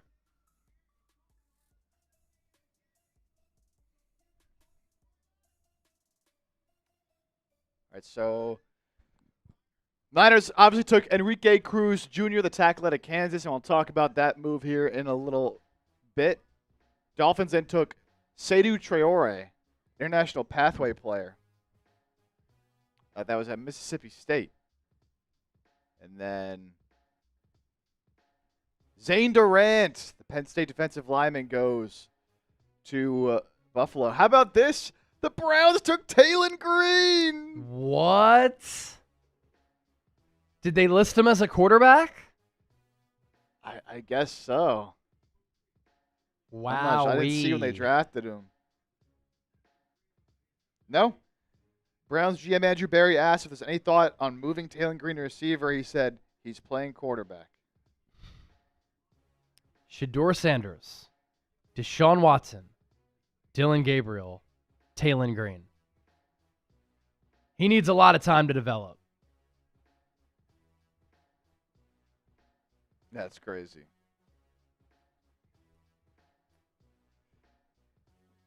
Carson Sherrard, the Cardinals, then Jackie Marshall to the Titans.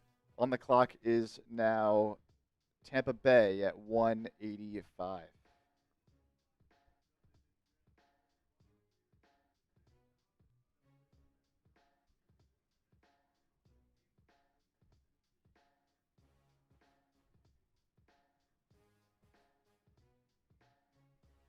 I think someone got your message, Chase. Oh!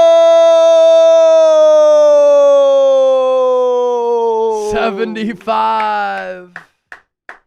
$100 super chat. Let's go. Are you kidding me? All right, I'm going to put you down for the mystery box jersey. I have no idea what jersey it's going to be, bro. But we're putting it down for you. There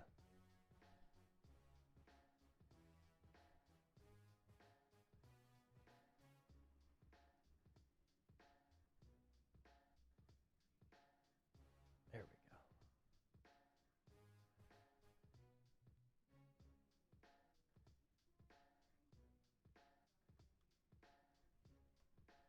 Bucks took LSU tight end Bowers Sharp at 185. Giants took Auburn defensive lineman Bobby Jamison Travis at 186. All right, I'm going to put up a new poll on Eagles. Do you like the pick of Cole Payton?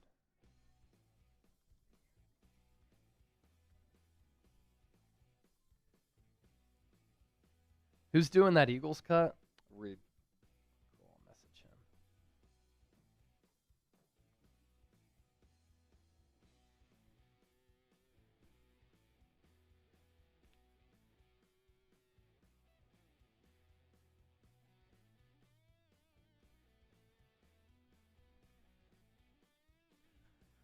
Oh!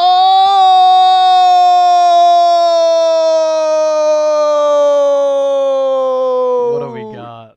Jesse Sr.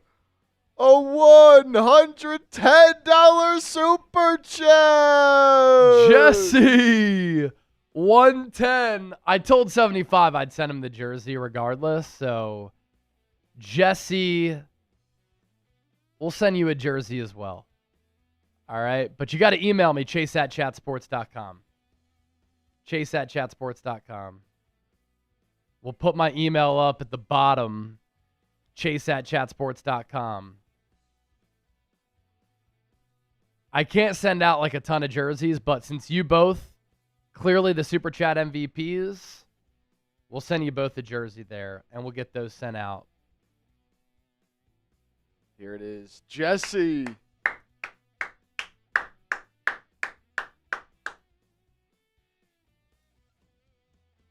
Yes, Curly. Video for the Enrique pick is coming. Don't worry about it. We got y'all.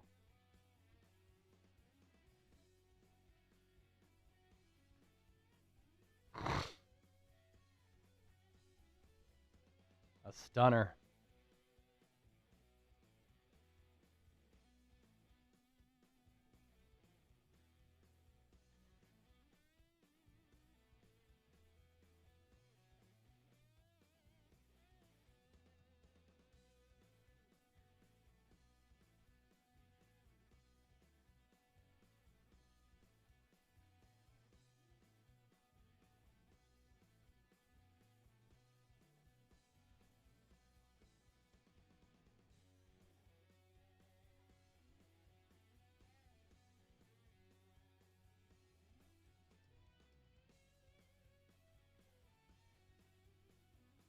Wow.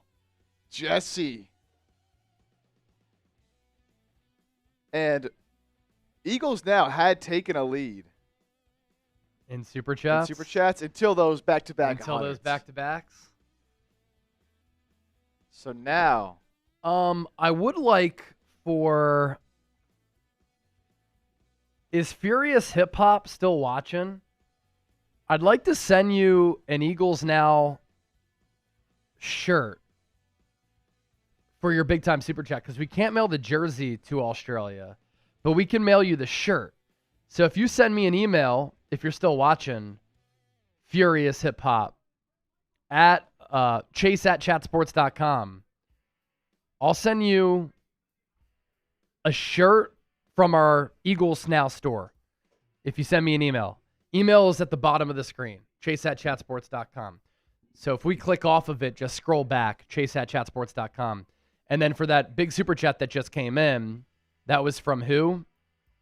The one that was Jesse. From Jesse. Jesse, send me an email, chase@chatsports.com.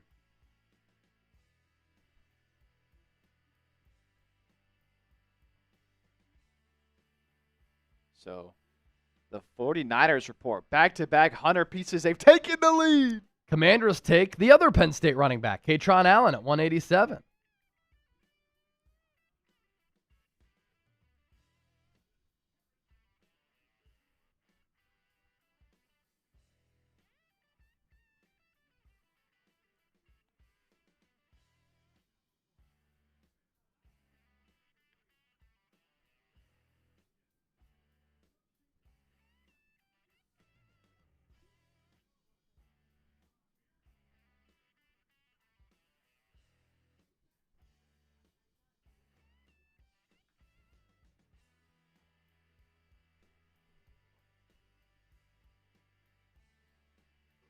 Jets 188. They go Miami guard Inez Cooper.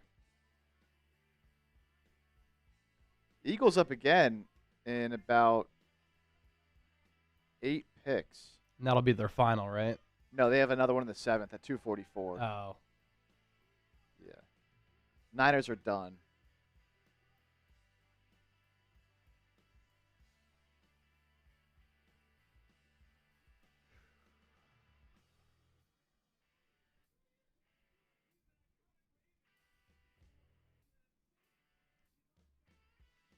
Oh, shit, we got to do that Niners one. Forgot about that.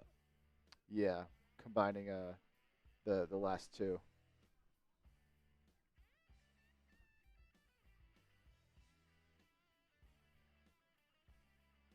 Yeah, I think we had enough time to run it right now.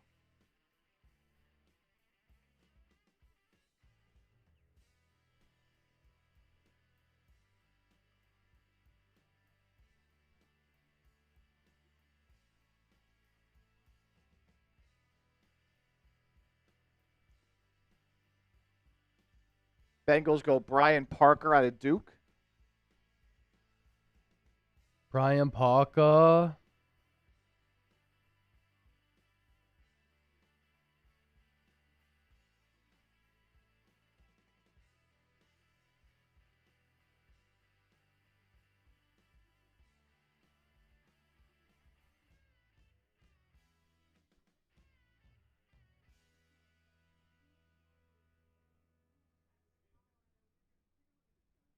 Oh, God.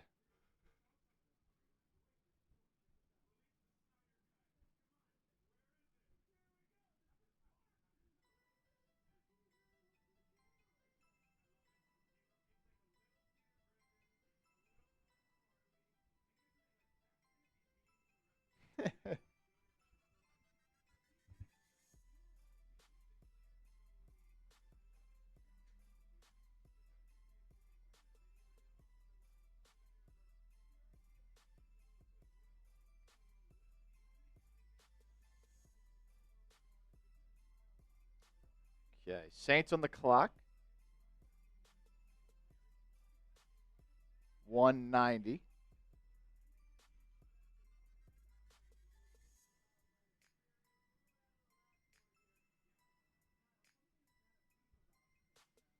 We're a couple picks ahead of ESPN. Couple picks ahead.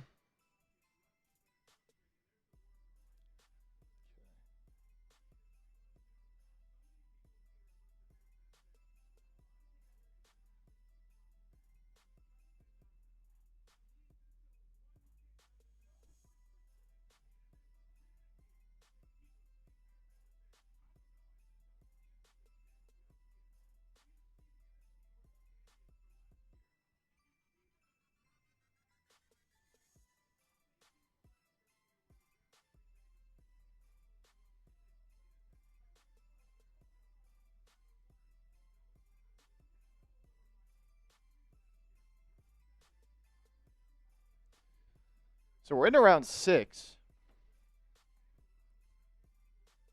Officially. What'd you say? We are officially into round 6. Into round 6, baby.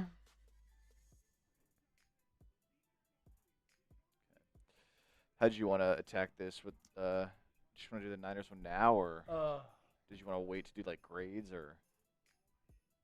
The Niner, that was their final pick, right? Their final 2 picks. That was their final 2 picks. Yeah. Yeah. We can do it now because then let that breathe before Grades later. Cool.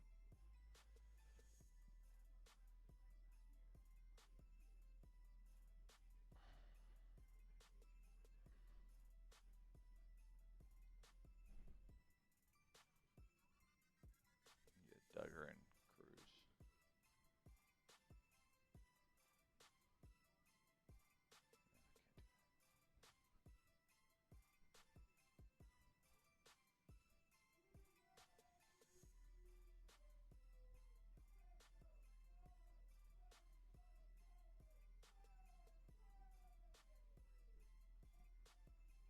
Okay.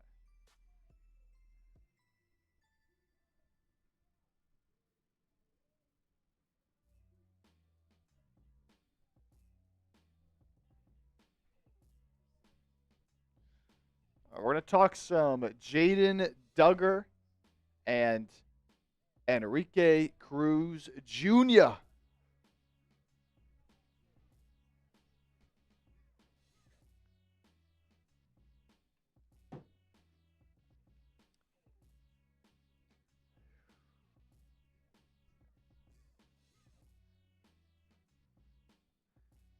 Yeah. Looks like the Niners had more reaches.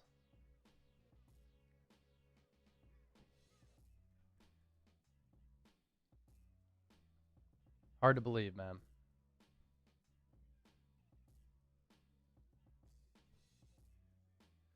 All right, let's get into it. 2 Niners picks to talk about. After talking about Cole Payton for our Eagles audience, we're going back and forth, just producing hella content here. As day 3 of the draft rolls on, baby. Let's dive in. 2 more picks to talk about for the San Francisco 49ers. This episode of the 49ers Report is presented by Prize Picks. My name is Chase Sr., and I really appreciate all of you for tuning into our draft coverage. We've talked about every Niner selection so far. Draft grades coming up at the end of the day. That's always a video that bangs. So those 2 selections that I want to talk about for the Niners. The first one is linebacker Jordyn Duggar out of Louisiana. And I was looking at this chart that was put together by SF Data Niners. They always do a great job of putting together visually appealing graphics, right? And I'm going to read you the big board rankings from NFL Mock Draft Database.com for the Niners players, and then where they went compared to those big boards, right? So Dejon Stribling was ranked 91. Romello Height, 77. Kalen Black, 180. Grayson Holton, 80. Carver Willis, 186. Ephesians Prysock, 134. Jaden Duggar, 302. Enrique Cruz, 279. And what shows you how the Niners have reached on a lot of these players, this set of numbers for those players shows where these players went kind of ahead of schedule compared to where they were expected to go. Stribling, 58 picks before he was slated to go. Height, 7 picks before. Kalen Black, 90. Grayson Holton, actually a pretty solid selection based on the value. Willis, plus 59. Ephesians Prysock, minus 5. Jaden Duggar, plus 148. Enrique Cruz, plus 100. So there are a lot of reaches in this draft for the 49ers. It doesn't mean I don't like these players. It doesn't mean I don't think they can be good. But the value of the picks aren't great. So with that, let's talk about Jaden Duggar here. Great size, crazy long wingspan of 80 inches. He has insanely long arms, and he has a lot of potential in the future to cover tight ends at that linebacker spot. Like the playing style, flies to the ball once he sees it, but the instincts right now are really lacking. I think this is a player who has some upside, but will start his career ideally on the practice squad. And while he does have potential to hold up in coverage, he needs to get a little bit better there. The Niners under John Lynch and Kyle Shanahan have enjoyed taking linebackers with safety backgrounds. Jaden Duggar began his college career at Georgetown. Then he transferred to Louisiana, and he started playing linebacker and started to play linebacker at a really high level. This past year, he was an all-Sun Belt player, led the team in tackles with 125, 13 TFLs. He will be used as a blitzer from time to time and does a good job of disguising as a blitzer. 4 pass breakups and a pick, 1 forced fumble. He was somebody with how he played in 2025 started to pop up on a lot of draft radars for scouts. 6'2", 232. Actually, hold on. Let me bring up his correct measurements here. He is 6'4", 242. Am I getting that right? Yeah, 6'4", 242. His wingspan, I said it was 80 inches earlier. It's 84 3/8, and he ran a 4.6 40-yard dash. So this is a developmental player for the Niners who is not going to see the field right away as an off-ball linebacker, but you're taking a player with traits, you're taking a player with athleticism, you're taking a player with potential, and he gets to learn from Fred Warner and Dre Greenlaw.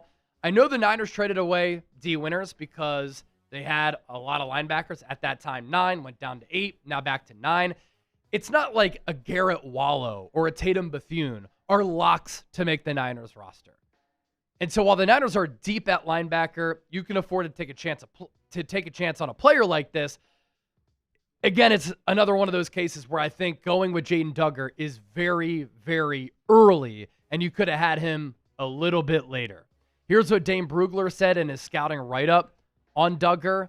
Duggar is an ascending player with a blend of size and reactive athleticism worth developing on the back end of an NFL roster or a practice squad. So the key there, taking your time with how to develop him because he's a little bit raw, just got introduced to the position a couple of years ago. We have another offensive lineman selection to talk about for the 49ers. That's coming up here in just a moment, but the 49ers Report is presented by Prize Picks. This is America's #1 fantasy sports picks app. And think about where we are right now on the calendar. The playoffs are here for hockey and basketball. Baseball is underway. It's time to cash in with Prize Picks. And Prize Picks is America's #1 sports picks app, and it serves as the best place to win cash while watching sports. And the app is really easy to use. You pick more or less on a few player stats. You lock in your lineup.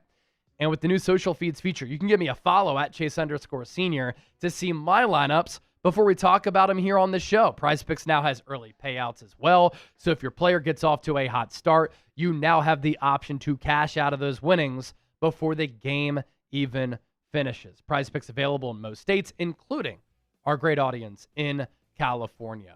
Here was Chip's Prize Picks lineup for some basketball playoff action in the NBA. Paolo Banchero, less than 34.5 points, rebounds, and assists. He went off for 46 combined. Desmond Bane didn't get to the free throw line. And then Duncan Robinson made 3 3-pointers, so more than the 2.5. But you could set this up where you don't have to go 3 for 3. You can go 2 for 3 at times. So play $5, get $50 instantly in lineups when you use our code HMA. That's code HMA. Download the Prize Picks app using our link, which is down below. Attached to the pinned comment and in the description of today's San Francisco 49ers report. So as we talked about, the Niners went offensive line a little bit earlier, and then they went offensive line again with Enrique Cruz, an offensive tackle out of Kansas, who started 30 games in his college career. He has swing tackle ability. He started 16 games at right tackle. He started 14 games at left tackle. And the breakdown: 4 at right tackle, 1 at left tackle in 2022. 13 games started at left tackle in 2023. And then 12 games started at right tackle in 2025. He spent 4 years at Syracuse. His final year at Kansas, he's 6'5", 313 pounds, 33 3/4 inch arms. So long arms. Those are tackle length arms. And his wingspan, 82 3/4. He can move too. A 4.94 40-yard dash. And for his NFL projection, I think it could be as a swing tackle, just like he did in college. More of a backup player, most likely. So proven swing option, 10-plus starts, as I mentioned, at both left and right tackle. Good foot quickness and movement skills in the run game. The issue that he runs into is that he plays too tall and he can get overpowered. The Pro Football Focus numbers weren't tremendous. 70.3 for the overall grade, 67.3 pass blocking grade, 69.9 run blocking grade. Gave up 2 sacks with 4 penalties. And then back to Brugler's scouting report, as we like to point to these for some of these late round guys to give you some good insight. He's still green in areas and learning how to use all of his tools in unison, but encouraging play on his 2025 tape gives NFL teams optimism he could be an interesting day 3 flyer for a team running a zone scheme. What do the Niners run? They run a zone scheme. And he will pass the eye test. He has a good-looking frame with the arm length and the wingspan. The quickness is good enough to get out of the stance and to reach his spot in a very timely manner. The feet and hips operate in a symbiotic way and has good range. But when he gets too upright, especially as a run blocker, he can miss blocks, and then against some stronger edge rushers, sometimes he can get a little bit overpowered. And at times, he can get impatient, which in this outside zone scheme, sometimes you have to exercise some patience on some of those pull blocks and when you're on the move. So, according to some boards, consensus draft boards, this was a little bit of a reach. I think Brugler had him as a 5th round, 6th round guy. I'm just happy that the Niners drafted 2 offensive linemen in this draft. So, Dejon Stribling, round 2, 33 overall, wide receiver out of Ole Miss. Romello Height, round 3, number 70, edge rusher out of Texas Tech. Kalon Black, running back out of Indiana, round 3, number 90. Grayson Halton, defensive tackle, Oklahoma, round 4, 107. Carver Willis, round 4, 127, guard out of Washington. Ephesians Prysock is 6'3", runs 4.4. Intrigued by him. Round 4, 139, the corner out of Washington. So 2 Washington Huskies players getting selected 12 picks apart by San Francisco. Jaden Duggar in round 5 at 154, linebacker out of Louisiana. And then Enrique Cruz, round 5 at 179, the offensive tackle out of Kansas. We're coming down to the wire, man. It's been a marathon couple of days for us. How did the Niners do in the 2026 NFL Draft? They don't have any picks remaining. So scale it for us, 1 to 100. Don't forget to hit that subscribe button and be on the lookout for draft grades coming up a little bit later. Really excited to fully dive into every single one of these players in one single video.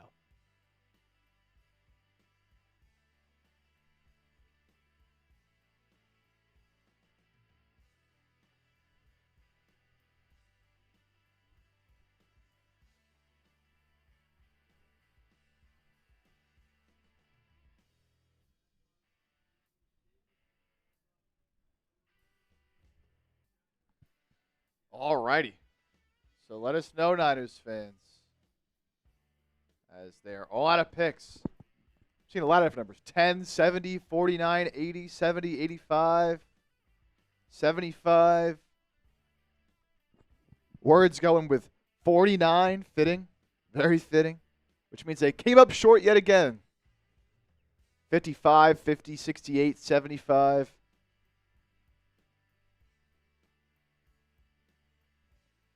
A little bit all over the place, kind of in the middle though. 81. Now here's the picks that we've seen since we started the cut. Barry and Brown to the Saints. Josh Cameron, J.C. Davis to the Jags and Giants. Jack Kelly also to the Giants. Pat Coogan, that's a notable name there, going Pat to the Titans. Coogan, the Indiana center. And then Malik Benson going to the Raiders.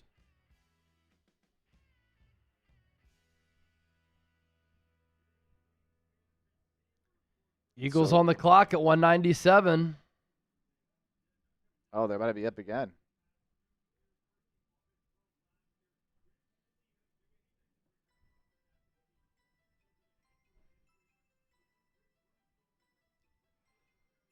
A couple more super chats that came in on Eagles here that we'll get to. Sit down with Jeff Nadeau. Subscribe to his YouTube channel if you like mob crime podcast content. Nadame Tucker, defensive end from Western Michigan, is an absolute stud in these late rounds. Little older, but crazy motor, dominated games. Crosby's from the MAC. Yeah, Max Crosby went to Western Michigan. Tucker, too. Jeff's been on Tucker for a while. And I know some, draft nerds were talking about him. Brugler had a 6th or 7th round grade on him. 6'1", 247, 4'7", 40-yard dash. Nadame Tucker, I guess, is the proper pronunciation there. Oh, he went to Independence Community College. I think that's where Coach JB coached for a bit. Friend of the show. Jeff, are you still friends with Jason? I know you went on the show from time to time. Man, Western Michigan last year, Tucker had 21 TFLs, 14 and a half sacks, 4 forced fumbles, 1 pass breakup. Community college guy for 3 years. Then he went to Houston, didn't really play or produce. Then he went to Western Michigan, and he popped.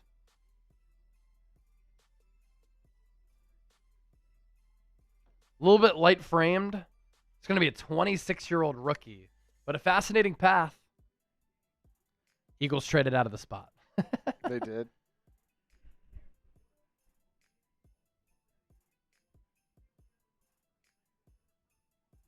All right, Eagles trade out.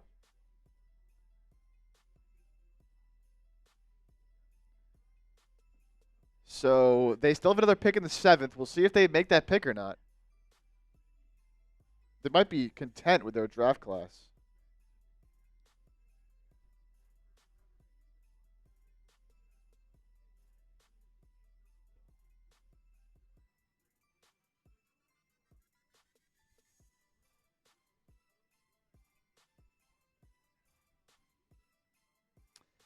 James Weber, moment of silence for Tanner McKee. He's probably gone after this year. Could no get matter what. traded. He's definitely gone after this year because he's going to get money to at least compete to start somewhere. Laura, same thing. R.I.P. Tanner McKee with the $2 super. Yeah, we'll see it, Tanner.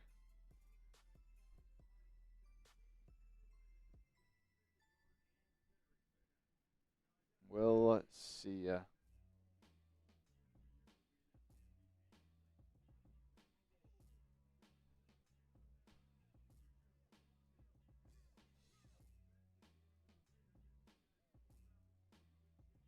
Wet Noodle, good to see you, man. Who's your favorite pick for the Niners so far? Look, now to be honest, not a lot of good options to pick from. But I do think Presock, the corner, would be my favorite pick. That's who I'll go with. Eagles make a trade with the Rams.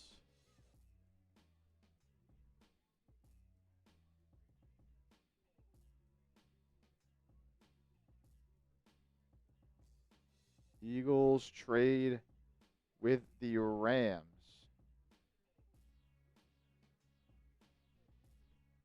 So they're no longer selecting here at 197.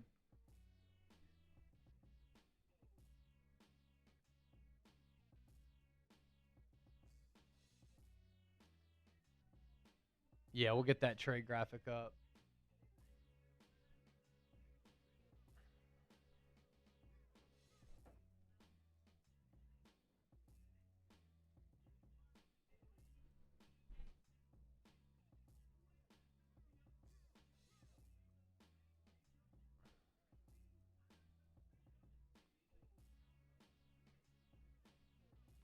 Just waiting on that to get in here.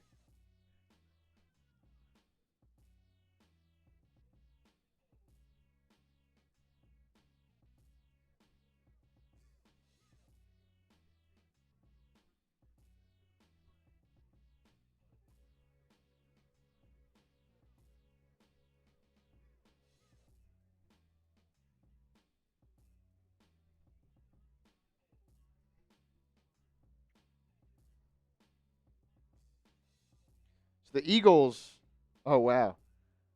Eagles trade down from 197. They pick up 207, 251, and 252. Oh my goodness.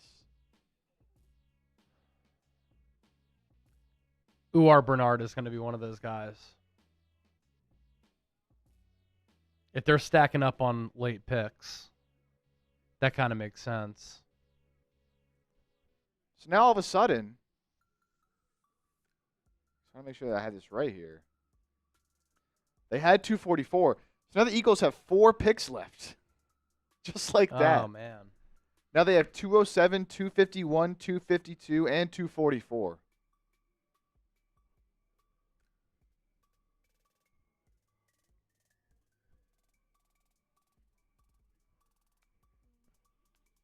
My goodness.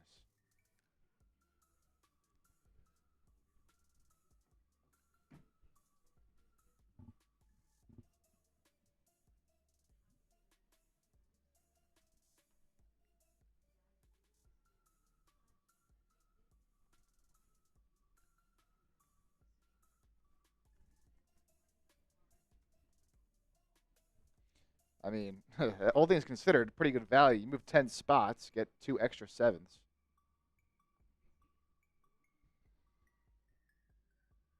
Yeah, honestly. So 4 picks left still for the Eagles.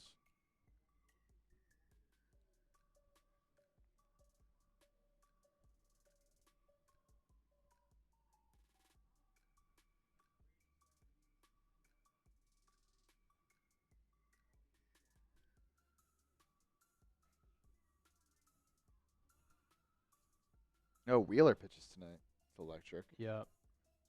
The Flyers are giving out shirts for the Orange Out that say "Puck Everybody." So sick.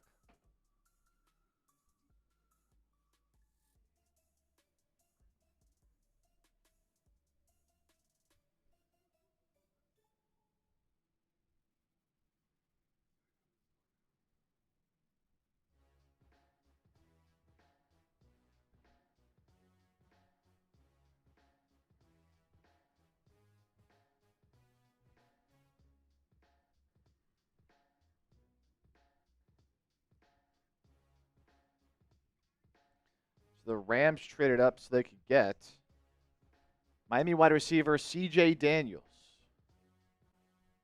That's what they took with a pick they just traded up with the Eagles with. Did they make a trade graphic for that Eagles one? We don't have the full.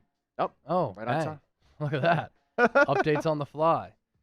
All right, so the Eagles were going to have 197. They traded out of 197. They moved back 10 picks to 207 and the 6th.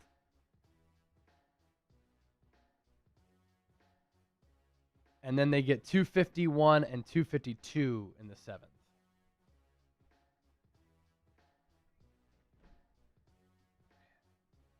So they've already taken.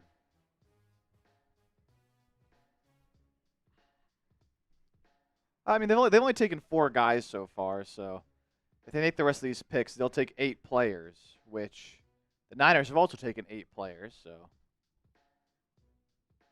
that will kind of check out.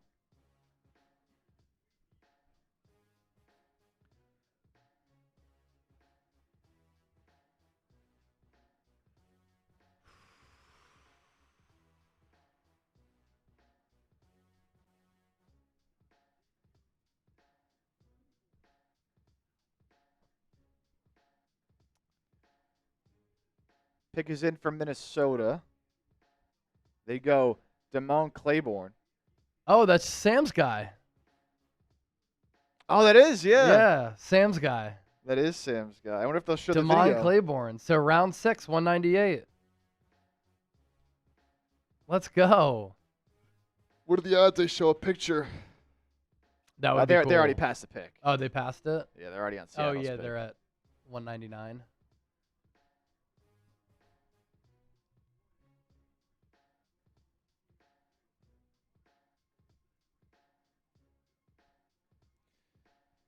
Andrew Nathan. Yeah, got to make sure I'm stretching my legs, man. Getting stiff over here sitting in this chair. 3 days. WK, I thought we had 244. Yeah, so the Eagles have 4 picks left again. The Eagles have 4 picks left. 207, 244, 251, 252. They got 4 picks left.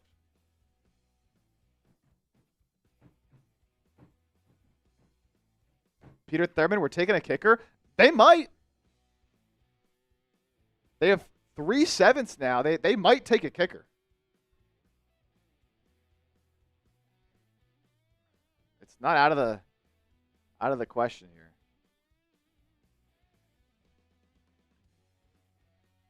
Seahawks take Emmanuel Henderson Jr. I gotta run to the bathroom real quick.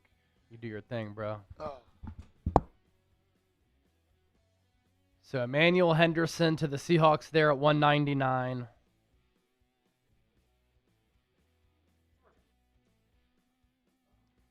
Here's our Super Chat menu, by the way.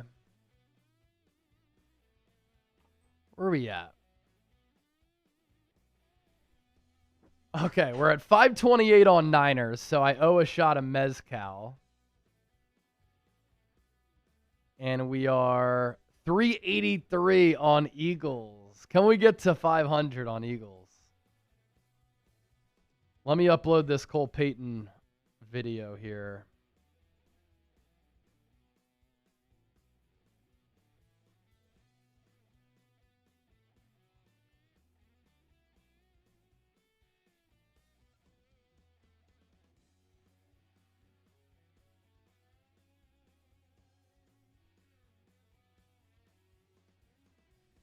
Les Snead wearing a Colorado Avalanche jersey? Oh, that's because Stan Kroenke, the owner of the Rams, owns the Avs as well.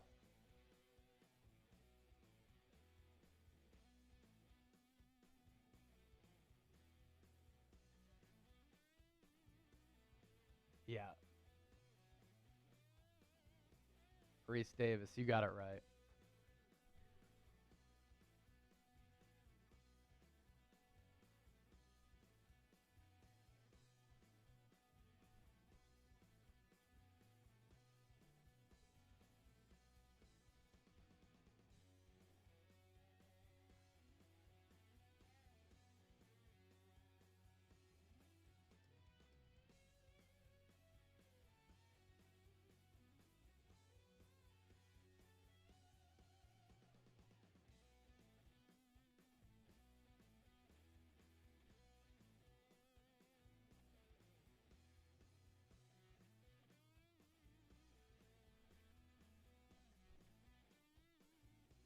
So our guy Sam Brown, our executive producer, went viral because he was really the only person at the NFL Combine who was interviewing Damon Claiborne. And somebody took a video of that because he was late to his podium. And it went viral. Claiborne and his agent actually invited Sam to his draft party in Miami, I believe. But Sam couldn't go because he's here grinding it out. But awesome to see him get selected, man.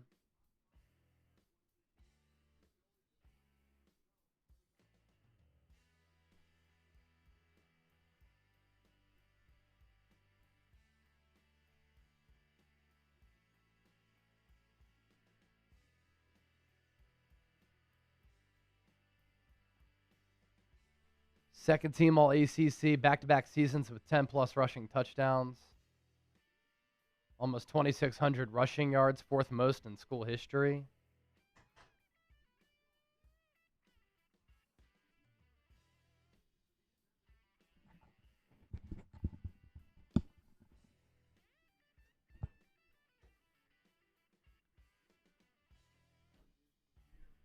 And then as we talked about Emmanuel Henderson to Seattle. Miami was then up. Has electric speed.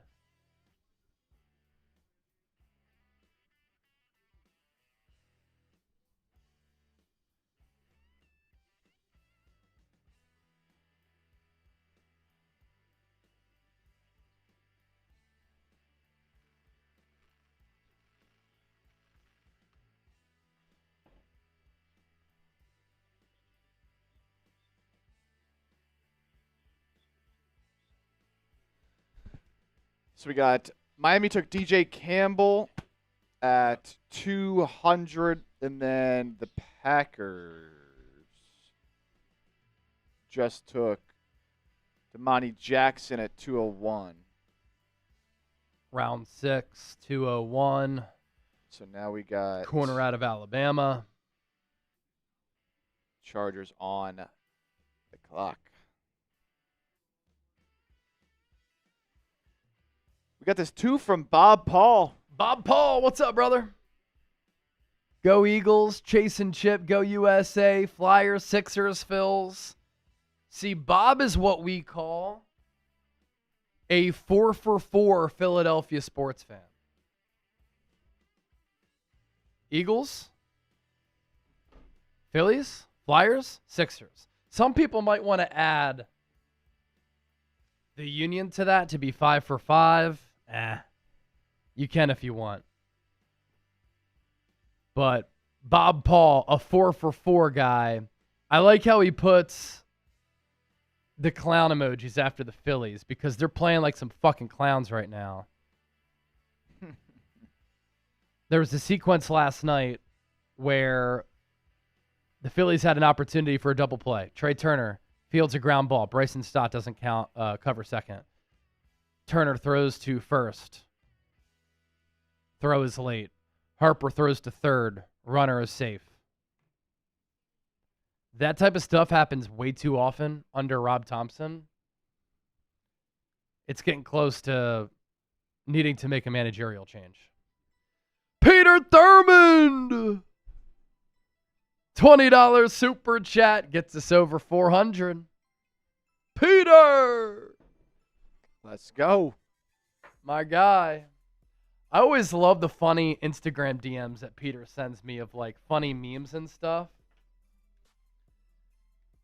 It's really hard for me to check my DMs, but Peter's always bringing the heat.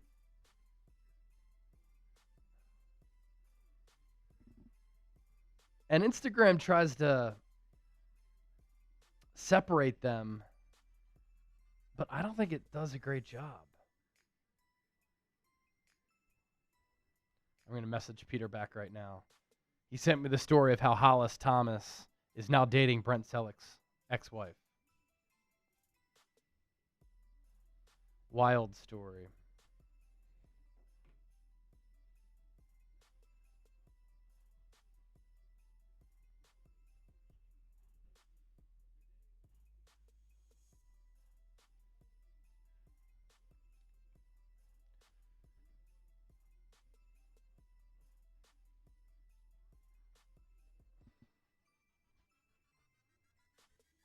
What's up, brother? For Niners? I sent you one.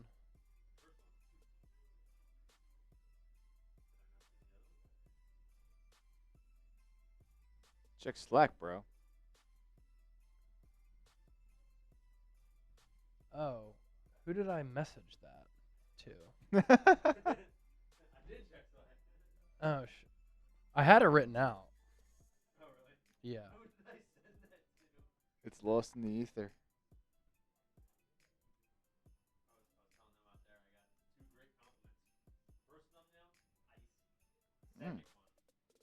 That's what you love to see. What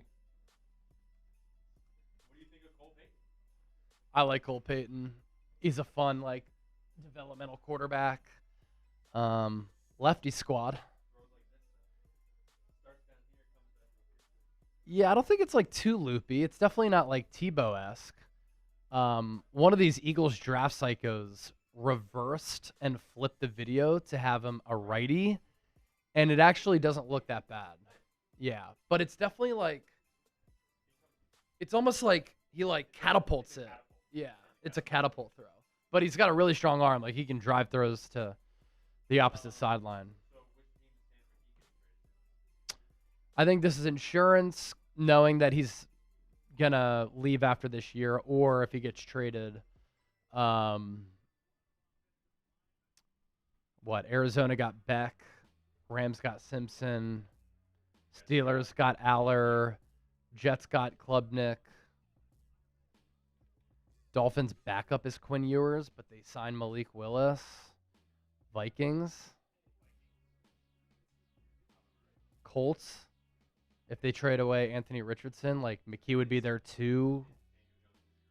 Exactly. Plus he's signed to a short-term contract, so yeah, we'll see. All right, I did not want to do this, but we got over 500 in super chats.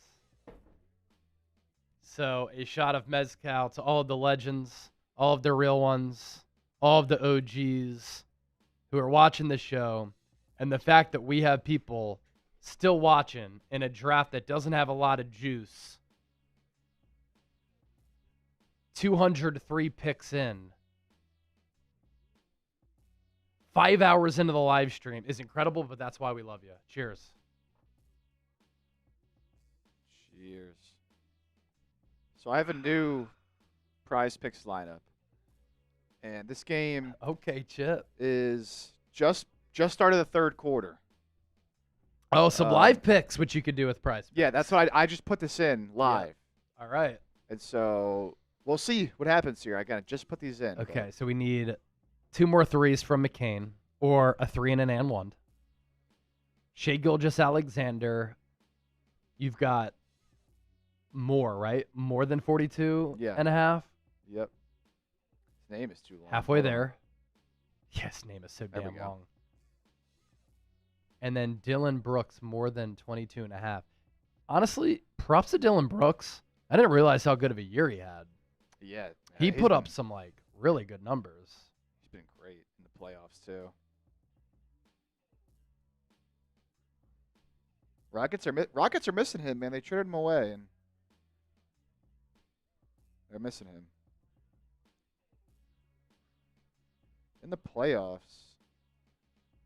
He had 18 in game 1, 6 of 22 though, not great. Game 2 though, which they obviously lost, he had 30 on 12 of 23, 5 of 9 from the field, and he's got 13 so far today. So we'll see. We'll see. Yeah, John Wallace, we're still going, brother. We're still going. Eagles still have 4 more picks.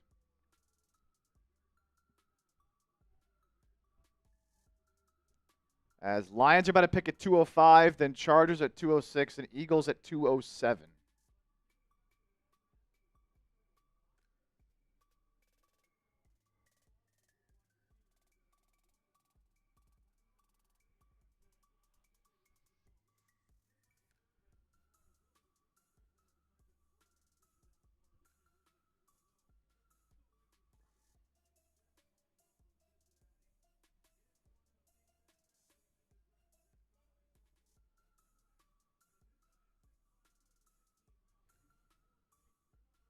I have another lineup where I took Hartenstein more than 8.5 rebounds. He has 1 at halftime. What are we doing out there? Grab a rebound! Brutal. Okay.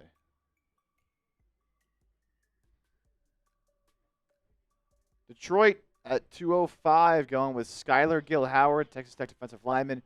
Chargers on the clock than the Eagles.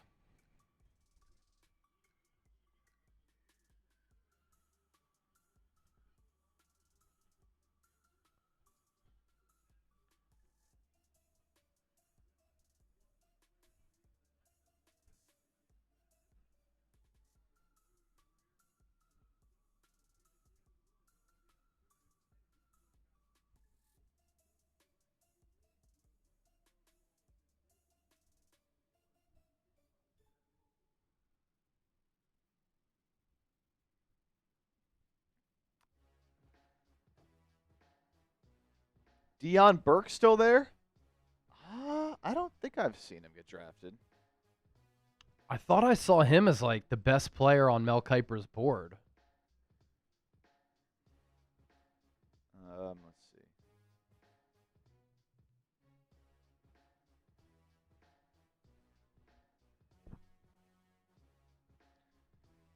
All right. Eagles are on the clock. Deion Burks is still there. Yep. I repeat, the Eagles are on the clock.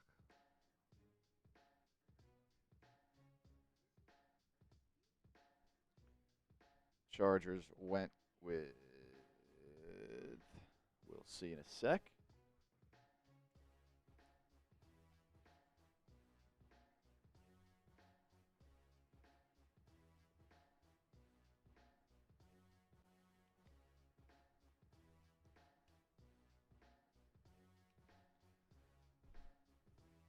See who the Eagles go with here, or if they trade out again.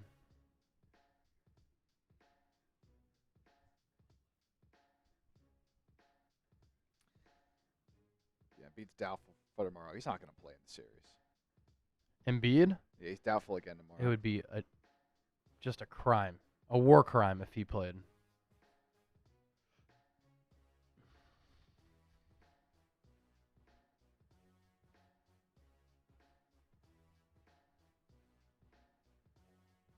Now Oubre is questionable. Right adductor soreness.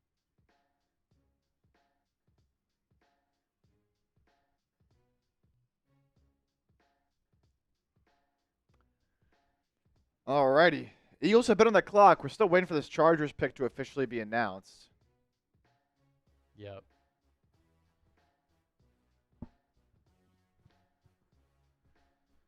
Oh, baby. They got 4 picks remaining still.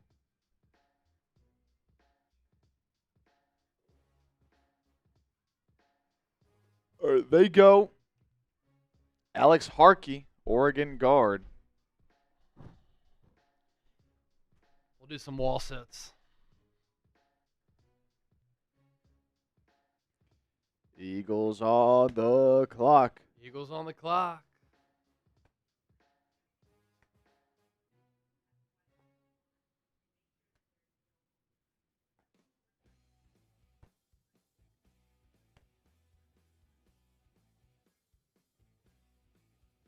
Oh man.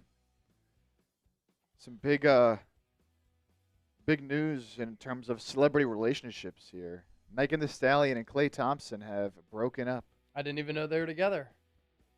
They are no longer. The only celebrity relationship I've been thinking about is Diana Rossini and Mike Vrabel.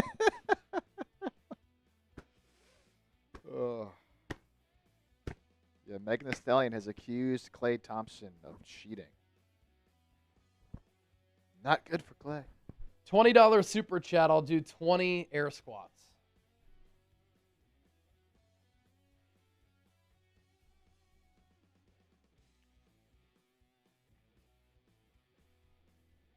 $20 super chat, 20 air squats. I can't sit in that chair right now.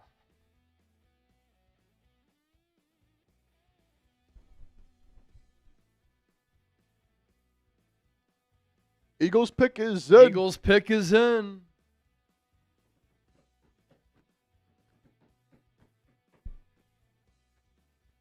Who we got?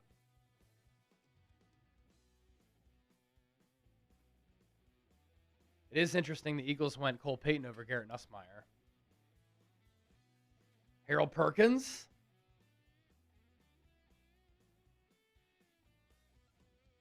Safety.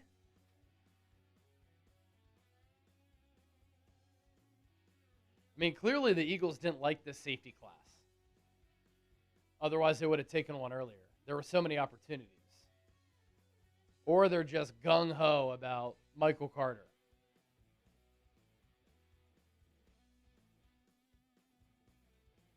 Kane Angel, Stars versus Wild in 27 minutes. Stars up 2-1 in that series. I love that the Flyers are back and playing well because playoff hockey is absolutely electric. Flyers Penguins tonight at, I think, 8 p.m. Eastern or 7 p.m. Eastern. Honestly, all I've been able to think about is the draft the last 3 days. What time's Sixers Celtics tomorrow night, right? 7 Eastern. Yeah. 7 Eastern. Are you doing that game? Or no? Yeah, I think I am. Okay. As long as, that's not when our UDFAs come in. Well, we'll schedule it so that we come in at, what did I tell somebody the other day? Like 3, 2? Yeah, something like that. We'll figure it out. I mean, we should have all the UDFAs by then. Yeah. So. Okay, the Eagles are taking an offensive lineman. Micah Morris. Guess where he went to school? Georgia. Of course. Another Georgia Bulldog.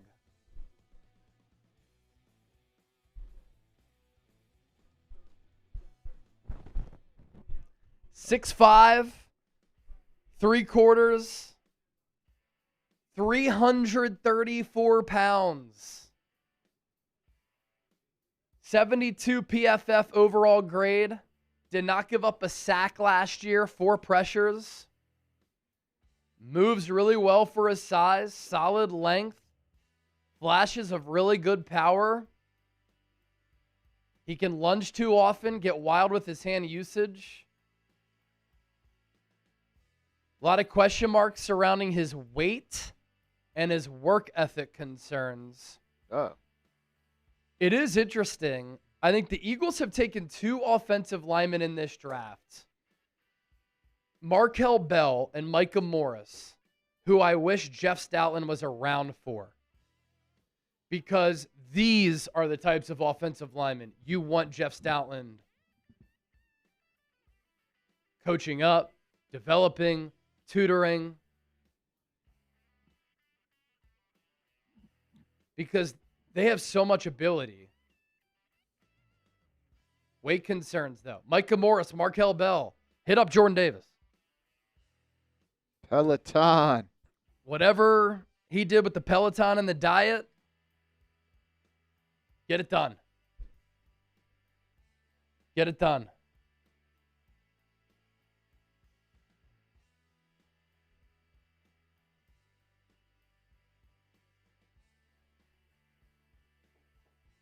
And then some more on Micah Morris here.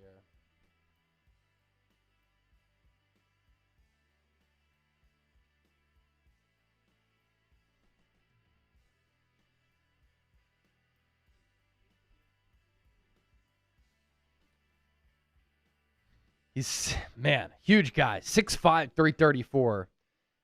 22 years old.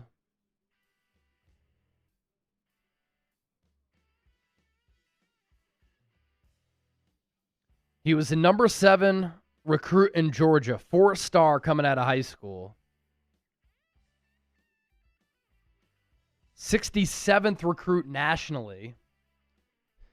His recruitment took off after he played in the Georgia Elite freshman game in December of 2017. He had a top 6 of Alabama, Auburn, Florida, Georgia, LSU, South Carolina. Enrolled in January of 2021 Only became a full-time starter in 2025. In 2024, he filled in for Tate Ratledge, really good player at right guard, 5 starts there. And then in 14 games, 14 starts.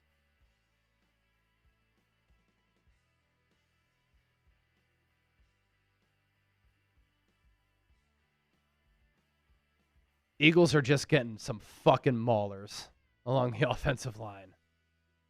Markel Bell is 6'9", 350. Micah Morris is 6'5", 334.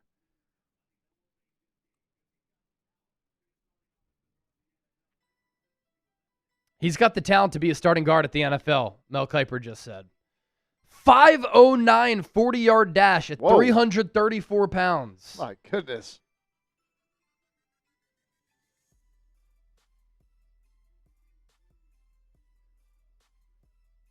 Arms almost 34 inches. Wingspan 83.5. 29 reps of 225 on the bench press.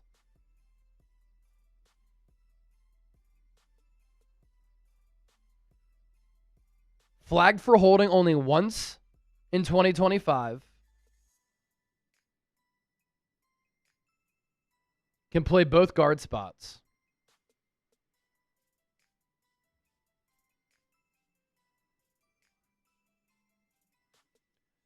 The biggest limitations with him, upright posture. So that was the Eagles pick. What's the next one after those trades? We have the Eagles up again at 251 or 244. So not for a while. Yeah, we're at 208 right now. And then they're at 244, 251, 252.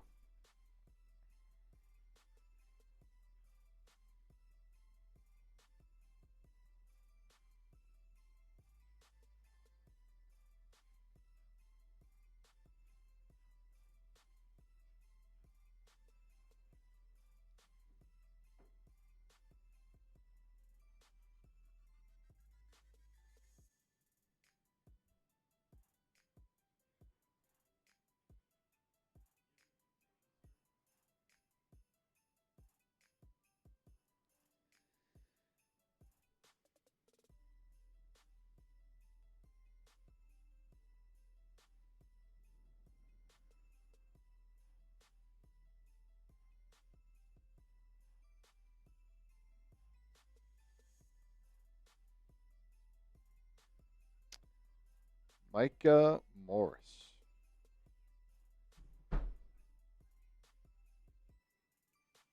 And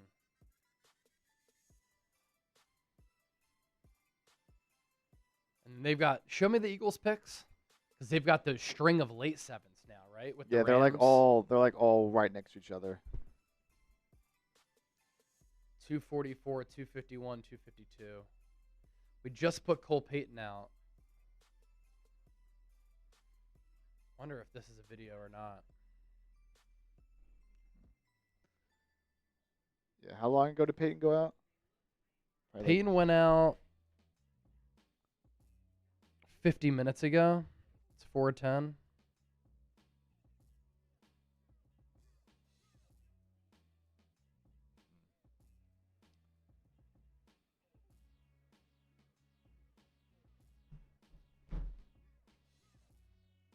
I mean, the ability for this guy, pretty intriguing. His size. He can move a little bit. Yep.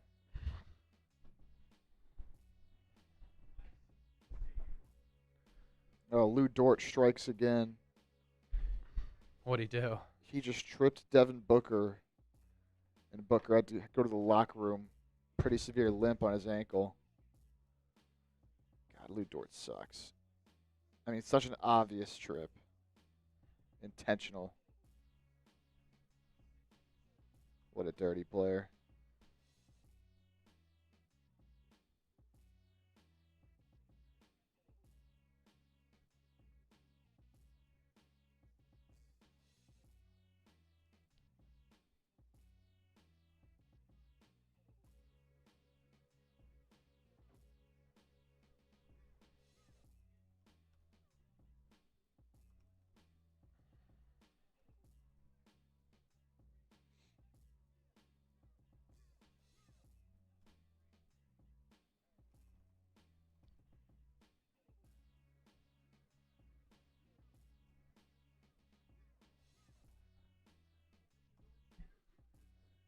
to 403 now on Eagles. So, but $100 difference in our super chat battle. Let's go.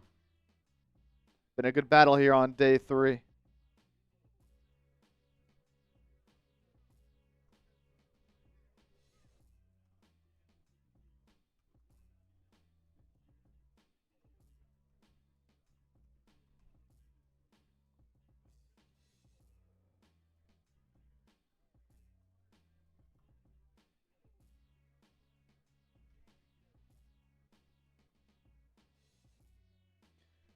That is crazy. Garrett Nussmeier still on the board. Does he go to here to pick? No, they took Drew Aller. Yeah. So no.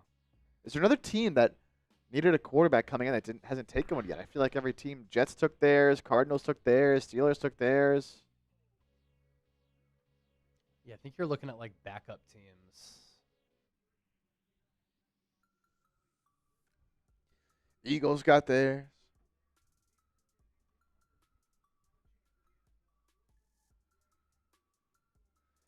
Steelers take defensive lineman Gabriel Rubio. Look at the stash on this guy. My goodness. That is something.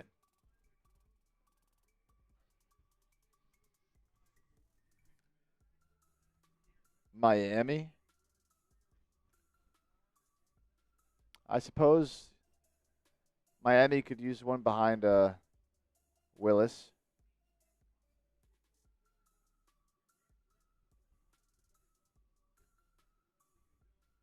Could Nussmeier go UDFA? I mean, there's a chance he's telling teams like, don't draft me, just so he can pick where he wants to go, but we'll see. It's happened before. This guy looks like Mario. He's got the stash. The Italian look.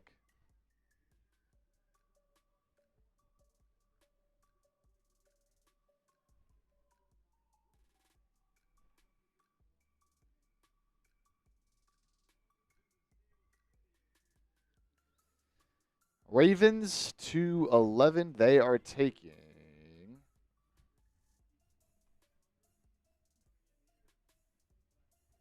Uh-oh. Our first special teamer of the day, of the draft. Ryan Eckley, punter. Punters are people too. Wow, there it is. There it is. Don't worry, Niners fans. They weren't the only team to take a special teamer. They weren't the first either. They didn't take one Ravens here, go with the punter. A lot of people earlier were like, Niners are going to take a punter. They're going to take a kicker. They didn't do it. They didn't do that. It's okay. Ravens do here, though.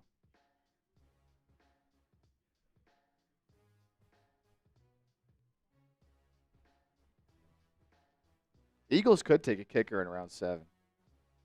Yeah, with those collection of picks, it's not a bad point.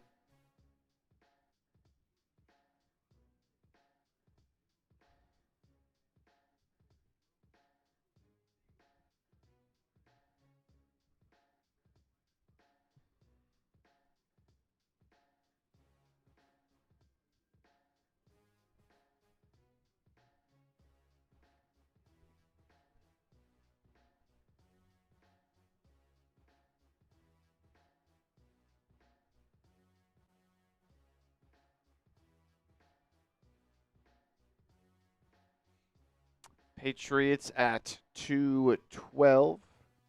As the pace is picking up a little bit here.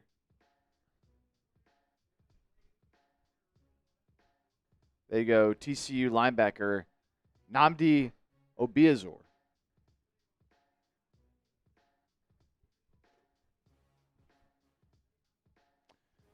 Bernard is still available, Miss T. That could be one of the Eagles' 7th round picks.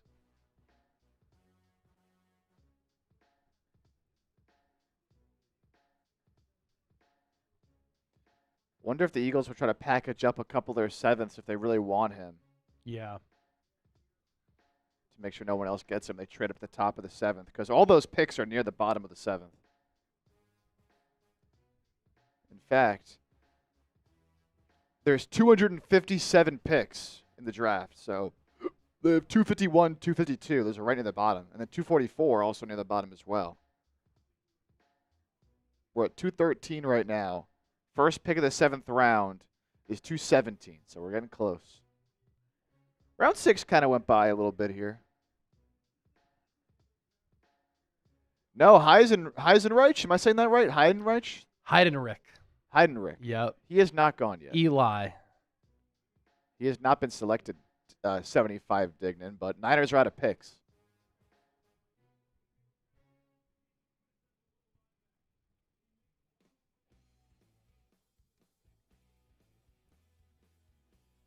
Did just have a trade. Bears moving up. Oh, who are the Bears moving up for? Always so fascinating to see this late. Like, clearly they have someone pretty specific. Sizable jump. Yeah. You know? There's someone they're looking for here. What if they take Bernard? There's no way he goes this early, right?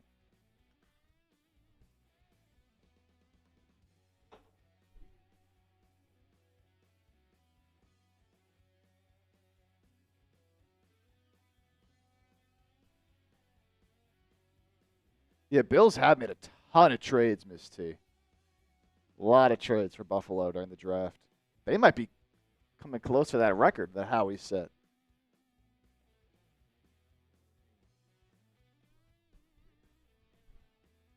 All right, I think I want to do a Morris cut. Yeah, let's do it.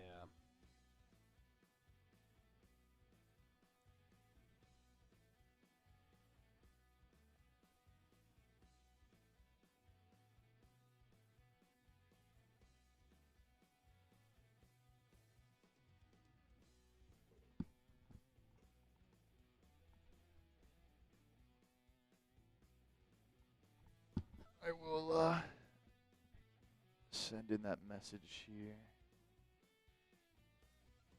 And let's hit the Makai Lemon shirts off the top. Cool. Since we're only talking about one player, and then we can recap on the back end. Number was that again? That was at number 207.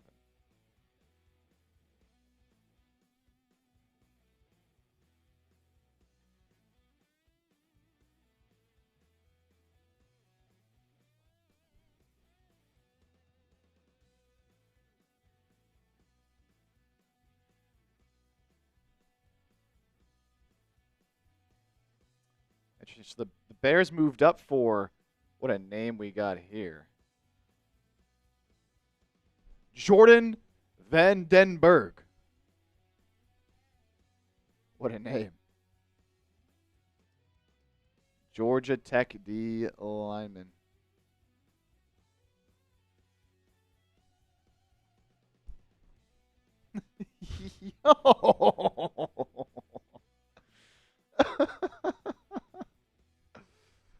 Oh my gosh.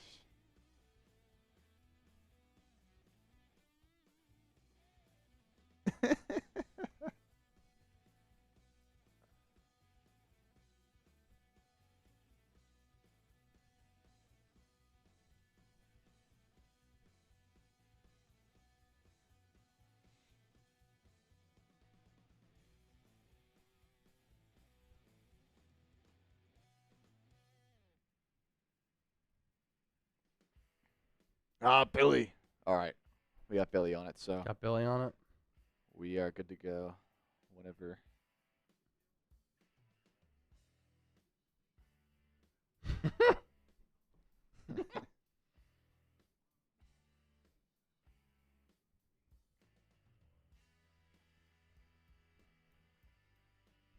All right. Those of you who want us to talk about Micah Morris, we're talking about Micah Morris. Yeah, I'll just mention that they drafted him, and then we'll hit Makai shirts. All right. Let's do it. Our coverage of the 2026 NFL Draft rolls on this Saturday. You're watching Philadelphia Eagles Now. Today's show is presented by Prize Picks. And as always, no matter where you are, how you're tuned in, Thank you so much for making today's show a part of your day. And to all of the real ones out there who have hung out with us live or with these videos all throughout draft weekend, I appreciate it. Coming up here on the show, the Eagles may have gotten one of the steals of the draft. And Micah Morris, the guard out of Georgia, could be a hidden gem because he's got the ability to be a high-level starting guard at the NFL level. Eagles taking him in round 6 at 207. I'll give you my thoughts on the player, but first, we just launched these Makai lemon shirts after Philadelphia drafted him in round 1. And when life gives you lemons, what do? You make lemonade. I love the lemon design on this. I helped to design these with our design guy, Arnold, who's been killing it here at Chat Sports. Get your shirts right now. Get swagged up. Look good, feel good. Rep the show, rep the birds. Support Makai Lemon. You just use that link down below, chatsports.com/lemon. And today only 15% off, I believe, at our Chat Sports store. So if you use that link, you'll get 15% off on these shirts, which just dropped. Get them while they're hot. Get them while they're available. So the Eagles, round 6, 207, taking another offensive lineman here in Micah Morris, the guard out of Georgia. And I am fascinated by this pick. He's 23 years old, redshirt senior, 6'5" and a quarter, 334 pounds. He was a 4-star recruit coming out of the state of Georgia, one of the more sought-after players in high school football. But to start his Georgia career, he wasn't able to crack the starting lineup. There were inconsistencies to his game. He wasn't really in shape. He got whistled for a lot of penalties. Then in 2024, he started 5 games at right guard for Tate, who's a really good player at the NFL level. He got drafted last year. And this past year for the Bulldogs, 14 games, 14 starts at left guard. So what I also like about Morris, on top of the athleticism, the positional versatility to play right guard and left guard. He moves very well for his size, solid length, and flashes of great power. One of the things that he's going to have to fix is that he plays too upright. So he'll have to correct the upright posture. That's not going to fly at the NFL level because he'll get put on his ass, and sometimes he lunges a little bit too often.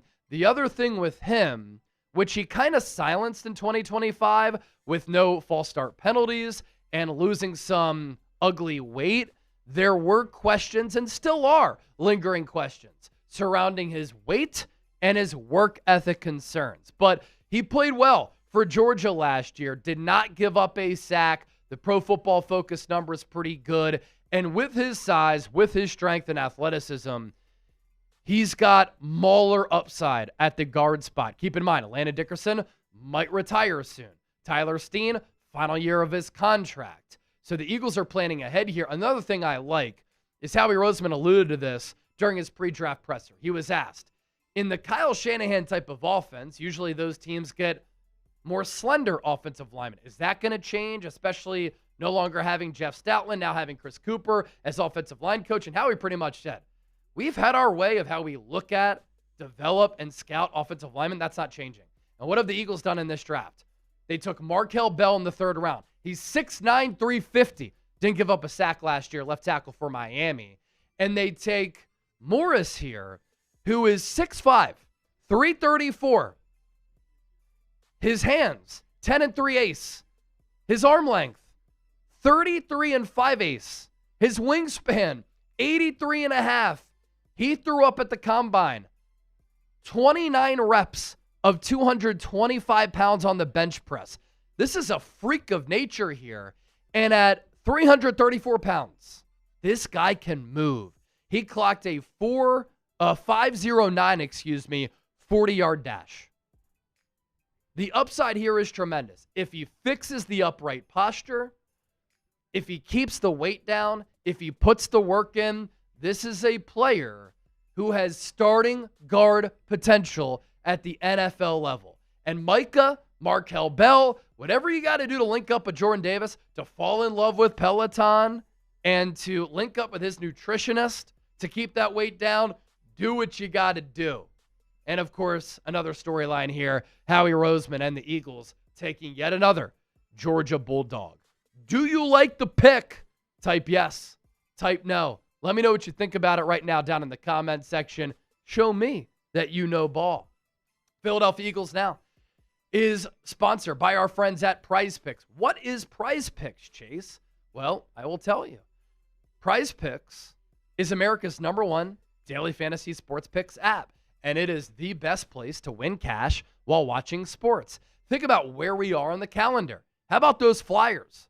NHL playoffs are here. NBA playoffs are here. Baseball is underway. Philadelphia Phillies, get it together. It's time to cash in with Prize Picks. And this app is extremely easy to use. It's also a lot of fun. You pick more or less on a few player stats. You can lock in your lineup. And also with the new social feeds feature, you can give me a follow at Chase_Senior. You can see my picks before we talk about them on the show. And you can share Prize Picks with your friends and copy lineups with a single click. There are also team picks available on Prize Picks where you can pick winners, pick spreads, and totals. New user offer. Download the Prize Picks app today with the link in the comments and in the description. Use our code HMA to get $50 in lineups after you play your first $5 lineup. That's code HMA to get $50 in lineups after you play your first $5 lineup. Prize Picks, it's good to be right. And we've been live for every single round, every single pick, every single day of the NFL draft. Here is Chip's live picks. And you can make picks live, which is awesome. So he went with Dillon Brooks more than 22.5 points. Dillon Brooks, right now, game is going on between Phoenix and OKC. He has 17 points. Shai Gilgeous-Alexander, don't flop. More than 42.5 points, rebounds, and assists. He's at nearly 38. And Jared McCain, Sixers legend, more than 10.5 points. He has 7 points right now. Pick more, pick less, pick Prize Picks. Get $50 when you play $5. Prize Picks, use that code HMA. So more on Micah Morris here. Moves well for his size, fires out of his stance, creates a lot of movement, can gain lateral movement, especially with those long arms. He can keep defensive linemen away from him. He doubled his snap count in 2025. He held up. Again, that was one of the big questions. Is he in shape? And so he was able to knock off some weight, and he cross-trained at both guard spots. I think the positional versatility can help him. He was flagged for holding only twice in 2025. And there were some mistakes from that Georgia coaching staff. Micah, you have all this ability. You've shedded the weight. Now it's time to stop committing some of those penalties. And he limited those penalties this past year. He is a lunger at times. And because of that, he can lose leverage. And with that upright posture, what does it allow offensive linemen to struggle with? Or what does it lead to offensive linemen struggling with? What does it allow defensive linemen to do? Get good leverage, given that he's also so big, to get into a spot where they can get past Micah Morris. Somewhat inexperienced, but the foundational skill set is certainly there for Micah Morris. And the talent is certainly there for him to be a starting caliber guard at the NFL level. And Mel Kiper on the ESPN broadcast pretty much said as much. So Micah Morris to the Eagles. This could end up being a gem in round 6, and this could end up being a steal for Howie Roseman in Philadelphia. So here is a list of all of the picks that the Eagles have made here today. Makai Lemon, round 1. Eli Stowers, round 2. Markel Bell, round 3. Cole Payton, quarterback, round 5. Micah Morris, round 6. The Eagles made a trade with the Rams, and they were able to collect a couple 7th-round picks. So coming up, they have 244, 251, 252. Because of the timing of that, I'm probably going to trio those picks as part of our draft grades video, which is always a banger here on the show, which will be out after the draft, where we go through every single selection. I spend a couple of minutes on every pick, and then I hand out my Eagles draft grade. Yo, this is why you subscribe to the channel. Who's doing what we're doing? Some channels were live for night 1. Some were live for round 2. Who's live for rounds 4 through 7 and day 3? We are. Hit that sub button. And as always, go Birds.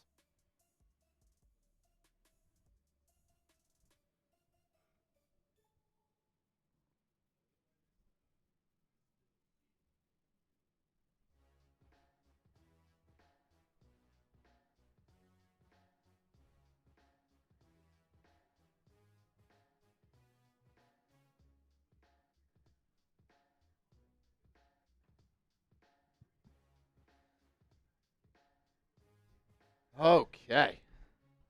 All right. So we're moving along here in the draft. We mentioned that the Ravens took that punter. I mentioned the Patriots pick. And then we got to the Bears pick of Jordyn Vandenberg. Then we started the cut. And so then we got Caden Curry to the Colts. Harold Perkins to the Falcons. How about that? They're in round 6. And then our first kicker, the Packers, taking Florida kicker Trey Smack. Brandon McManus on the hot seat. Uh-oh. And then the Cardinals took Ole Miss tackle Jaden Williams, and the Cowboys took East Carolina wide receiver Anthony Smith. That's where we're at. Cowboys with the latest pick. Saints on the clock.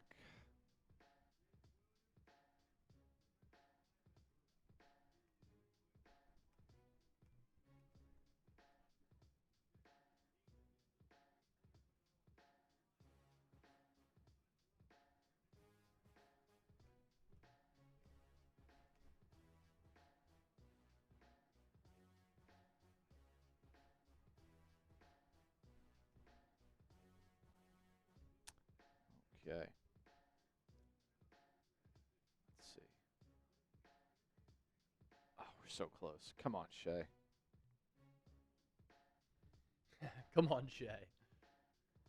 How much time's left in that game? 8 minutes left in the fourth quarter. Crunch time. Crunch time. I don't know if McCain's going to come back in. Yeah, he's really cooled after that hot start, right? Yeah.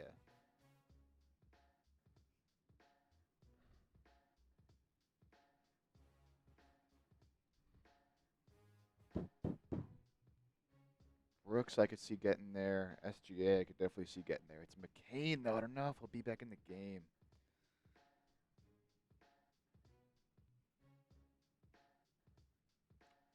Brutal.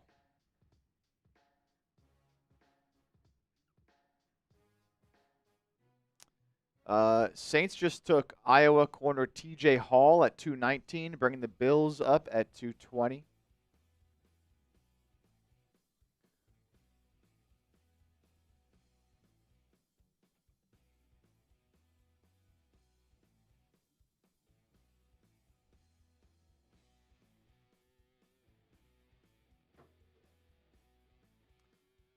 $75 Dignan. Howie's going to pounce on Hyde and Rich with one of these 7s. We'll see.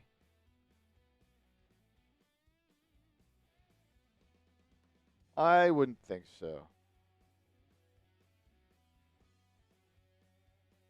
Miss T says, I got my lemons tea. Shout out to you getting the Makai lemon t-shirt. Oh, let's go. So now do we go safety next pick? If they didn't do it yet, I don't know if they will.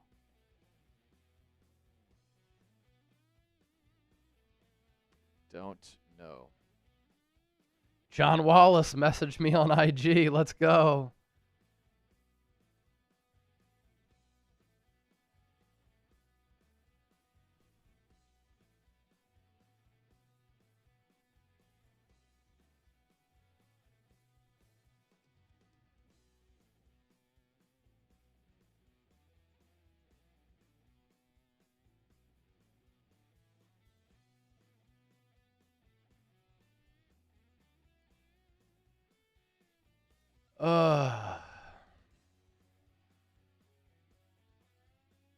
Did Payne get drafted yet? I don't think so.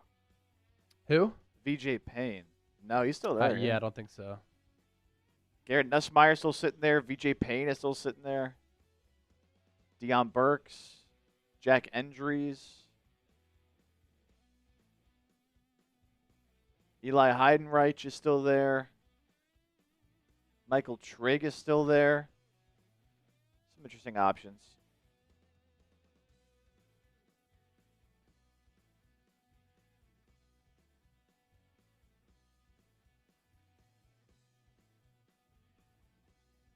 Not a whole lot, though. I mean, obviously, we're in round 7. Isaiah World is still there. But they've gone so heavy on tackle, on O-line already. Yeah. Let's see. Yeah, really we'll also have not a lot. UDFA tracker tomorrow. Yep. NIL has changed some of the UDFAs a little bit, but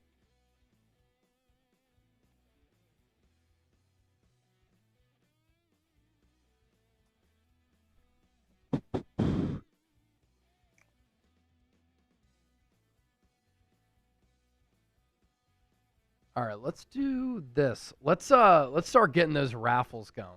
Okay, we can do that. Let's raffle away our Eagles Now shirt, our 49ers Report shirt. Should be all set. Last one was Peter. I believe I already got him in there. Yep. Okay.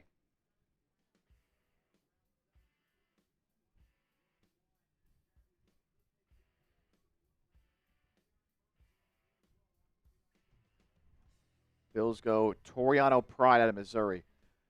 All right, anyone who sent in a super chat at 20 or more is on this wheel. Winner gets an Eagles Now shirt. Who is it going to be? In 3, 2, and 1.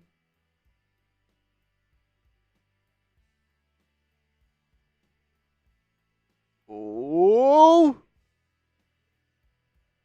Yoda smokes. If not Yoda, it's our Aussie from earlier. Is Yoda Smoke still watching? Yoda Smokes. Is Yoda Smoke still here? There's still 316 people watching on Eagles with still Peter some more got his picks to shirt. come. Is Yoda Smoke still in the building? If Yoda Smokes doesn't claim it, I'm going to send an Eagles Now shirt to Andrew Nathan. Because he's been here every round, every day, always chopping it up on Twitter, always supporting.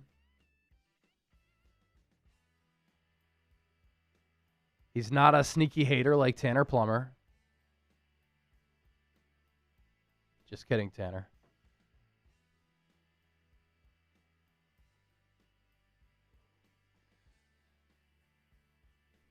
Doesn't look like Yoda Smokes is still here, unfortunately. All right.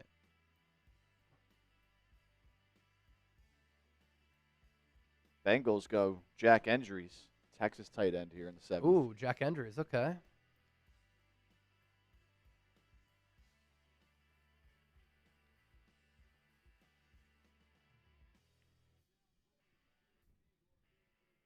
I don't think Yoda's here. Last chance, Yoda Smokes. All right. We're going to send Andrew Nathan a shirt. All right, let's spin it for Niners.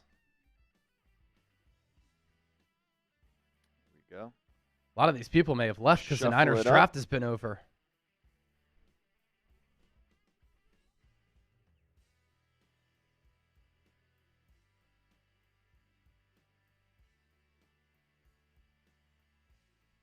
Mac Daddy? Is Mac Daddy still here? Mac Daddy, where you at? Mac Daddy's usually lingering. Usually.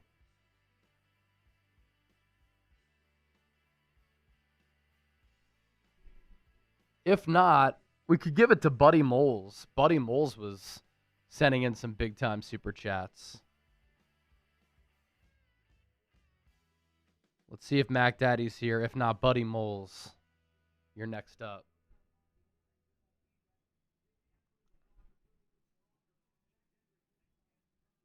He'll be back in a second. You want to get something to eat? Jesse, I got your email for the jersey.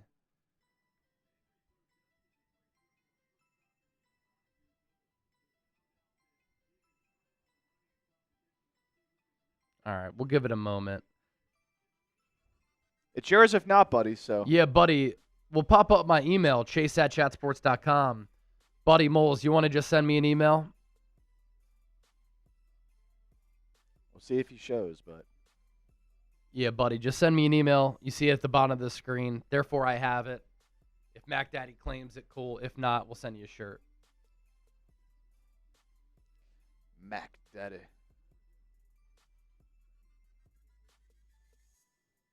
Let me see if I've got your email.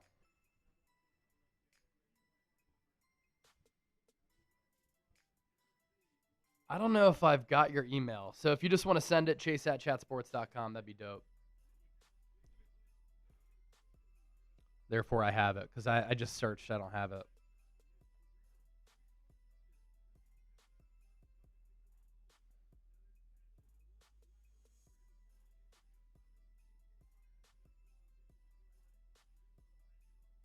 Oh, Peter Thurman got a When Life Gives You Lemons shirt. Yes, sir. Just saw the notey. Shout out to Jill T. I know Peter doesn't mind if I use his last name, but for privacy reasons, Jill T got one. Jonathan D.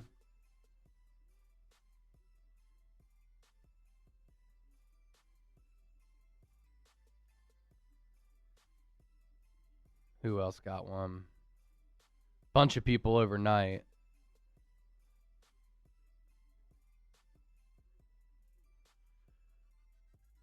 Ronald R.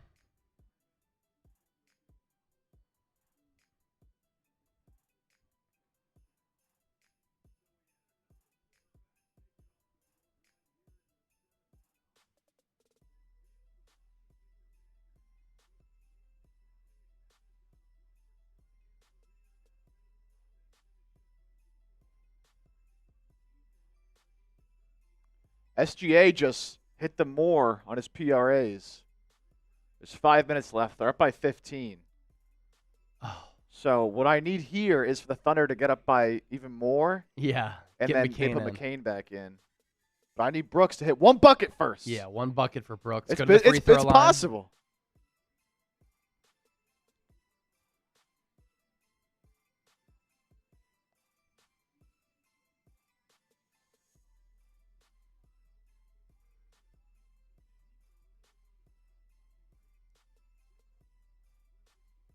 Ethan Kaliakmanis.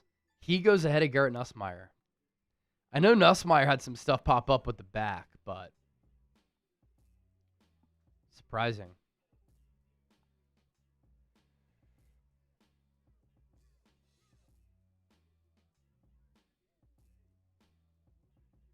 Wow, SGA is 15 of 18 from the field today. That is insane.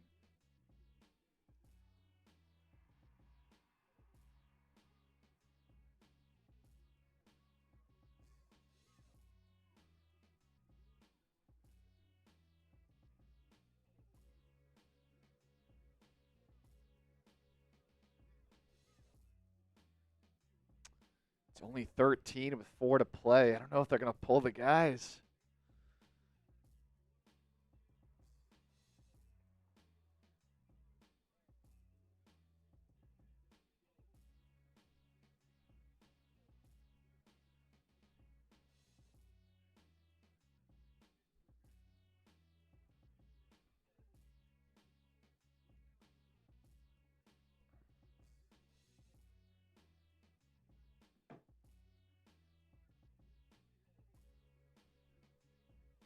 Yeah, we'll see on that.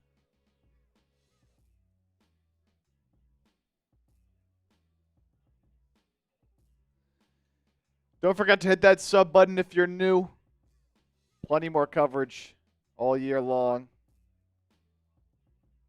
Videos, more lives. After this, kind of a big break. But a lot of great stuff during the season, off season, so hit that sub button. I know there's a lot of real ones here right now that are already subbed. But if you're not, lock us in, baby. Andrew Nathan typing those lemons. All right, so still waiting on 3 more Eagles picks. Craziness. They pick at 244, 251, 252. We're at 224 right now with the Steelers on the clock, and their pick is in. There you go. Oklahoma safety Robert Spears-Jennings. You know, it's real convenient that we're in the 7th round and every Oklahoma player has a big camp. Real convenient. Right? Real convenient, huh? Yep.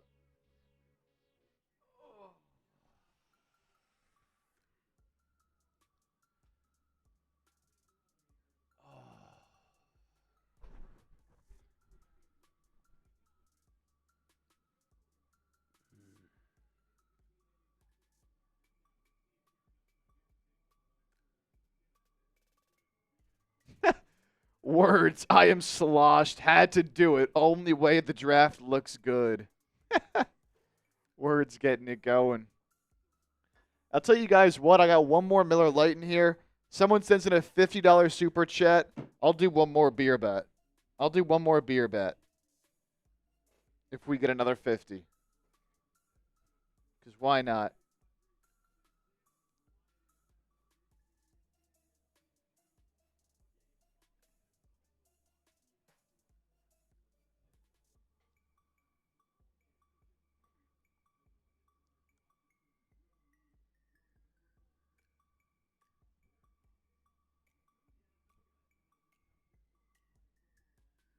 Oh, Jack. That's a long name. I'm not sure. Jack Mund Solomon Angel asking the shirts. The shirts they would ship to the UK, right? I imagine. Yeah. Yeah. Which one do you want? Yeah, Is that Jack, are on, you talking about a lemon shirt? Oh yeah, Makai lemon shirt.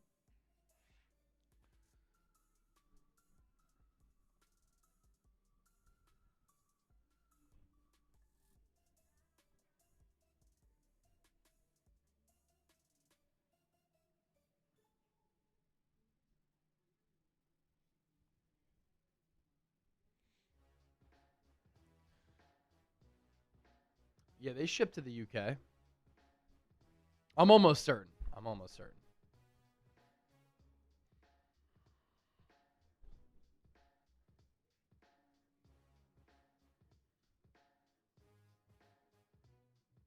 Oh, Brooks for 3. Bang! Now we need McCain, right? Wait, let's see. I think now we just need McCain. Yeah, but the problem is it's a 13-point game with 4 minutes left. Get McCain in the ball game. Get him in. Get him in the ball game. Yeah, Andrew Nathan, Eli Stowers calling Jordan Matthews after the draft is pretty cool. Matthews just started coaching this past year, and he actually tweeted out, I think today, that they had a play in the playbook for Eli Stowers called Philly, but they never called it.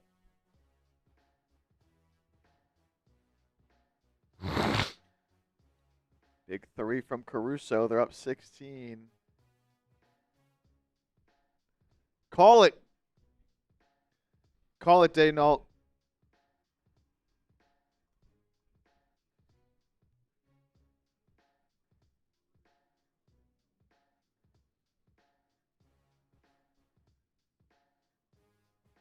Lynch said they're not planning to release Ayuk right now.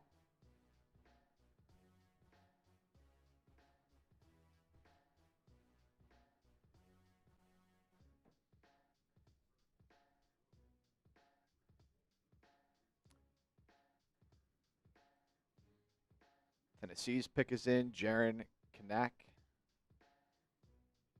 Cincinnati. 226, waiting for that one.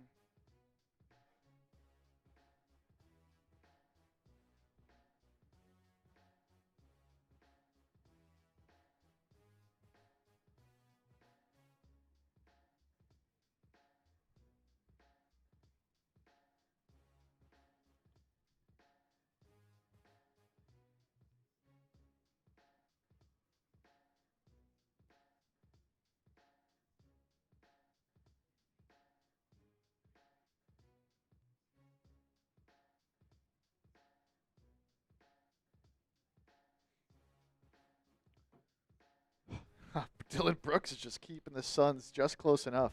Another 30-point game for Dylan Brooks in the playoffs.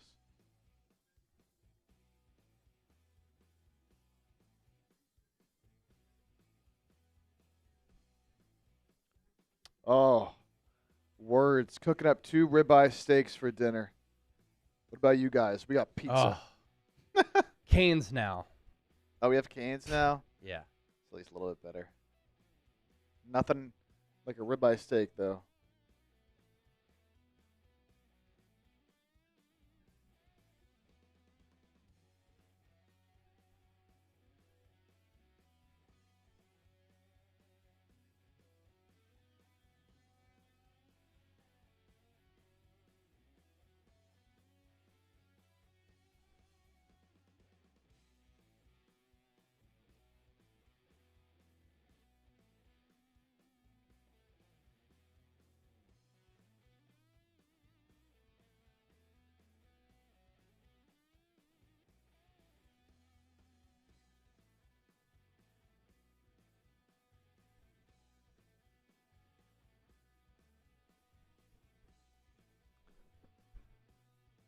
Oh, this Bengals pick has taken 30 years. I know. Cincy, get the fucking pick in. Peter Thurman having some chicken and broccoli tonight. All right, classic meal. I literally just texted Allie. I was like, I need a nice home cooked meal tonight. I do not want to. I do not want to eat Canes. Chip Harrison Butker. Jake Harrison Butker chipper. Look, it's been a long 3 days. Honey, I need a home cooked meal. We've been eating like shit. Yeah, I've eaten okay, but having to eat those Domino's wings, I'm like, I can't believe I'm doing this in my life right now. The pizza tastes like cardboard. It's bad.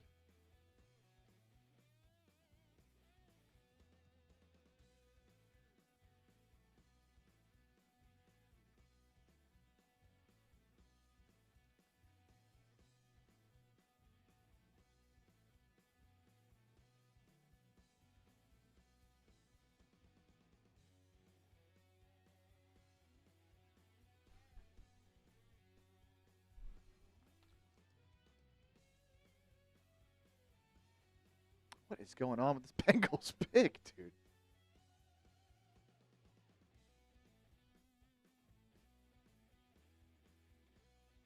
Oh my gosh.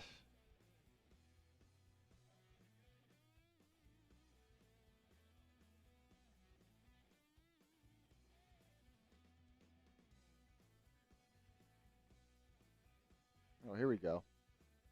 Oh, they're doing a Pat Tillman tribute. That's pretty cool.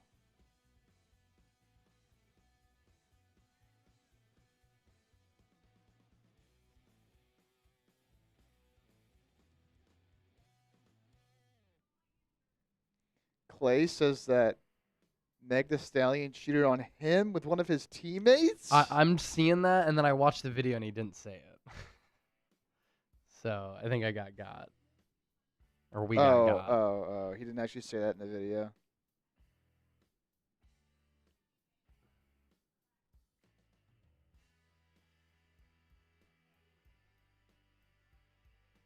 Oh, yeah. Oh, wow. Landon Robinson, Navy defensive tackle. Wonder if Eli Heidenreich is going next.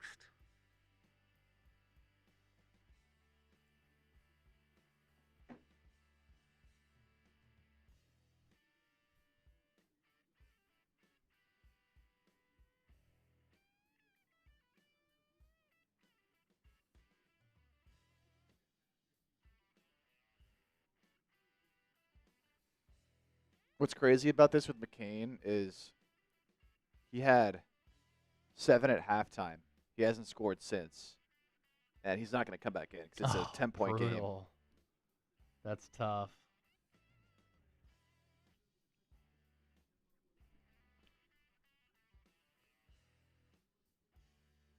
Brutal.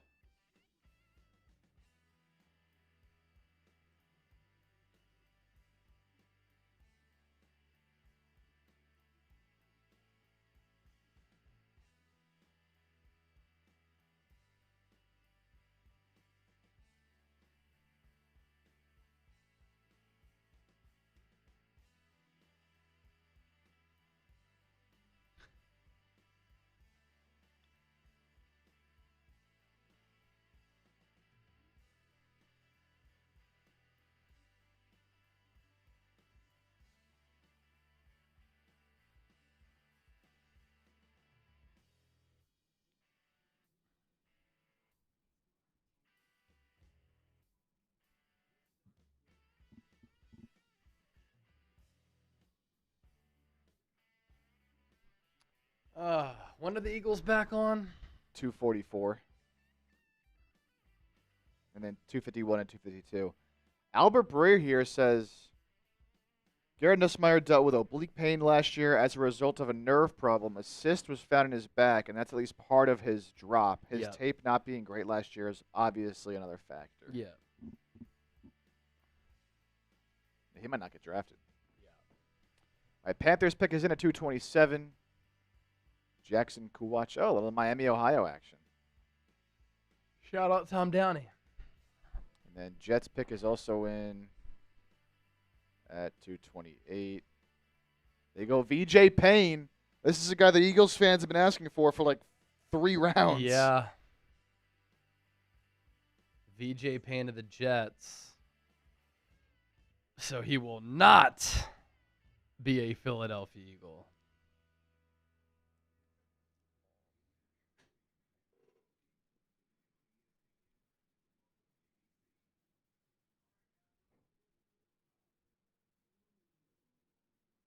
Howie should just grab Bernard and call it a day. It's trade up. Trade those 3 picks. Who even cares? Trade the 3 picks. Come up now, grab them, and go. I will say, we're at 403 in Super Chats on Eagles. If we get to 500, we end our draft coverage with a celebratory shot of Howie Roseman's Mezcal. Hell yeah. I feel like it's only right. HVAC Greg, I saw your comment the other night. Congratulations on starting your solo business. That's awesome. Did any team pick the Navy player that was the only one left in the green room? So a Navy defensive tackle just went, but if it was Eli Heidenreich, he did not go yet. But it was pretty cool. The Navy defensive tackle just got drafted, and they kind of did the Pat Tillman. They were honoring him prior to that pick. Obviously, he got killed in combat. I don't know if that was his wife who was out there, but a cool gesture into the pick of the Navy guy. Bishop Fitzgerald, Andrew Nathan, he had really good ball skills at USC.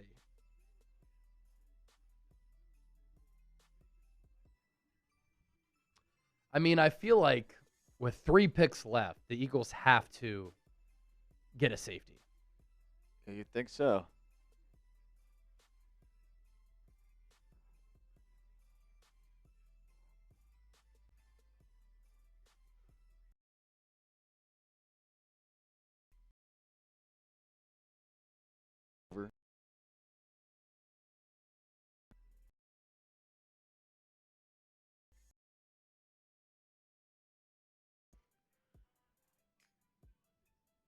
There's always more. There's always more.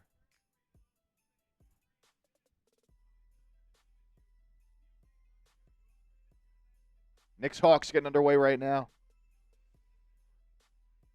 Oh, that's a huge one, man. Huge one. Raiders at 229 just took Brandon Cleveland, NC State defensive lineman. Steelers at 230. We will await their final selection. So this one, I have a 6-pick power play. A lot going on here.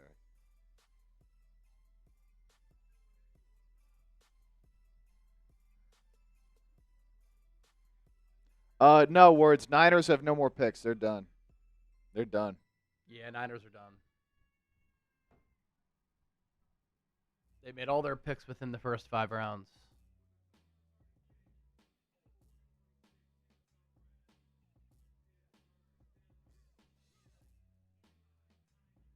There we go. Oh, wow.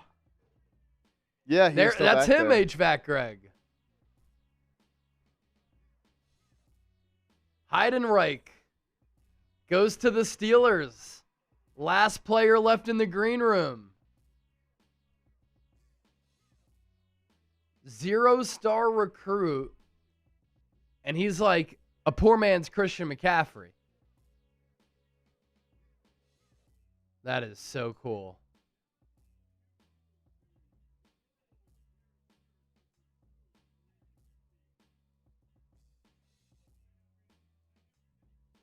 That's so cool. That's incredible, man. He can catch it. He can run it. He can line up in the backfield. He can line up as a receiver. He tracks it.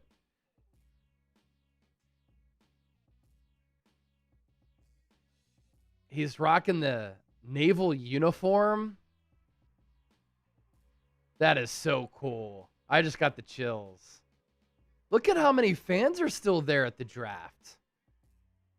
For round 7.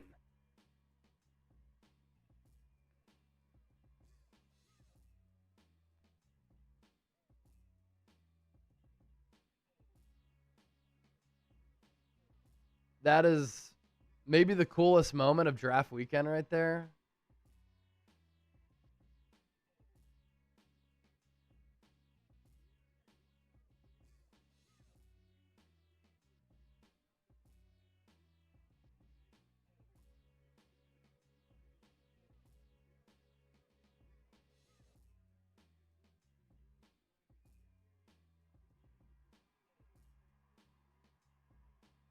Wow. That is so cool. It's crazy how many people are still there in round 7. A sea of people.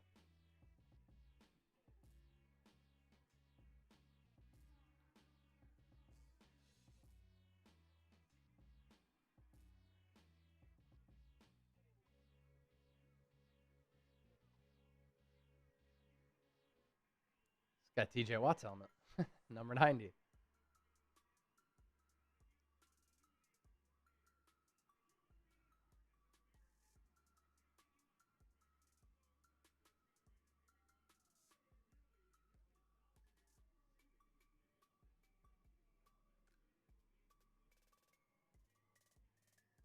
little Heidenreich tape.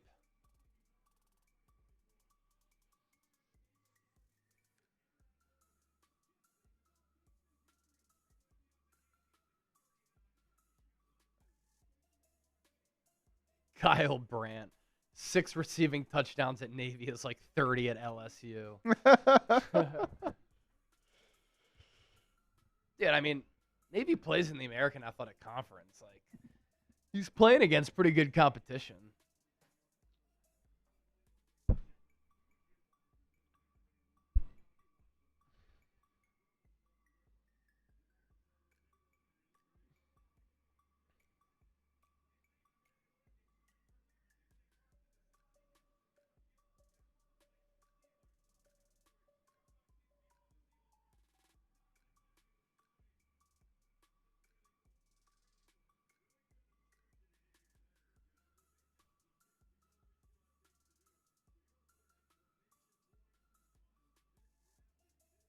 Very, very cool.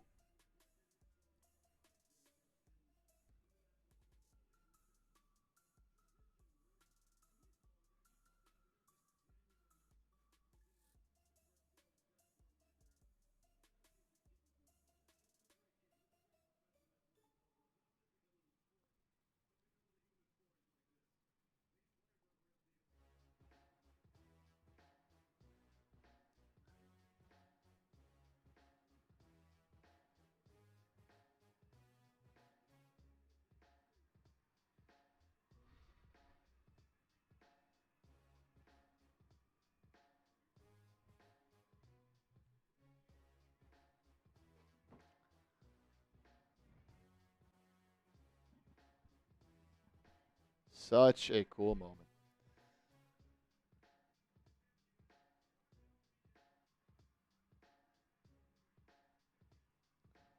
Look, he's like walking through the crowd now.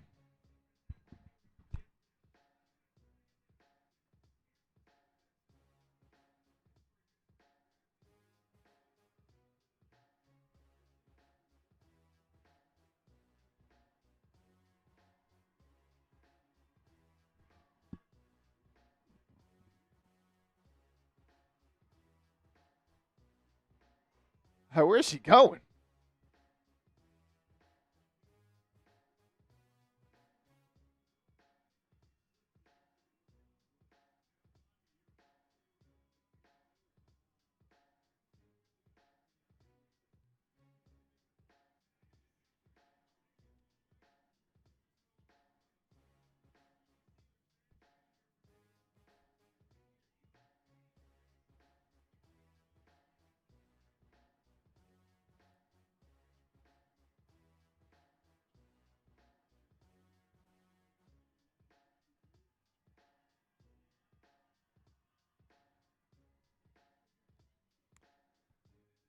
All right, we keep on pushing. Falcons make their selection. So Eagles still waiting. We're still waiting. Yeah, Greg. Very cool moment for the Steelers and for this guy. No doubt. Did I miss the raffle? You did. Words.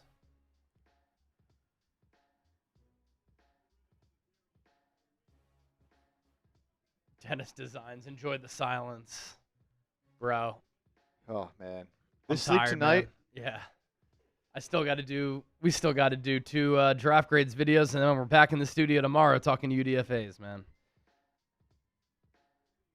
No sleep last 2 nights, so we're kind of just taking it all in, man, hanging out with the people.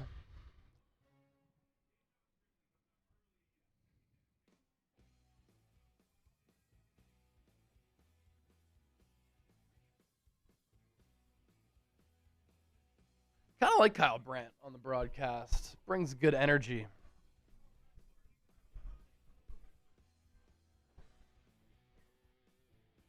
Oh, Dejon Stribling's uncle is a WWE Hall of Famer? Oh, no way. Don Morocco?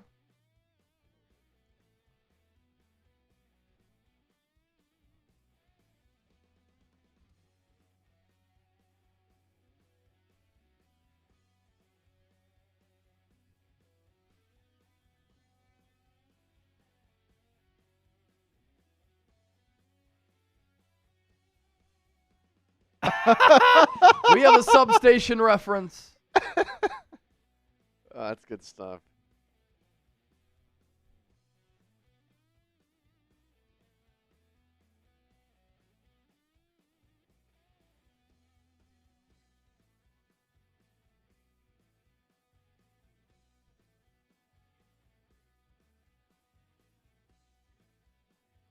Kyle Brandt said he loves what the Jets did.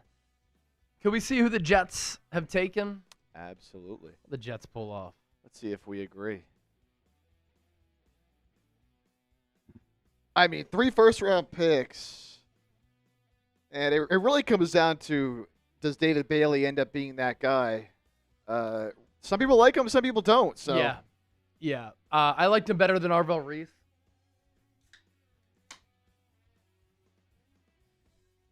I don't know what just fell into my eye. Oh, no. Arvell Reese to me is too much of a tweener.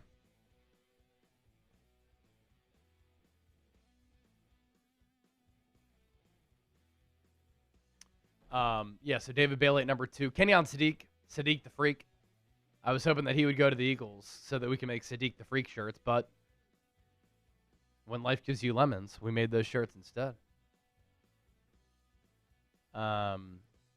Sadiq's an absolute freak. Omar Cooper Jr., I feel like, is a very safe player. I mean, how often do you have 3 picks in the first round? You hit on those 3. That'll do wonders for your football team. D'Angelo Pon's at 50. It's one of my favorite corners in this draft. So, Bailey, solid. Sadiq, really like it. Cooper, good. Darrell Jackson, not bad. Cade Klubnik, developmental quarterback. Pick of the draft. Inez Cooper, VJ Payne. VJ Payne, and Eagles fans know ball. You know, that's the safety that Eagles fans wanted at Kansas State. And so he goes round 7. Some good picks for sure for the Jets. Pick of the draft, man. Tim Keenan to the Rams. Zach Durfee to the Jags. We got New England.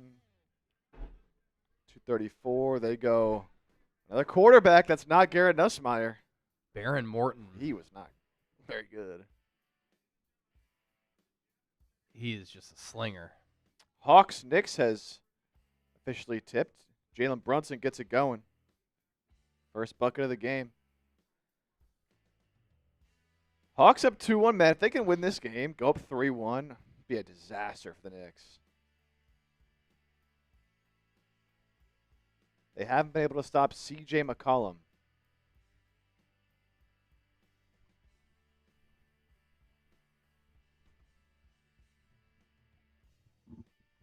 Is this the Drake May replacement? Baron Morton. Minnesota awaiting their pick here at 235. Eagles coming up soon. See who they added this roster. Do they take a kicker?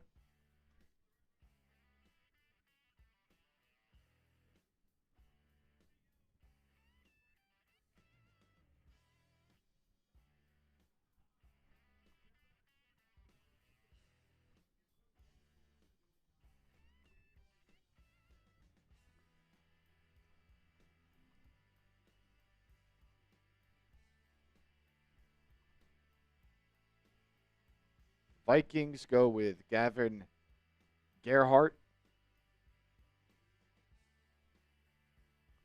Now this is the point where the picks should all be coming in pretty quickly here. Seattle also still has 3 picks left.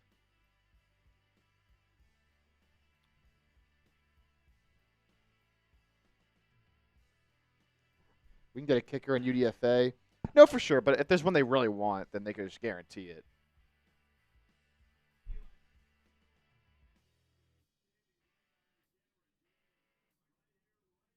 Oh. Heidenreich coming on the show. This guy's a legend today.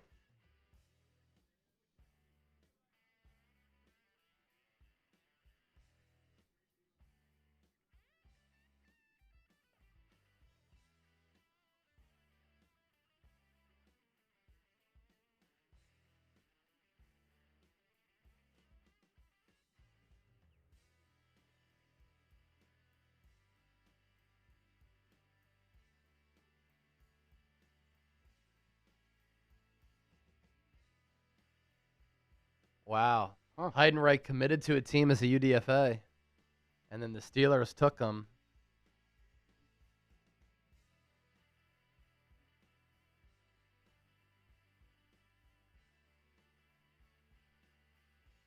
He was a Steelers fan? He grew up a Steelers fan. What a story.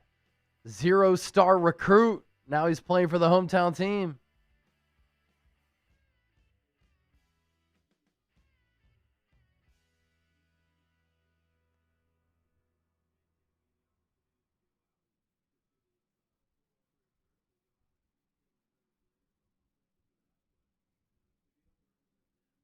What a legend.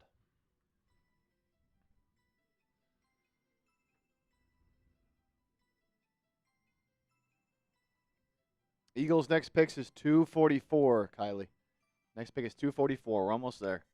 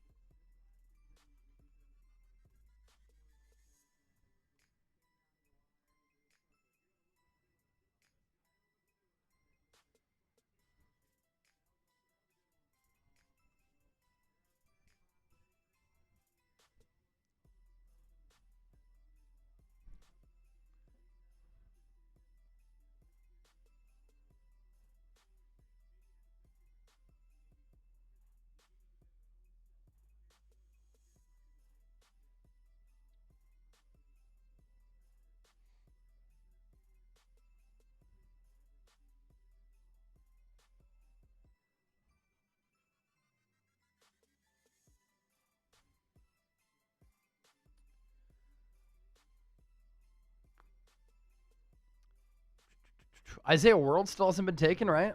Yeah, he's still on the board. Diego Pounds, another offensive tackle. Michael Trigg is still out there. The vertical leap doomed him. Yeah, wow. This dude just learned how to jump. He could have been drafted. Still might. That'll be a fun UDFA. But he had some character stuff as well.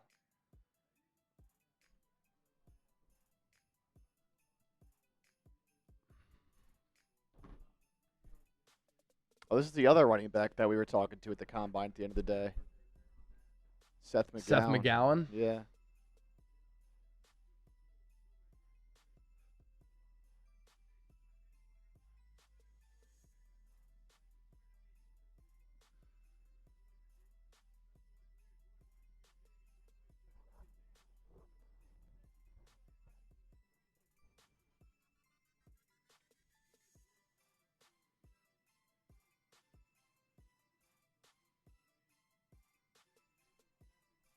So damn cool.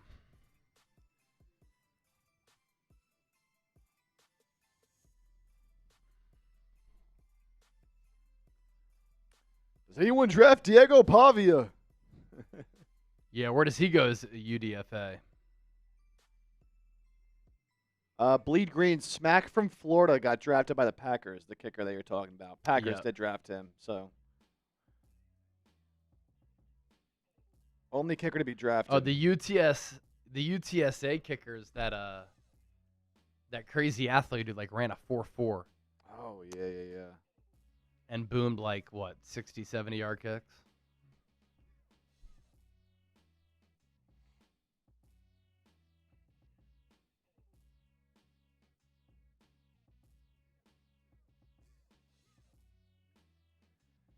Miami took Max Llewellyn. He was one of our higher-rated players left, according to Tom Downey, so it could be good value here. He was like in the low hundreds, I think. Yeah. So Another Iowa player. Yeah, Harrison kind of said it well earlier. Like, this draft showed us there was no consensus. I mean, even some of these experts who had some of these players going in the first 3 rounds, some of the players are still available, or other guys like dropped big time.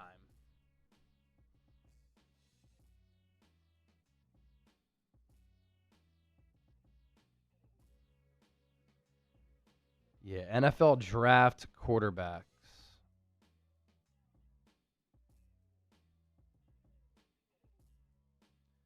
Fernando Mendoza, Ty Simpson, Carson Beck, Drew Aller, Cade Klubnik, Cole Payton, Talon Green, Ethan Kaliakmanis, Baron Morton, all drafted. Garrett Nussmeier, not drafted. if the Jets didn't take Cade at that pick, let's say they took Cole Payton instead, would the Eagles have taken Cade? I could have had Cade on the Birds, baby. Wow. Yeah, I think they wanted some dual threat juice there. Yeah. Cade could scoot. Not like Cole Payton. He's also not nearly as big.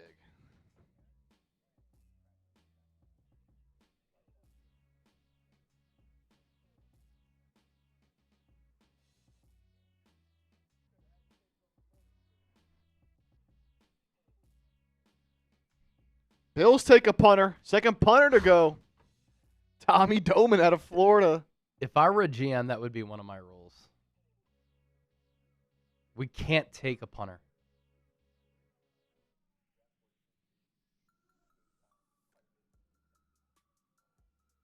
They just go live over there?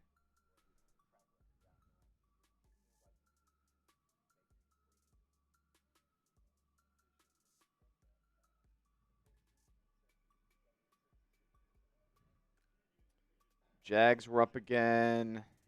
They went Parker Hughes, Middle Tennessee State linebacker. That put the Bills back on the clock, which they are on the clock right now. They just took that punter. Eagles are almost up. Bills at 2:41 on the clock, then Seattle, then Houston, then the Eagles. We'll see what they do.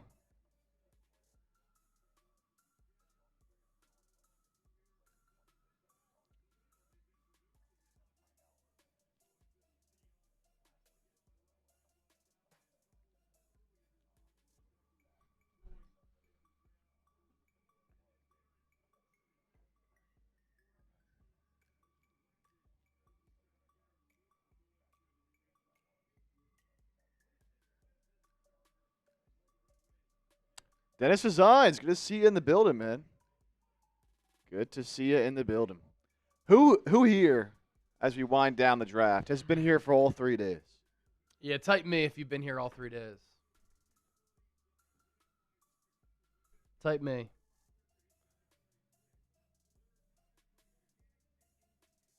Oh. So close yet so far. Type me if you've been here all 3 days. Greg Smith, Taylor Bickle, Andrew Nathan, Eddie, Aaron Leby, Jordan Bennett, HVAC Greg, Krithik.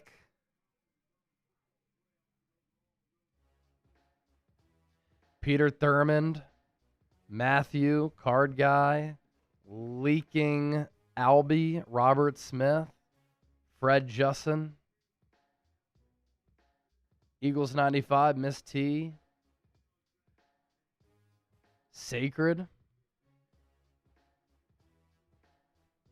Words of Wisdom, J. Cool, Taylor Bickle. Take another shot, Chase. Somebody sends in a $50 super chat. I'll take another shot. I'm almost all tapped out.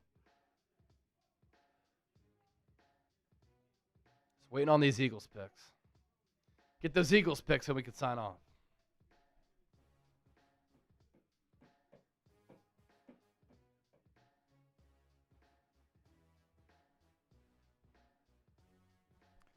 Leaking Albie, $2. Should we trade for Justin Reed? I mean, dude, the safety spot is just like. But I mean, clearly they're okay with it. So I don't know. They want to roll with Makuba and Michael Carter.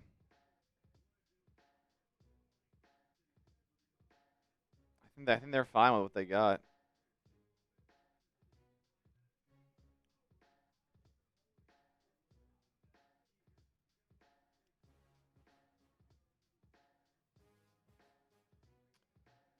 Bills go Armaj, Reed, Adams. Seahawks on the clock.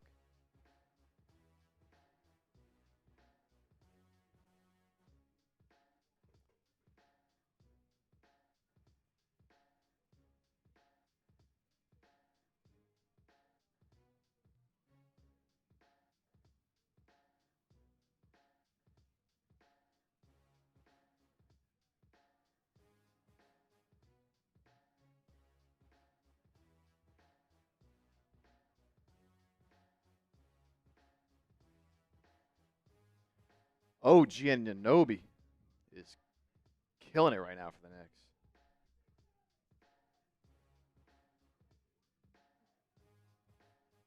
Oh, man. Marshall having this energy after this draft for this next game is impressive. Yeah. Hawks sneakily up 2-1 in the series. Eagles are on the clock.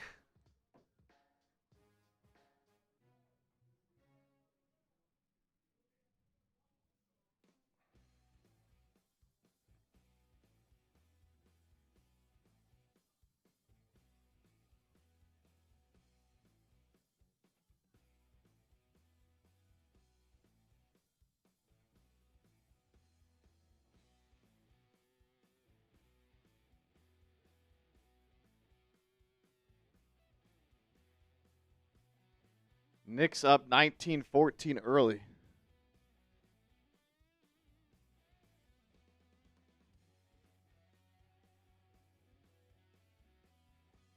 Seahawks go Devin Eastern, defensive lineman out of Minnesota.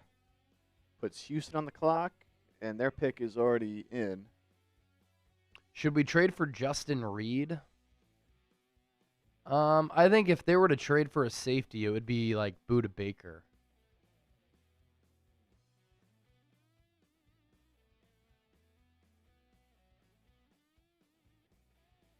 Justin Reed's good, though. Yeah, maybe that's what Howie has in store, honestly, is trading for a safety. Maybe he's not done adding veterans. Traded for Jonathan Grenard, and maybe he's planning on trading for a safety.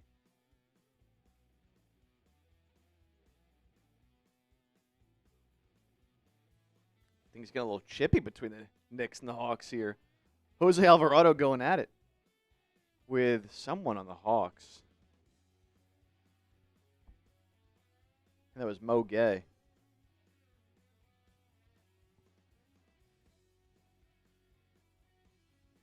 Houston takes Indiana linebacker Aiden Fisher. That puts the Birds on the clock. Where are they going to go here in round 7? Pick 244. They also have 251 and 252.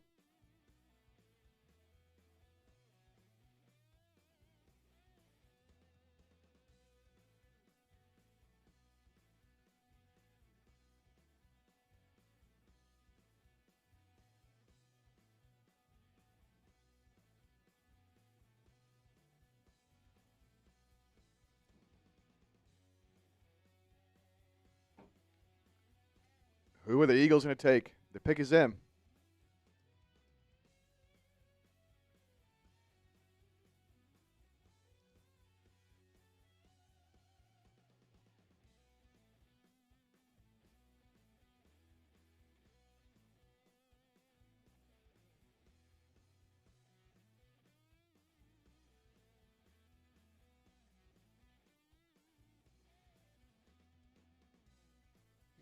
Oh, Mel Kiper highlight reel here. They're showing. Dude, I hope this isn't him retiring. Oh, I didn't even consider that fact. I don't think he would do it round 7 of the draft when no one's watching. Hang it up on the set? No. I feel like you want to do it when more people are probably tuned in, you know? But, like, this is the end. Hopefully not. Hopefully not. Hopefully not. I mean, I've said this on the show. Like, the reason why the NFL draft is so big and why mock drafts are so big, it is because of Mel Kiper.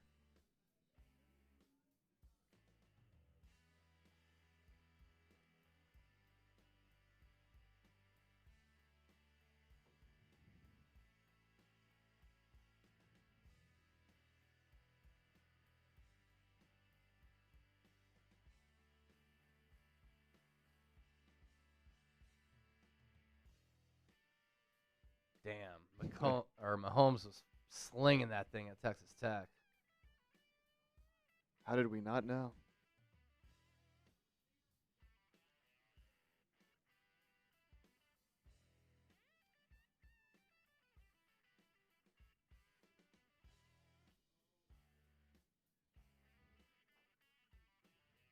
$43 consecutive drafts.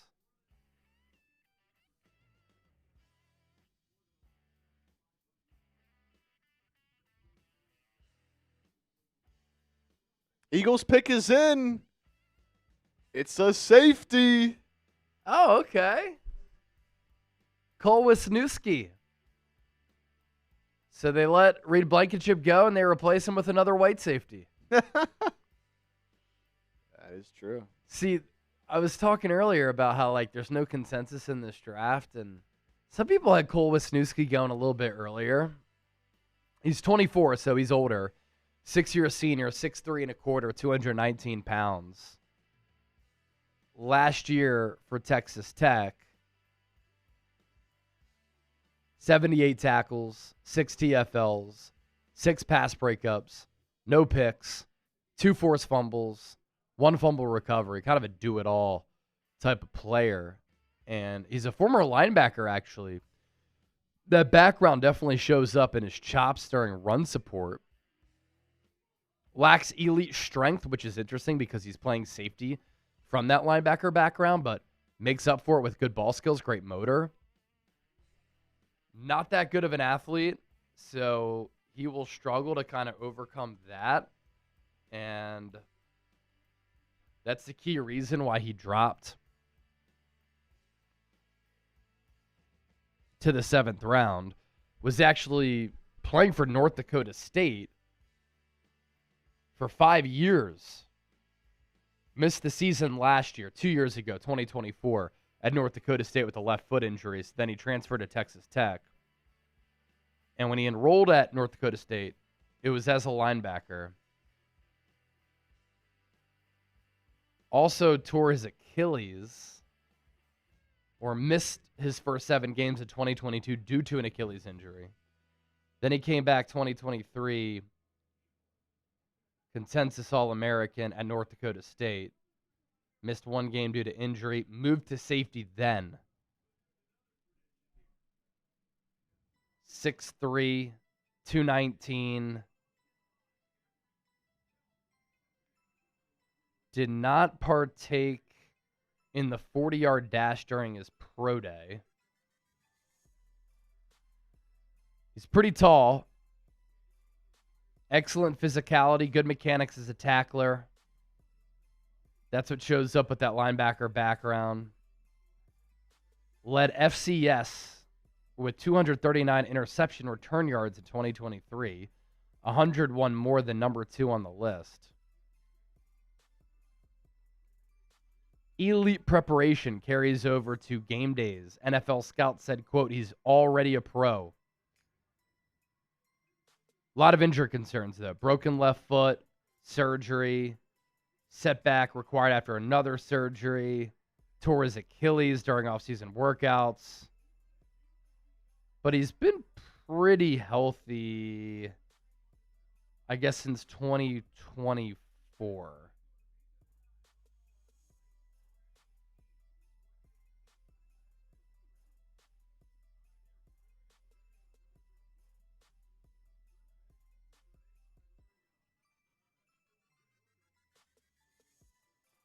At his best near the line of scrimmage.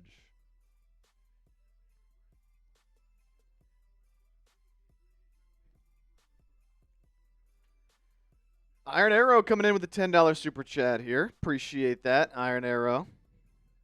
What are they doing?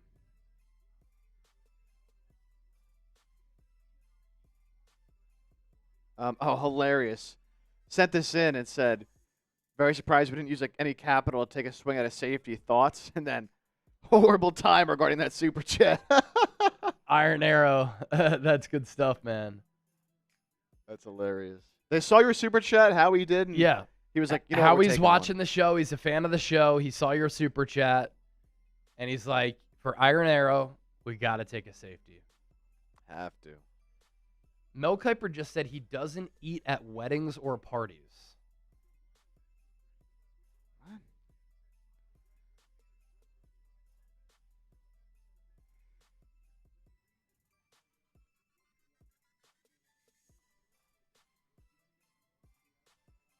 All right, some of the recent picks. Patriots took Alabama running back Jam Miller. Jam Miller. And then Denver. Oh, okay. So Mel Kiper has a quirky habit. He doesn't eat in front of other people. Huh. It came up on ESPN when the crew brought out pumpkin pie. He famously eats 2 to 3 pumpkin pies a week, often without the crust. And a colleague explained that Mel eats before parties or events so he doesn't have to eat there. He eats pizza without cheese, sometimes with mashed potatoes on the top, and then the pumpkin pie obsession.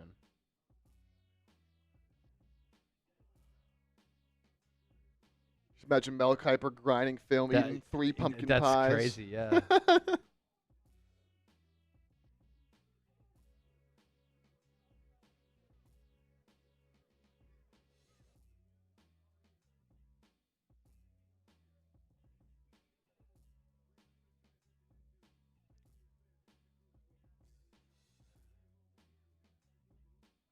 Oh, look who's checking in on the stream.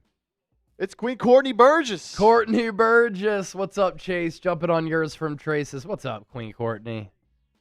Hope all is well with you. It's been a little while. Hope you've been enjoying the off season. Thanks for supporting Trizzy, myself, Chat Sports crew. Nathan, Mel Kiper. Sounds like a psychopath. How do you not eat the crust?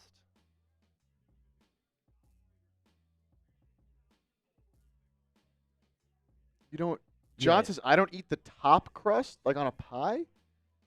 You don't eat like the top? You eat like the side crust, but I'm not the top? It's like one of the best parts. How do you not eat in front of other people? So, like, he doesn't go to restaurants? That's one of my favorite things to do is to go to restaurants and eat food. Like, culturally, that's significant, right? It's interesting, Mel. All right, 247. Quintavious Hutchins, Boston College edge to the Patriots. Browns at 248 take BYU tight end Carson Ryan. Chiefs at 249. Have not selected yet. Eagles coming up, though, with their final 2 picks. We're only 2 picks away. So we're almost there. Yeah, words. Trizzy Chops is a legend. He's got to bring the chops back, man. Trizzy Chops right now is Trizzy Mullet. Yeah, he's rocking the mullet. He's got some lettuce on the head. Imagine if he had the chops too, though. Courtney, I've been good. Work's been crazy. Ready for football. Aren't we all? Aren't we all?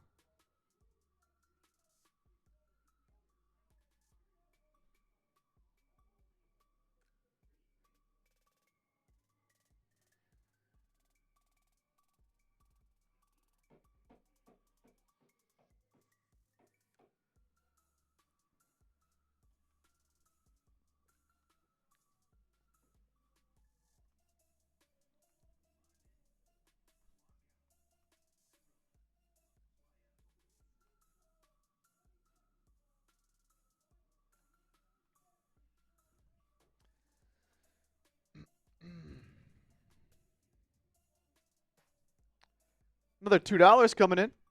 Carson Paris, convince my wife that Tanner McKee is staying and Peyton is QB3. I don't know if I can. I don't know if I could do that. I don't know if I believe that. I think he's gone, unfortunately. Who? McKee. Oh, yeah. It says, convince my wife that McKee's staying and Peyton's QB3. I mean, the Panthers are eating a lot of Andy Dalton's salary.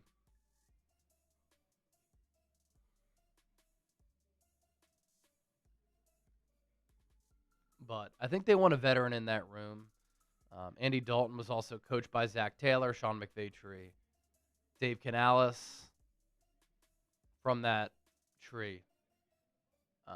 Knows the offense pretty well.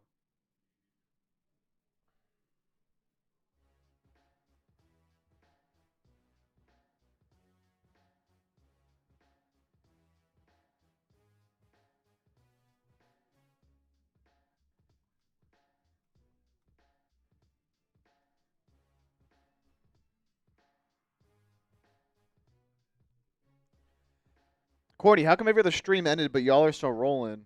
We still have some picks. Still got some picks. Still got some picks for the Eagles, so we're staying live till those picks have been called. We just want it more, you know? We want it more. We want it more. The level of dedication.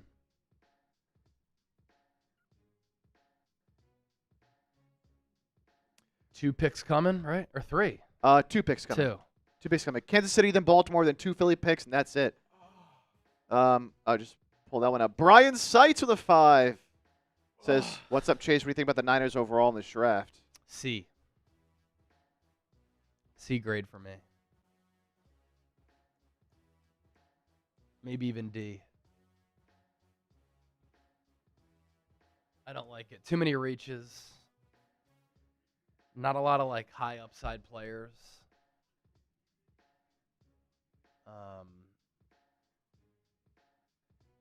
My favorite pick, I do like Dejon Stribling. I just thought it was a little bit too early. But a pick that I do like actually. Oh, Garrett Nussmeier goes to Kansas City. Classic Andy Reid. A pick that I do like, honestly, is Ephesians Prysock. He's 6'3", and he runs 4.4. He's long. Made a lot of starts in his college career. What a Nussmeier finally gets taken. It's the most southern thing I've ever seen in my life. What? Just this group of people here. Oh, for sure. They're all white and blonde. Yeah.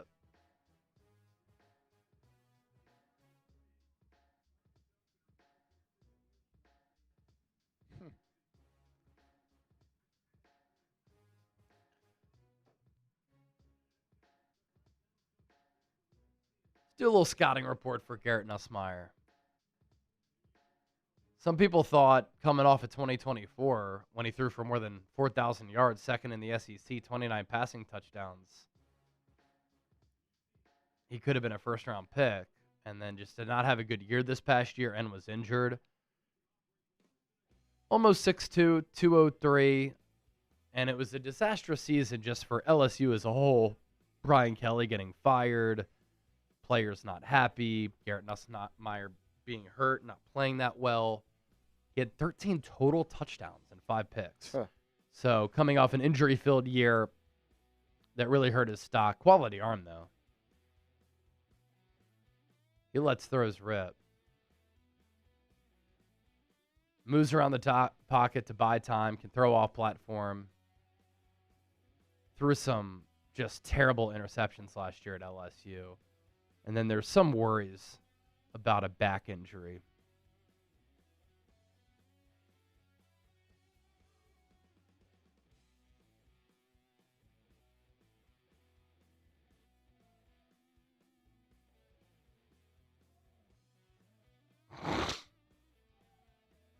Give me U.R. Bernard just for the talking points.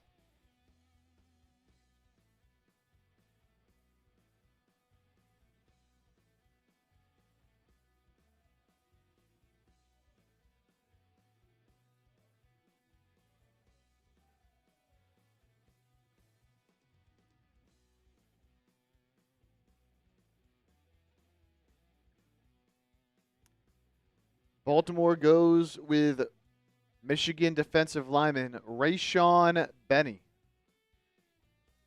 And so officially, the Eagles on the clock with back-to-back picks. We'll see what they do here.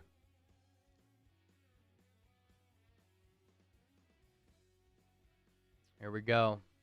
Eagles on the clock at 2:51. Back at it again, 2:52. And then is Seattle the final one? No, they're still Eagles, Ravens, Colts, Seahawks, Broncos. Okay. So there's 2 Broncos picks after Seattle. They have the final 2 picks of the draft.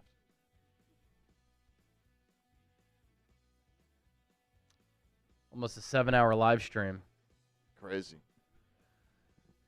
Matt Cummins, Chase, you need a Red Bull. I can't have a Red Bull. It's almost 6 p.m.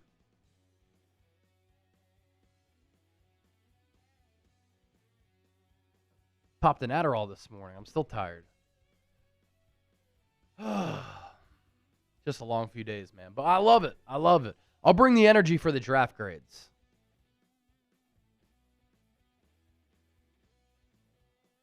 Andrew Nathan, Howie going Bernard. It's got to be Bernard with one of these 2 picks. I mean, it is so Eagles. It's back-to-back picks.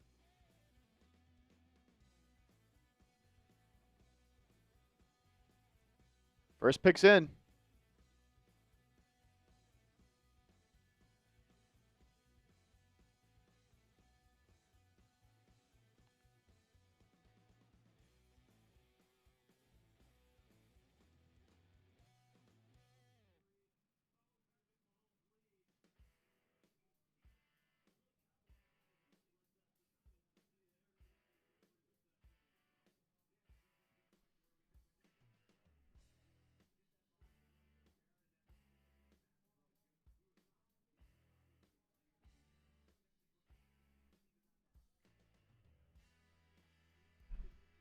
Who did the Eagles go with? Let's see. Who do the Eagles pick?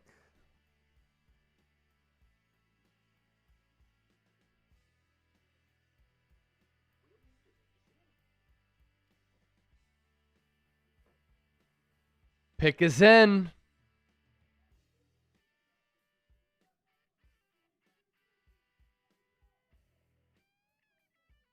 Is that Andy Kalu?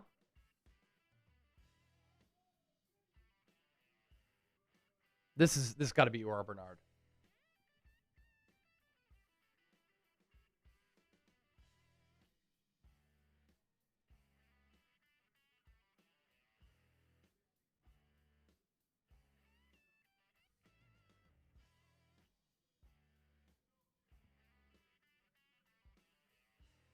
Let's fucking go! U.R. Bernard, you are a Philadelphia Eagle. It was so easy to predict. Wow. Incredible. Defensive tackle from Nigeria.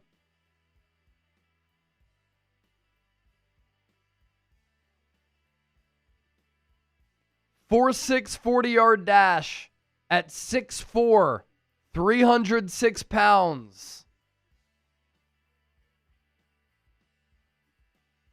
Physically gifted and explosive prospect who is filled with untapped potential. Does display some stiffness despite the athleticism that kind of showed up on, I believe, the 3-cone. Has never played competitive football. Will need a ton of development, but he is an athletic freak. Man. Yeah, these numbers are nuts. He's been working at X3 Sports Performance, where a lot of prospects have been working out. 4.66 40-yard dash, 39-inch vert, broad jump of 10 feet 10 inches, 31 reps of 225 on the bench.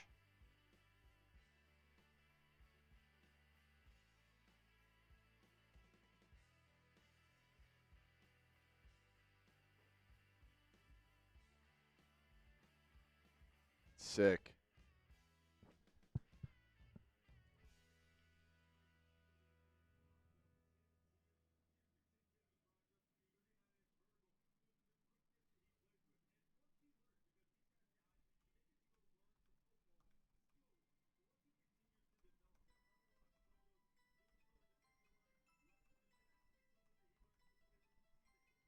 Just got to learn how to play the position, man, but tools are there.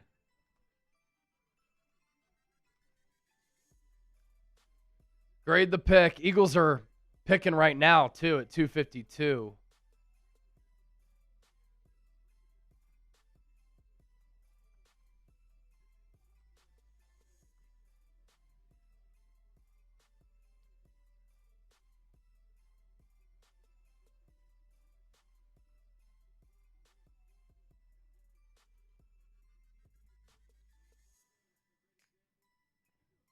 Very cool, man. Very exciting pick.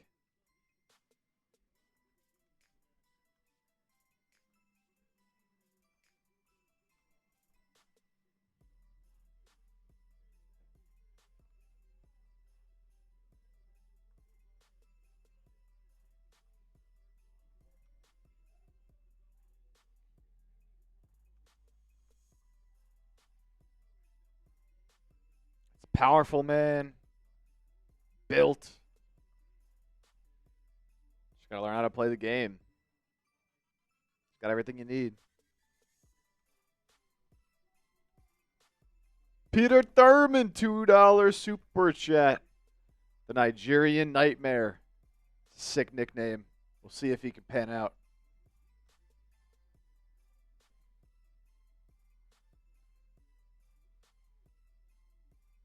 And the Eagles end their draft going with an edge rusher. Going edge rusher.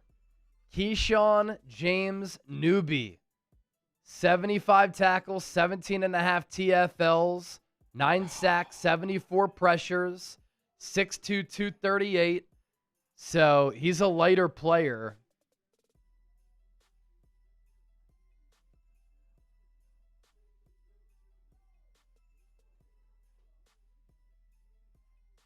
He had 10.5 sacks and 14.5 TFLs at Idaho in 2024. He played at New Mexico in 2025. 6'2", 238, 4.53 speed. Wingspan, nearly 80 inches.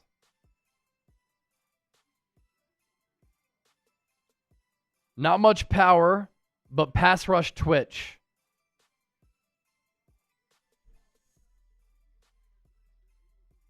74 pressures in 2025. Ridiculous. Okay. So a couple back-to-back picks there. Uar Bernard, Keyshawn James Newby. From New Mexico.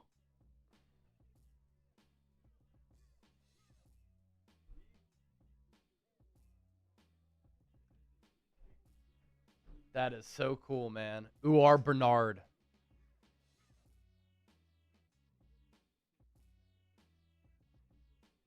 Just a freak of nature.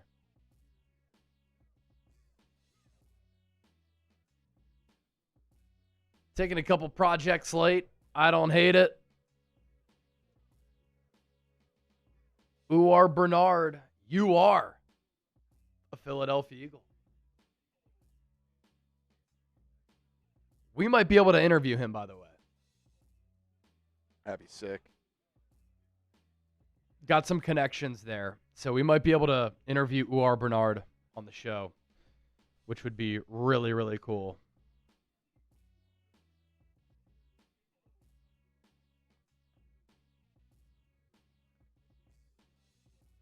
How about this physical comparison? Obviously, it's a physical comparison only, but when you compare Uar Bernard to Myles Garrett, who's obviously a physical freak, Bernard is 6'4" and 5/8, just above Myles Garrett, who's 6'4" and a half.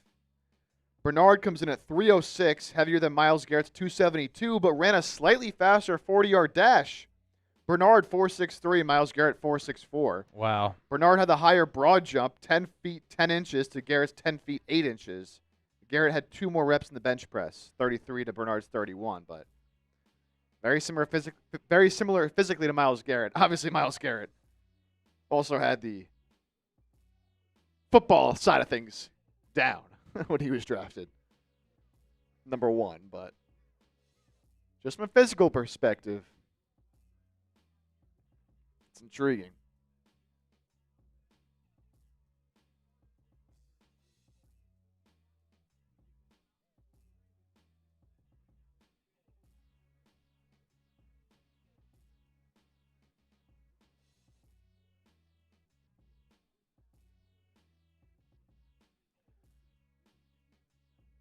All right. I'll do an Uar Bernard short because he is an absolute freak. What was that? 251. Yep.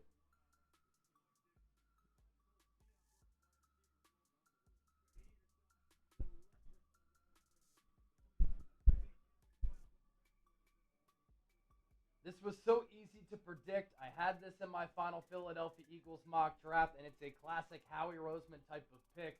Taking a swing late and taking a chance on a fascinating player. At 251 in the 7th round, the Eagles have selected Nigerian defensive tackle Uar Bernard. He has never played football before. This is a Jordyn type of thought process for the Eagles.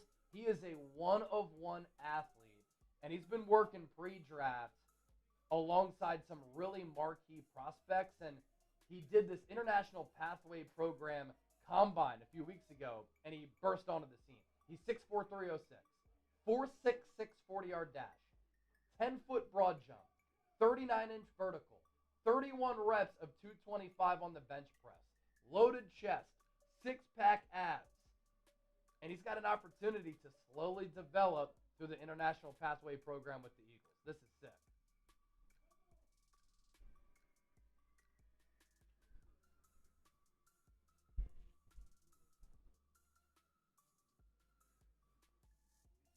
Sick.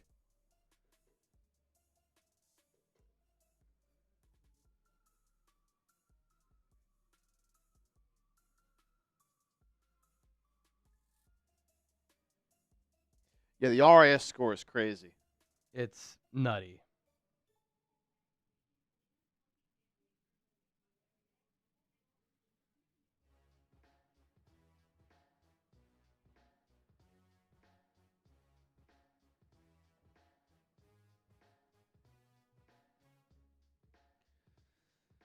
All right, catching up in the draft, Ravens took Northwestern guard Evan Bernston. Colts took Oklahoma wide receiver Deion Burks, who had a bit of a fall. Notable name there. Seahawks take Arizona corner Michael Dansby, and it's just 2 picks for the Broncos, and that's it for the 2026 NFL Draft. Oh, is that it? It's a wrap? We got 2 more picks from the Broncos. Okay. And then that's it. Denver on the clock with the last 2 picks. Who's going to be Mr. Irrelevant?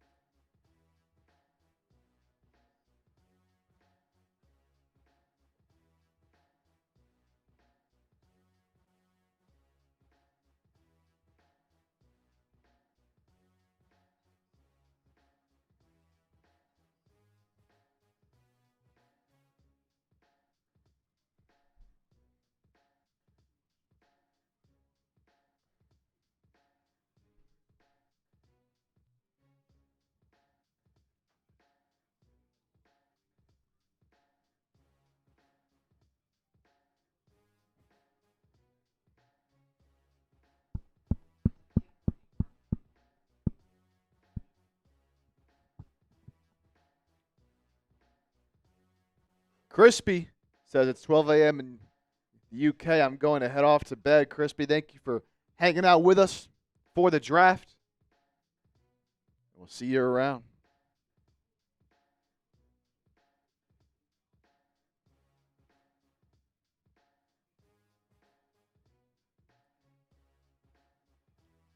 Who's going to be Mr. Irrelevant?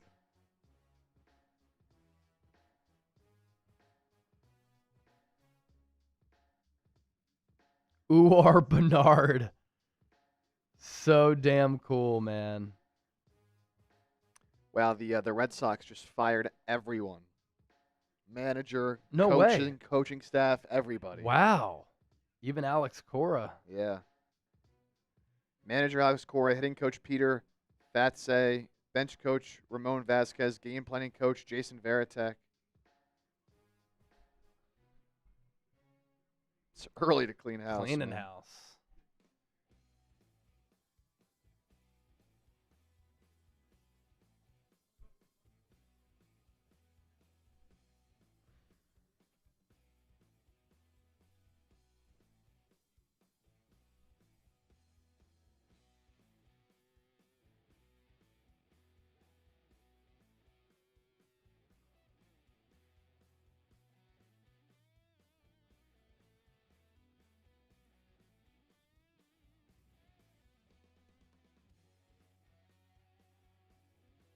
Two picks left.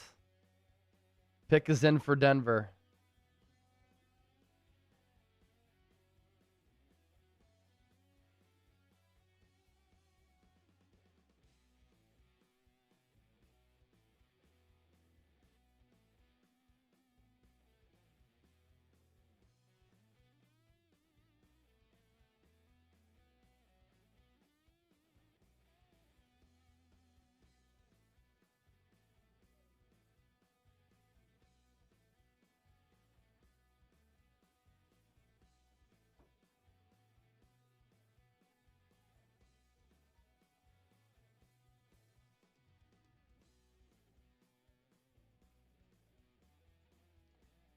Broncos with their second to last pick. Dallin Bentley, Utah tight end. And so now the final pick of the draft coming up. Mr. Irrelevant.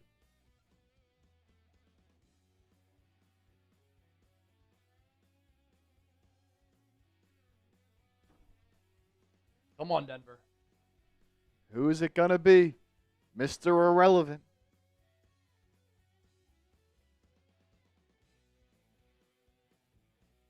Oh.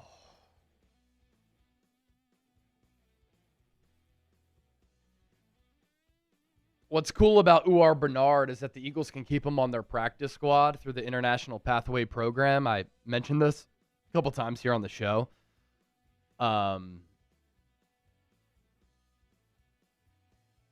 Because he doesn't have to count toward the roster.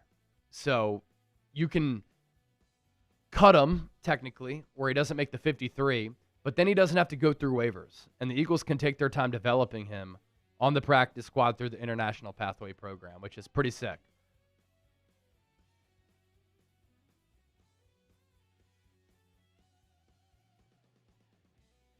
All right, the UDFA signings are coming in.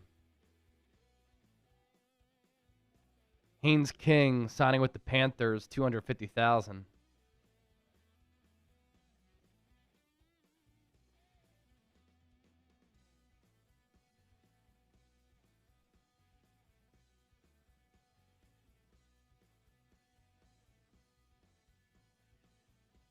It's a quarterback signing right now. Jalen Daniels, the Bucks. Matthew Caldwell with the Rams. Jack Strand with the Falcons. D2 star, Jack Strand, Minnesota Moorhead.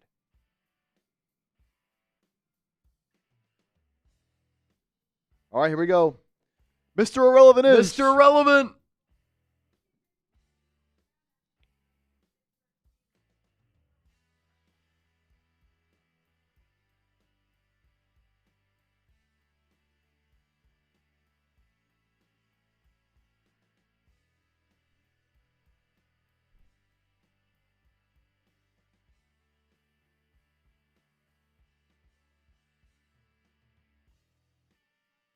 Red Murdoch, What a name. linebacker out of Buffalo. What a legendary name. Second team AP All-American, first team All-MAC, 139 tackles, third in the FBS. That is the 2026 Mr. Irrelevant. Almost 6'2", 232 pounds. I like the landing spot because he goes to Denver.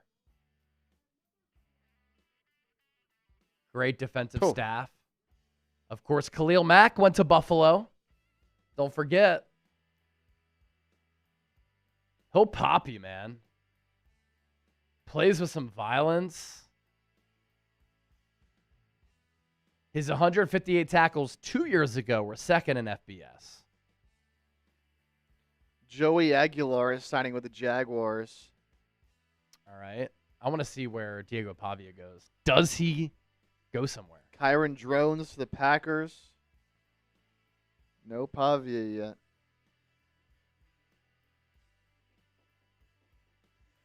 That's it. That's the 2026 NFL Draft. We did it, baby. We did it. We did it. Another draft in the books. The 5th for me, the 3rd for you? Yep. Nice. Honestly, what we do is not possible without our audience, without all of you watching our shows, supporting the content, coming back, returning, spreading the word. So it was a blast.